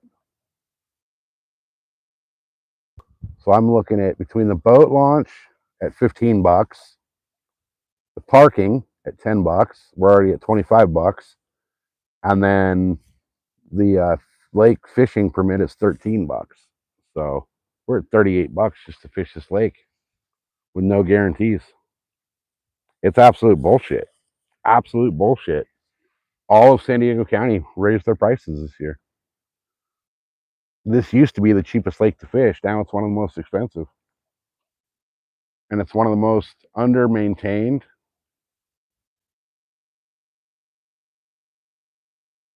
I mean, they dropped so much water out of this lake that where I'm sitting right now, I should be 20 feet underwater.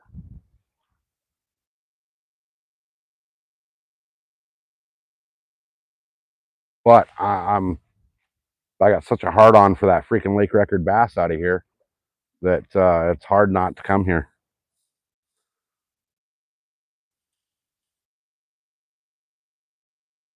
Really hard not to come fish this lake. Now, right now, everything I got set out is pretty much catfish, but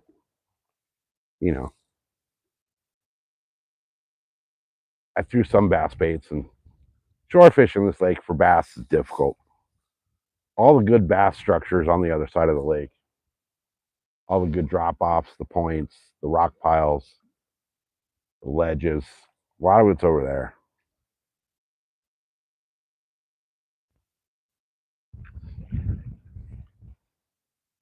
But we'll get out on the boat the next couple days, few days, and see how it plays out.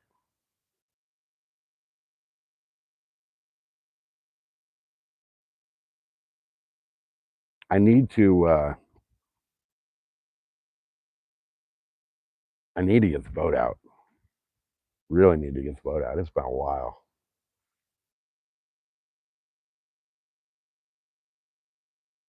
Deer season's over, so there's no more excuses.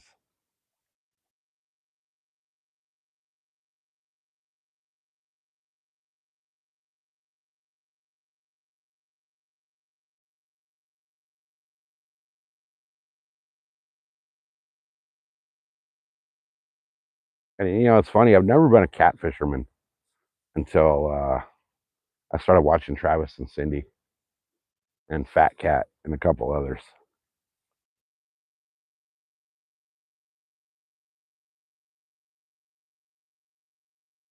Yeah.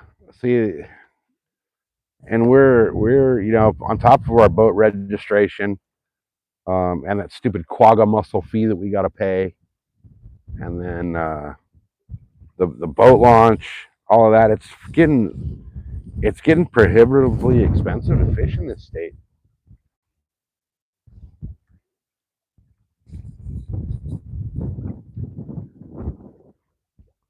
Before we had the boat, me and my dad had come up here. We'd get a rental boat, and because we got the senior discount with my dad being here, it was like, I think the rental boat was $17 for the day. We didn't have to pay the parking pass, and the lake fishing permit was like $8 each. No, it was $5. It was $5 for me and $3 for him.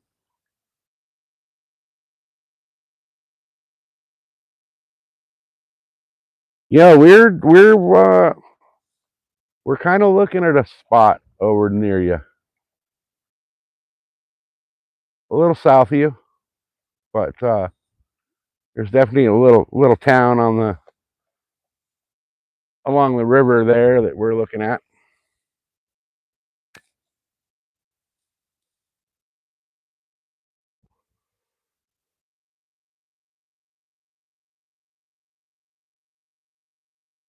I got a good buddy of mine. Um, might be a great contact for you as well, Arizona. His name is Tim. He started the Havasu kayak anglers, and they're going to be doing kayak tournaments out there on Havasu.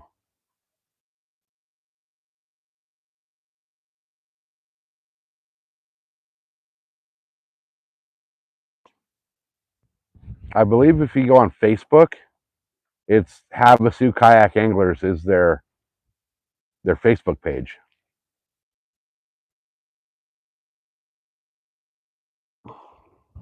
Hey, Rio with the hundreds coming in hot. Goal achieved. Hell, blown out of the park. 24 out of 10. That's awesome. Appreciate you.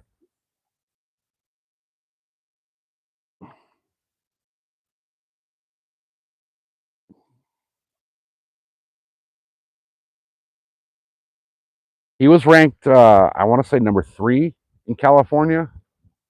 Not last year, but the year before on the kayak tournaments. And then he moved over to your neck of the woods, and he doesn't fish the kayak tournaments over here anymore. So he just does the Havasu thing for now.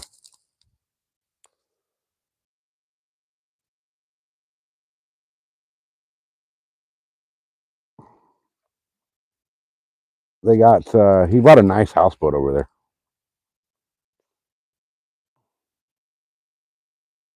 Bought a really nice houseboat, or not houseboat, pontoon boat, and he's been fishing that quite a bit. But he's getting to know that lake pretty well.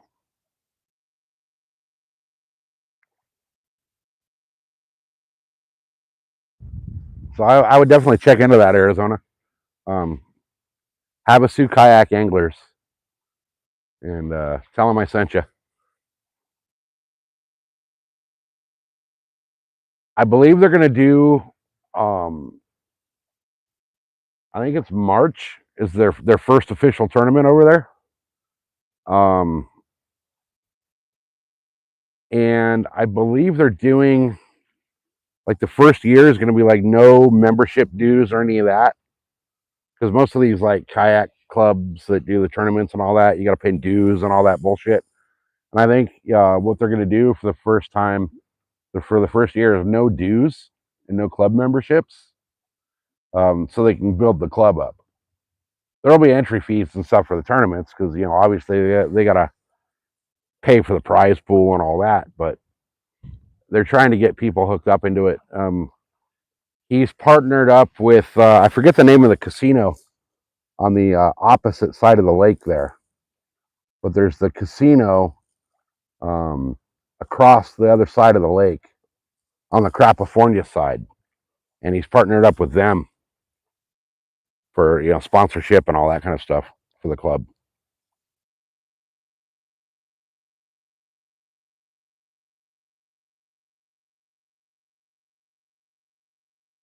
Yeah, it's a great way to get people out there and get your name out and all that, And I'm thinking about throwing down into the prize pool for the first tournament. I might throw a Crappie Man gift card into the prize pool.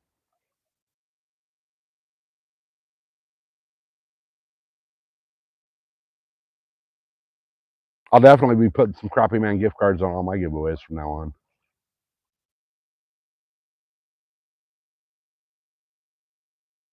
So I'm not sure what I'm going to do for the $1,500 or the 1,500 subscriber giveaway. What size gift card I'm going to throw in that one? But I know at the 5,000 subscriber, it'll be at least $100 at Crappie Man.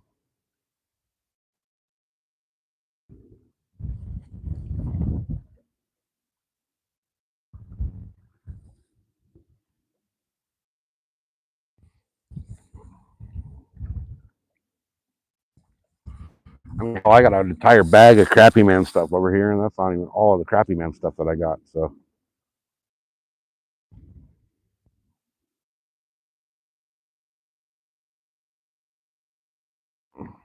I was throwing one of his hand poured swim baits earlier. These bass just aren't chasing bait right now. They're expending as little energy as possible. They're waiting for a bluegill to just swim into their mouth, basically, or a crawdad to go cruising by. But to be honest, I've never seen a crawdad in this lake.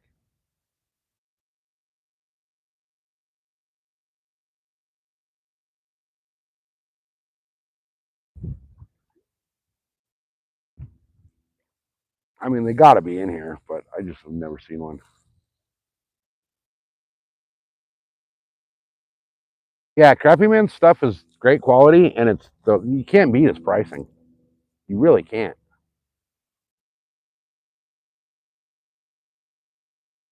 And if you want custom colors, hey, who's I got the sun in my eyes? Yeah, with the freaking $2 super chat. Appreciate you, brother.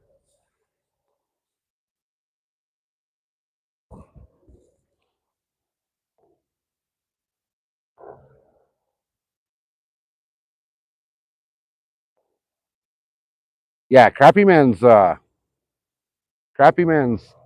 quality and price is, you just can't beat it. You really can't.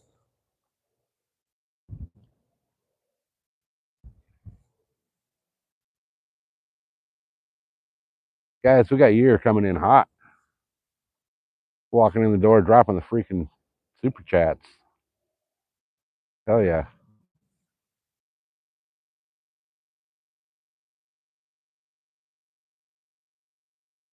So far, one channel cat. So for those of you that don't know, you can type in the chat, you can type dot caught with no space between the dot and the caught. and your keyboard is going to automatically want to put a space. But you can type .caught and it'll always bring up the catch count. Yeah, exactly like that, real. You can also type .tuna and it'll drop your link to your channel, and .stats will drop your channel stats. But remember, with everything with Nightbot, not only my channel, but every channel, uh, you cannot put a space between the dot and the caught or the whatever it is you're trying to do. And your keyboards automatically want to, they see that period, they want to automatically do a space. So you got to make sure that, you backspace it or whatever.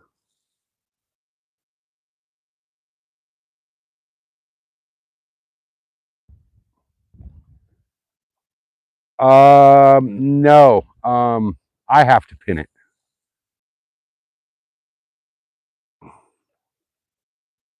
Josie's 493,000 views. 758, you guys. She's almost there.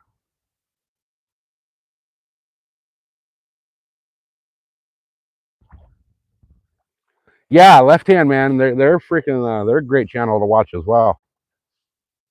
They're out there in Tennessee, which is on my list of places to flee when I flee California for free America. So yeah, Arizona with the pin comment. Basically, only you can pin a comment on the channel, on your own channel, if that makes sense.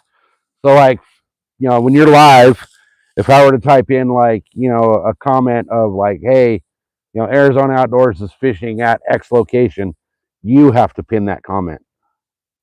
Moderators can't do it.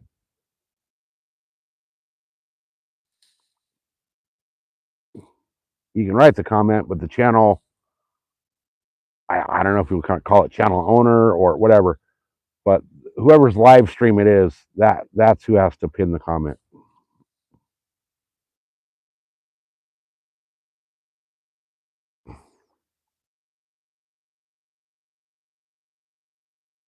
You've never been to California? You're not missing a damn thing.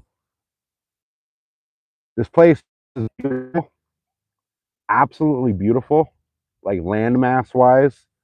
The mountains, the forests, the deserts, the oceans. Other than that, you don't want to come out here. You really don't. Um, Everything out here is overly expensive. Gas right now is $5 a gallon. Um, so if you got a McDonald's out here and get a Big Mac combo, Big Mac, large fries, and a large drink, you're gonna spend 23 to 24 bucks. I went last time I went to McDonald's. I actually told the girl in the drive-thru to go fuck herself. I ordered 3 McDoubles, which is their double cheeseburger version of a double cheeseburger without the double cheese. They were $7 each. They used to be on the 99-cent menu.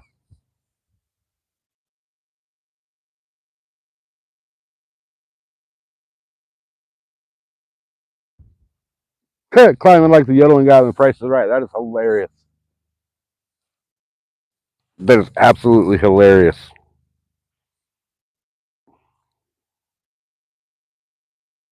God, the sun's like right at the wrong spot.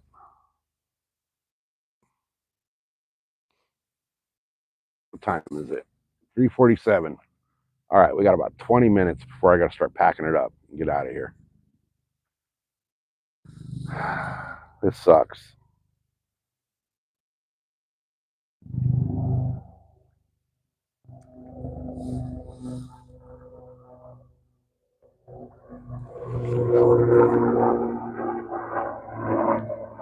There goes the military flying over our head. So at the Indian casino, the gas station there, they're at $3.99 right now. And then add 20 cents to that if you use any kind of a card, debit, whatever. Add 20 cents. Um, if you go to like your regular Shell, Chevron, Arco, Sunoco, any of those, they're in the $5 and over range. There's a Shell and a Chevron in my little town. Well, outside of my little town, right off of the freeway. Um, and they are $5.99 right now for a gallon of gas for the cheap shit. And then it goes up like 25 cents for every other grade of gas you can buy.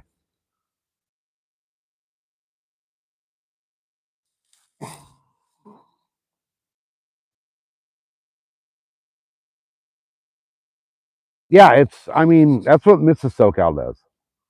Um, $1.99 someplace. Jesus Christ. Now Arizona's about to get screwed. Arizona and Oregon are going to get, or not Oregon, Nevada are going to get absolutely shafted on gas prices here with Phillips and Valero leaving California. Um, that is the major suppliers of the gas in Arizona. So with the lack of supply now because of those two refineries leaving California,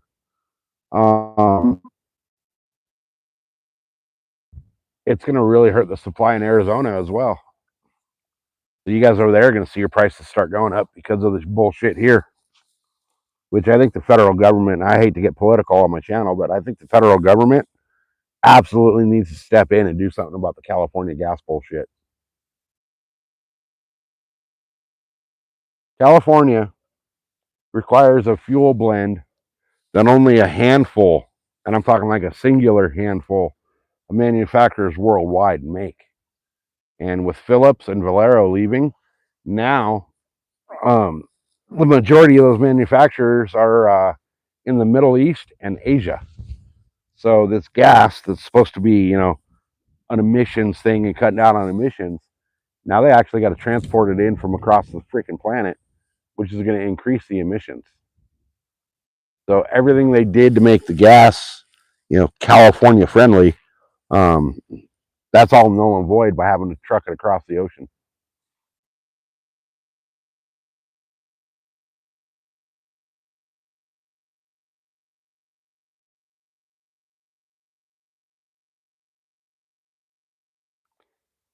Lakes all freezing up. Yeah, that's the one beautiful thing. We don't have the freeze and we don't have the turtles.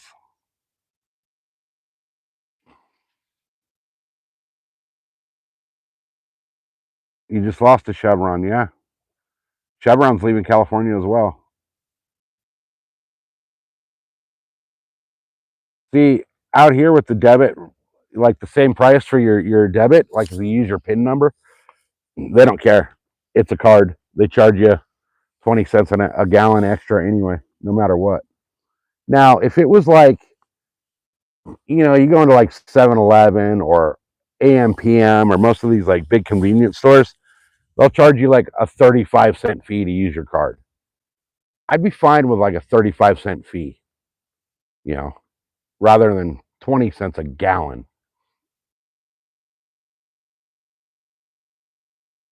I mean, you think about it, 10 bucks or 10 gallons, that's $2 extra you're paying for using your card. I'd rather pay the 35-cent, credit card fee than $2 extra.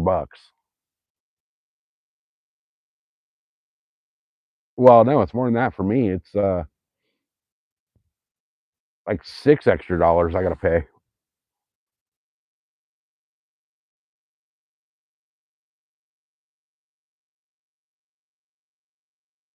Yeah, we don't really have turtles out here. Um, there's shit. 2 lakes I can think of near me. And when I say near me, nothing's near me. Everything's an hour and a half drive for me, no matter what. But 2 lakes near me that I know of that have turtles. Like this lake doesn't have any. If you catch a turtle in this lake, it's they're going to shut this place down and drain the lake, and now we have an invasive species, and we got to freaking kill it.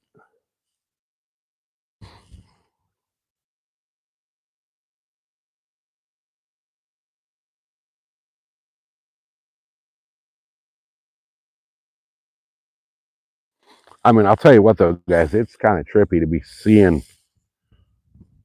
the rock piles and all this stuff right here where I'm sitting at, because this is normally underwater. I should be like 15 to 18 feet underwater right here.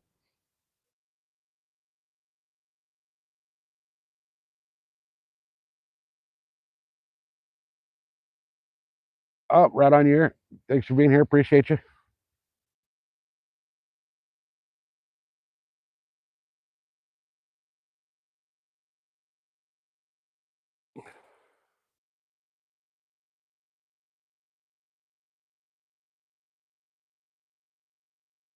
All right.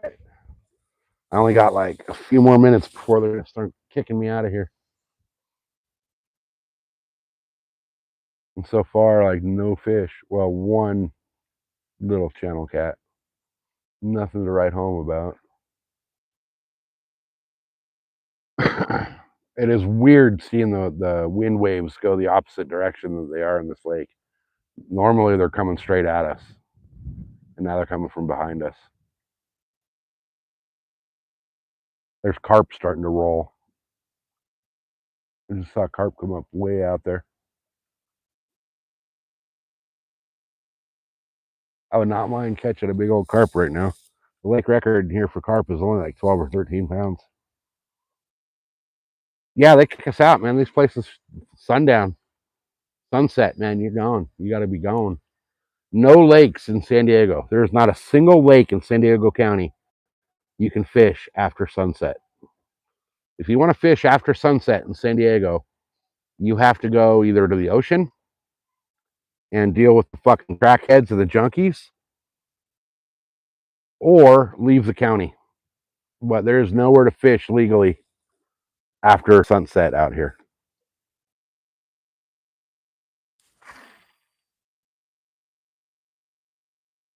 Aw, oh, damn it. I think my bait just flew off. Pretty sure my night crawler just flew off.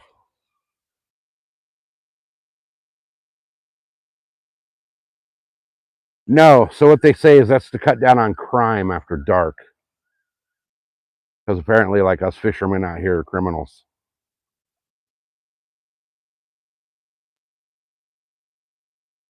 All right, one of my worms did fly off. I had two on here, but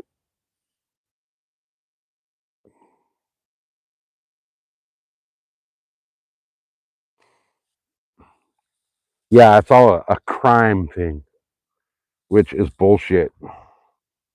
What it is that the county's just greedy and they don't want to freaking leave the lakes open.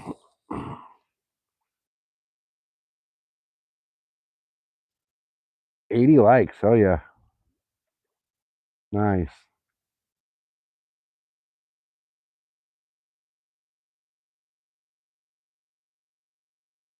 No, the homeless and the crackheads have priority over everything out here.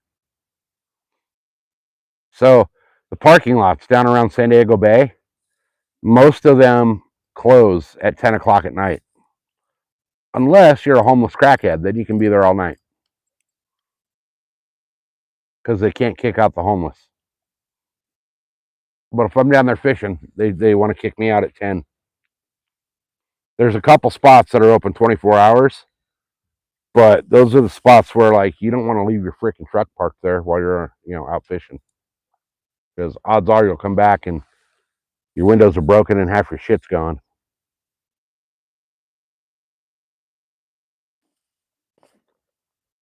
All right, what time is it? 3:57. Yeah, it's absolutely stupid here the way they do shit. Absolutely stupid.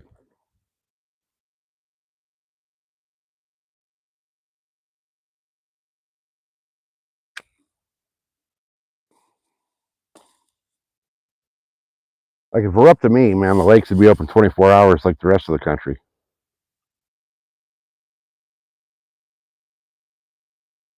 We pay for our fishing license. We pay a lot for our fishing license. My fishing license next year will be almost $100. And actually, this year I got to re-up it on my birthday. So in April, my fishing license will be almost $100. but I can only fish sunrise to sunset. And with the exception of this lake that I'm at right now, there's only 2 other lakes that I know of that are open more than 3 days a week, 4 days a week. The rest are open like Friday, Saturday, Sunday.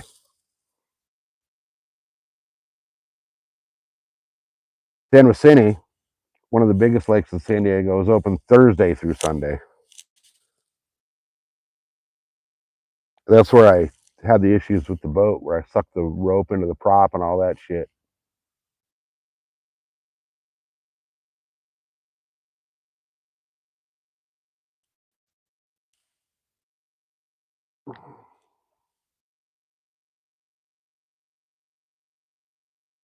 Yeah, Jesse couldn't take the cold.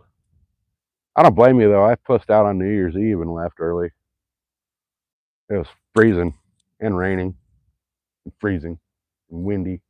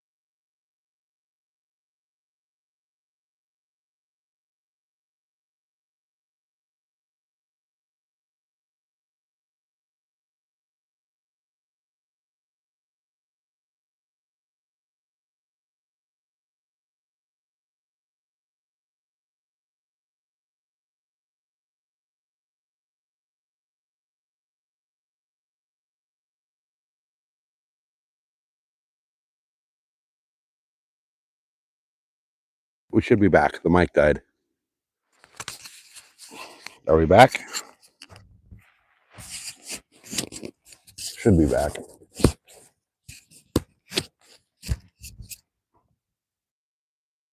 I had to switch mics. Back. All right. All right, all right, all right.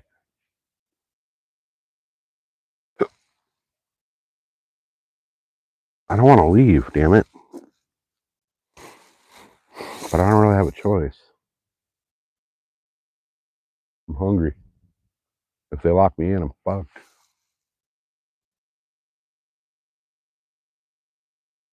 I don't have enough food and water to last through the night.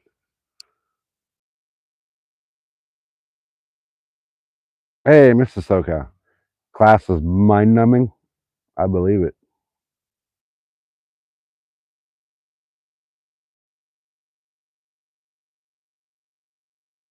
I have cheesecake waiting for me. She can't take a nap. She's in the middle of a class.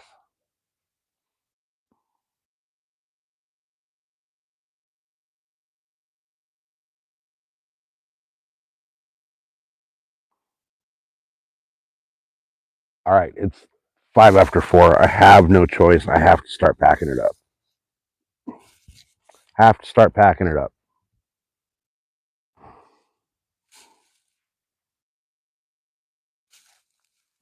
All right.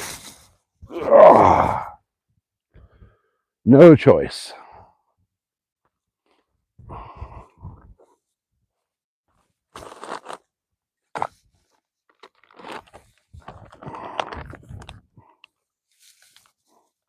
Oh. Oh my God, the shrimp is disgusting.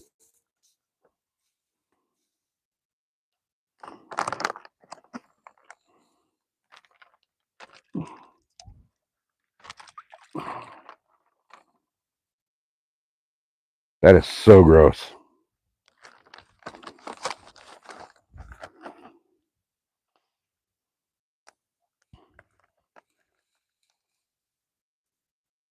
If you guys have never smelled rotten shrimp, be thankful.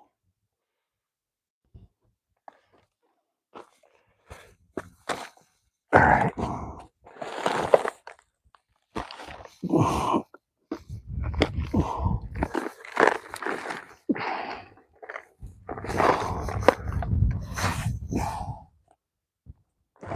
Oh, come on, get it there.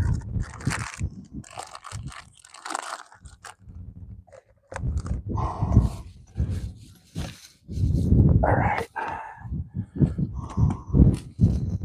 Well, thankfully, I only brought one bag with me. So I only got to pack one backpack out, or one tackle bag out. But still, it's going to be a pain in the ass.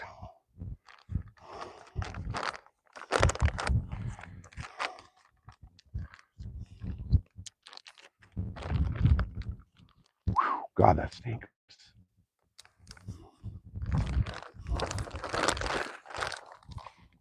All right. So,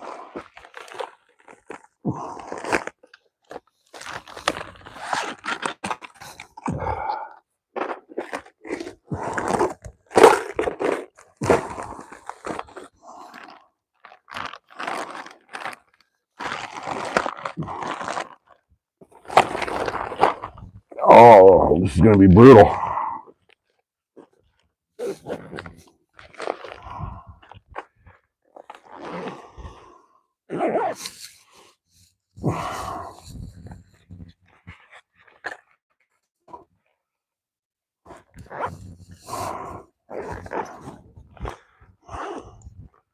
All right. That bag is ready to go.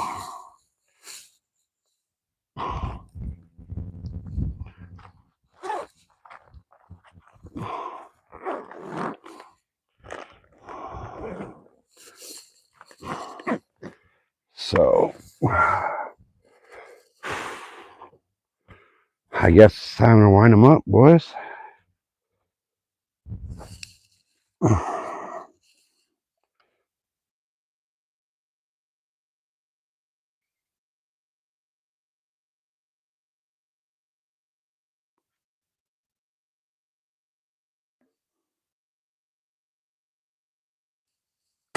Get off there, little worm. All right, there you go. Thank you.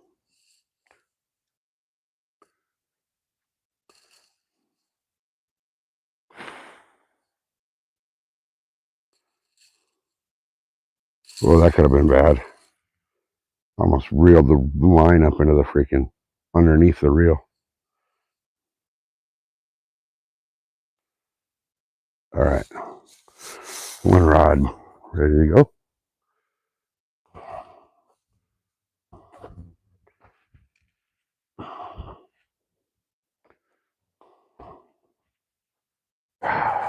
Come on, fish, bite in the next 2 seconds.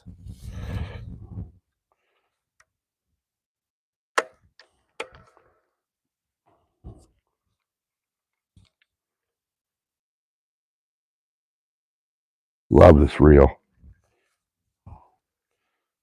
Absolutely love this reel.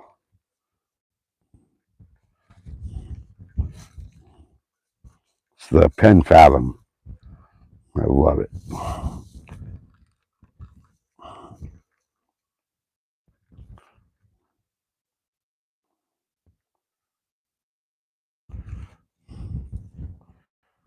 All right.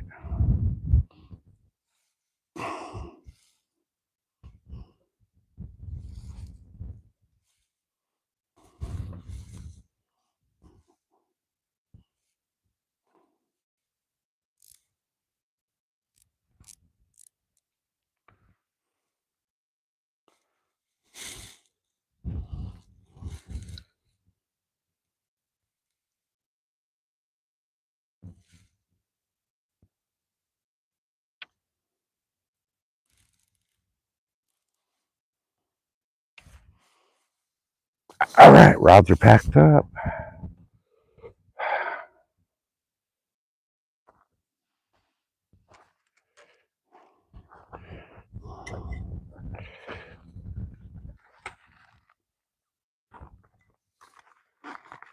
All right, guys.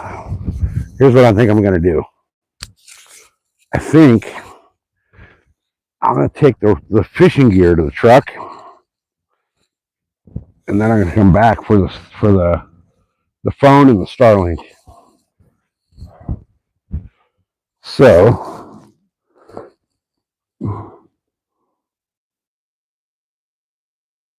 I'm going to let you guys enjoy this cool ass view while I take everything else to the truck real quick, and I'll be right back for this. Maybe we'll keep the Starlink on going on the way home. We'll see.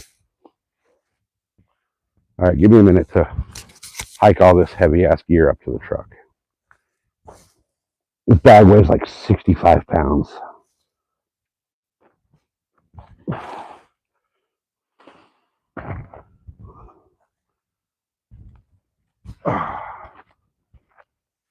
Oh shit, that's heavy. All right.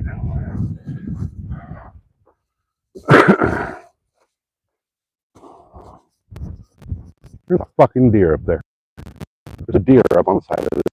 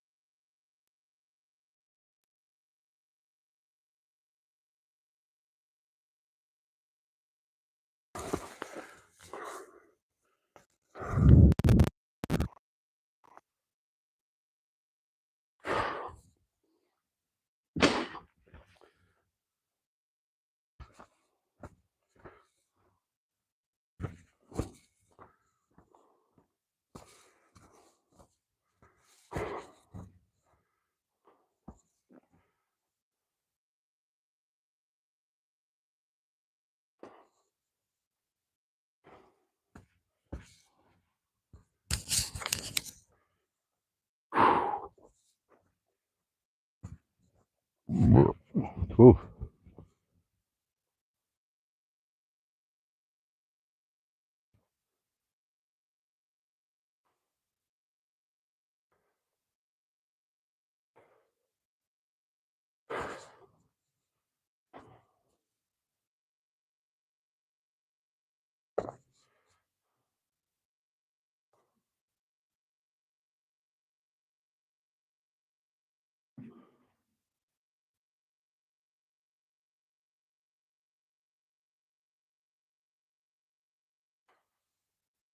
All right.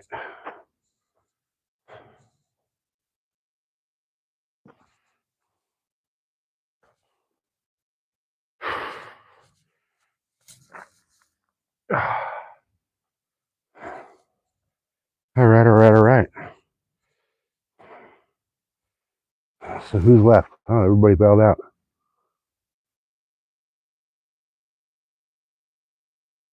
All right. Well, I was considering keep the stream going on the way home.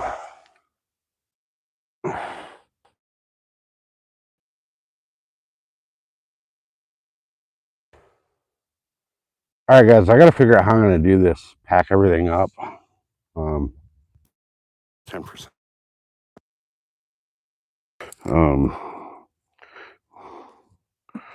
But I got to figure out how I'm going to do this and keep the stream going because I got to pack Starlink out. So I don't know how to do this. I don't know if it's possible. Actually, it's probably not. So what I'm going to do, guys, I'm going to have to end it for a minute. I'm going to have to, oh, come on, get out of there. I'm going to have to end the stream for a minute. And then I got to pack all this shit out all the way up to the truck, way up there. And then I'll restart once I get back up into the truck and get the Starlink set back up. So I'll see you guys in just a couple of minutes.